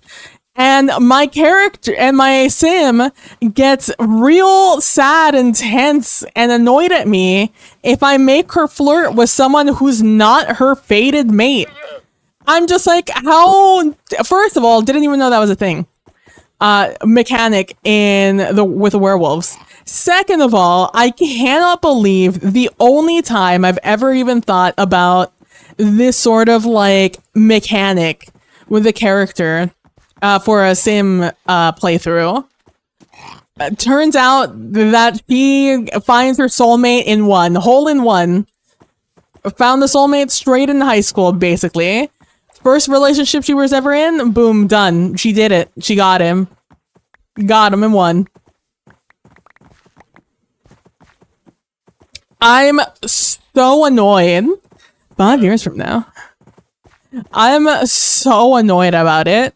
Let me tell you, I cannot believe that this sim I created to be a lady of the night, to take advantage of something I never take advantage of in the game. I found her soulmate right off the bat. I don't know how rare it is to find your one fated soulmate. I don't know if it's always like right off the bat you find them, but it fucking better be, because if I got it in one, I'm gonna be so annoyed. And it never happens like that. Oh my god.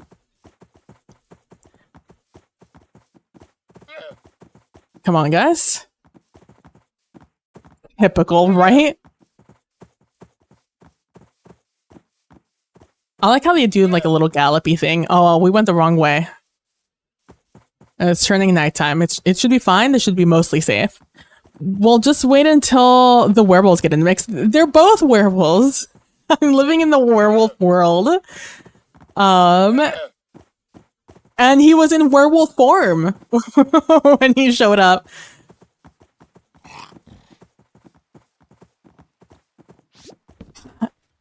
Yeah. I honestly, neither did I. Please come through. Please come through. Please come through. It's fine. He's the shitty one. Come on through, bud. Have a good night, Crit Witch. Thanks for so much for stopping by and hanging out. Okay, good to know they don't pass. Okay. I really need you to come in though. Okay. So we're just gonna push you in. I know you think you're gonna fall. I promise you're not. It's an illusion. It's only one wide. I promise it's only one. Oh my god. Okay, maybe if I bring all of you in here, you'll push him in.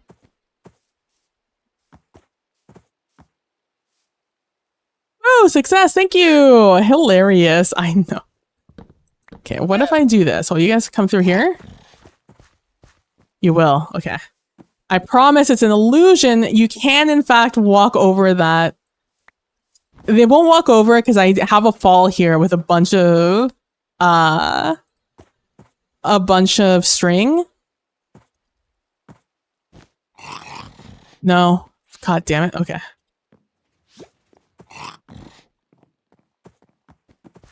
Okay, come on. Come on, guys. Come on. Come on. Okay, so now I'm going to have some mobile tests, which is awesome. Okay, to be honest with you, I don't really care if you come in or not. I'll just be completely honest with you. Just like, no offense to you. Your well-being does not matter that much to me.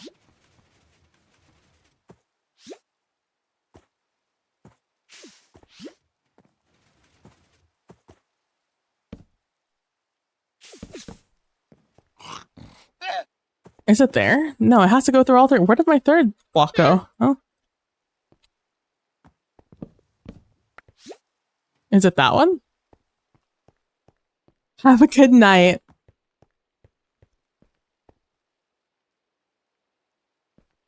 I'll probably end stream soon also. I mean, we did it. We did the thing. It's my door broken. It's you, huh?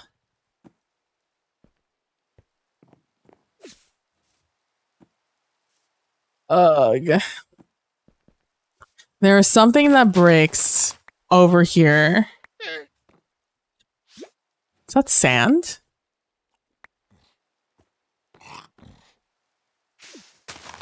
What's happening? Why am I dropping sand?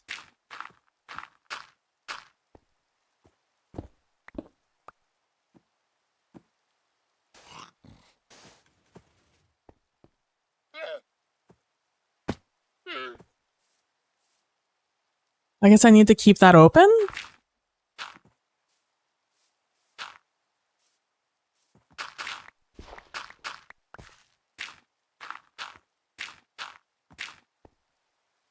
I mean, that's fine. I guess I'll keep it open.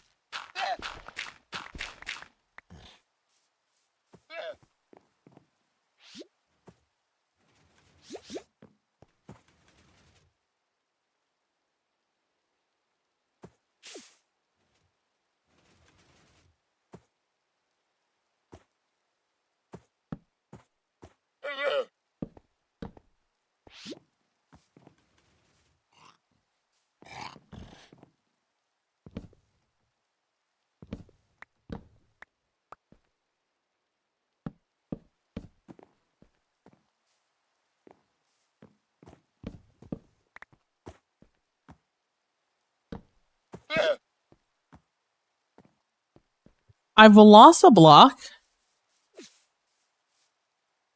And I don't know where I've lost this block to.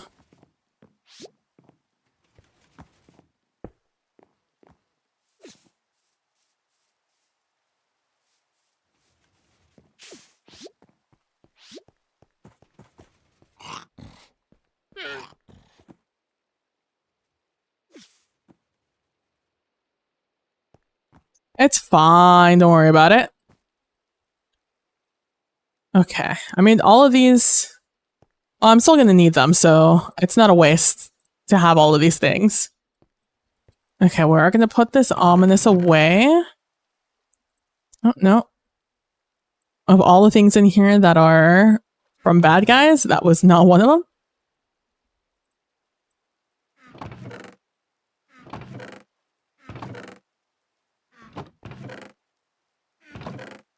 Okay, we're going to put you up there. Going to put you there. All right, going to put my grass over here.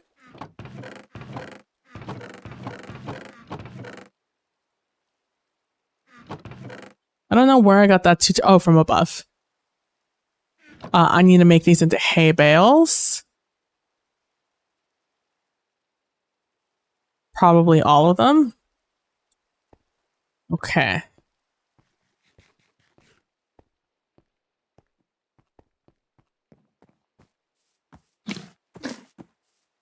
Make me some babies. Some bebes.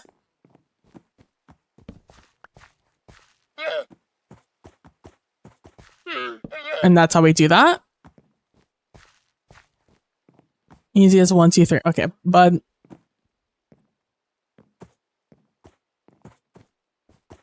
There. No? Bad. Magic. How did you go over this? Does it need to be 1 lower, you think?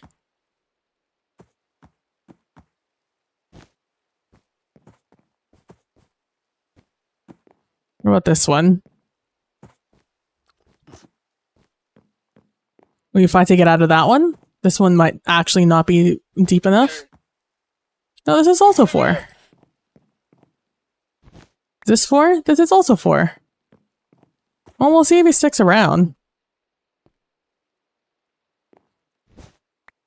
This is also 4, and they're staying in here. Nice input. I don't know. Anyways, I'm gonna be at this for a while, trying to make as many of these guys as I can, as we slowly but surely make our way to finishing this Frogline farm. It's all worth it. All the things I want to do, so I'm not mad about it. It makes me impatient sometimes because I want to work on other things, but you know, patience is a virtue and it's something we should all practice. But thank you guys so much for watching. Okay, thank you guys so much for watching. I really appreciate it. Don't mind my bloody appearance. It's my fit for, you know, the other game. But yeah, thank you guys so much for watching. I really appreciate it. Let's maybe not stand right next to the noisemakers. You know, let's stand over here. Nice little pretty background. Yeah, next stream is going to be on Monday. Well, no. First, on Sunday, over on Praxagora Thesmophoria's channel, we're going to be playing the finale of I really need to take Trooper's name out of there. I'm not on Trooper's channel this weekend. Only on Praxis. This Sunday at 7 p.m. Central Standard Time over on Praxagora Thesmophoria's channel, we are going to be doing the finale of Team Low Clan, or Team Syracuse, who has made their way up to Palermo. So that is what we are going to be up to on Sunday. Then on Monday over on my channel. On my channel, we're going to be doing the penultimate episode of 100 Days of Horror over with at Kid Callan. That will start at 6 p.m. Central Standard Time. And that usually runs about 3-ish hours, depending on like how we're feeling at 3 hours or how much progress we need to make. And that will be on Monday at 6 p.m. Central Standard Time, the penultimate episode of 100 Days of Horror as the countdown to Halloween begins. Then on Tuesday, I'm going to be over on Other Doc's channel playing Nine Fox Gambit. It is a game based off of a sci-fi, I wouldn't call it apocalyptic, a sci-fi futuristic story, off in space, alien in nature. It is an examination on society, politics, and stuff like that is what I understand the novels to be about. The game itself is set in the same universe, and it has to do with some really fucky morals and some really fucky jobs of people you have to be around. For example, my character is going to be, something about messing with people's minds. I don't know, but that is going to be on Tuesday at 6 p.m. Central Standard Time. Over on Other Doc's channel. Then on Wednesday, you can catch me here once again at PB Plays Inside playing some Tangled Blessings. That is our final TTRPG, solo TTRPG for this month. It is another tarot-based journaling game. This time it's a Magical Academy Dark Academia game in which we, for 4 years, have gone to this Magical Academy, and we are recounting how our last 4 years have gone right before we take the final exam and fight our rival of 4 years for one last time to determine who truly is on top and who's going to get the better jobs and learn some secrets, some dark secrets at this Magical Academy Brackwood, I think is what it's called. Brackenwood? I don't know. Who knows if that'll even be the name we keep, but that'll be on Wednesday. It should be a ton of fun. Dark Academia is always fun to mess around with, and with our own little twist on it. Then on Thursday next week, we have our finale to 100 Days of Horror with Kid Callan. Will we escape our situation where we have been teleported out of our time to some other place full of monsters that we thought were only the boogeymen in the stories our parents told us in the folk tales? We come from a time in the future where it's a lot like our modern times, if not a little bit more modern. Imagine Minecraft, but modern. And that is what we live in. A nice civil time. And these are not nice. These are not civil. And magic is much different than anything we've ever seen. The monsters are different than anything we've seen. And we think this is pre-Dark Curse. And all we want to do is go back home. Who knows if we're going to manage to do so? That is for you guys to find out, and for us to find out also, see if we get there in time. And that is Thursday on Halloween, October the 31st at 6 p.m. Central Standard Time for the finale. And then on Fridays are our kind of chill day, like today. We'll probably go over, we'll probably do a recap of Tangled Blessings and honestly the entire month probably, talking about the pros, the cons of what went down, and probably also discuss 100 Days with Kid Callan and see how we see what you guys liked, what you guys would like to see us continue to do. And yeah, so that is on Friday of next week, a week from now.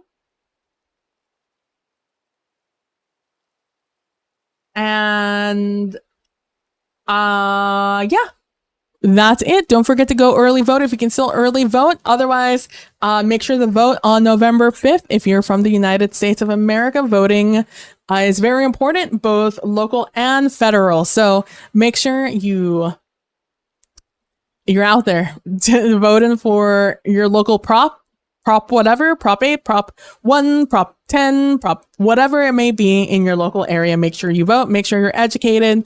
Read a pamphlet or two. There's plenty of them provided by your local governments. And if not, your local reps and dems. Just make sure to look over it with a critical eye because everyone has an agenda.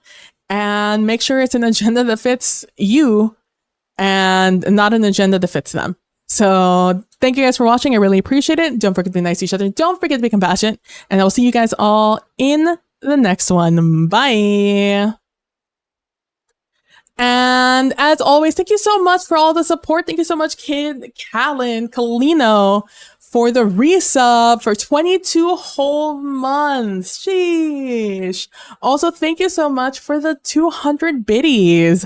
I really appreciate it. You didn't have to, but I appreciate it anyways. Although I know you're fast asleep. You are an old man, so I know you're well asleep at this hour. It's almost 2 a.m. Are you kidding me? And yeah, so thank you guys so much for the support, for the subs, for the biddies. Just watching and lurking, honestly, it helps so much. The ad revenue adds up at the end of the day. I get, depending on how much I stream and how many people watch and stuff like that, I end up getting about anywhere between like $2 to $5, which is approximately 1 to 2 subs worth of money. So that is a thing. Keep an eye out for some Patreon announcements in the nearish future. Definitely sometime in November. And again, any support there is going to just go straight back into probably buying TTRPGs. TTRPGs start to get expensive once you start buying a lot of them. So that's probably where the money is going to cumulatively end up. That's where a lot of the money from Twitch ends up going also. So thank you guys so much for watching. I really appreciate it. I hope you guys have a wonderful rest of your morning, evening, night. We're going to call it there, and I'll see y'all next time.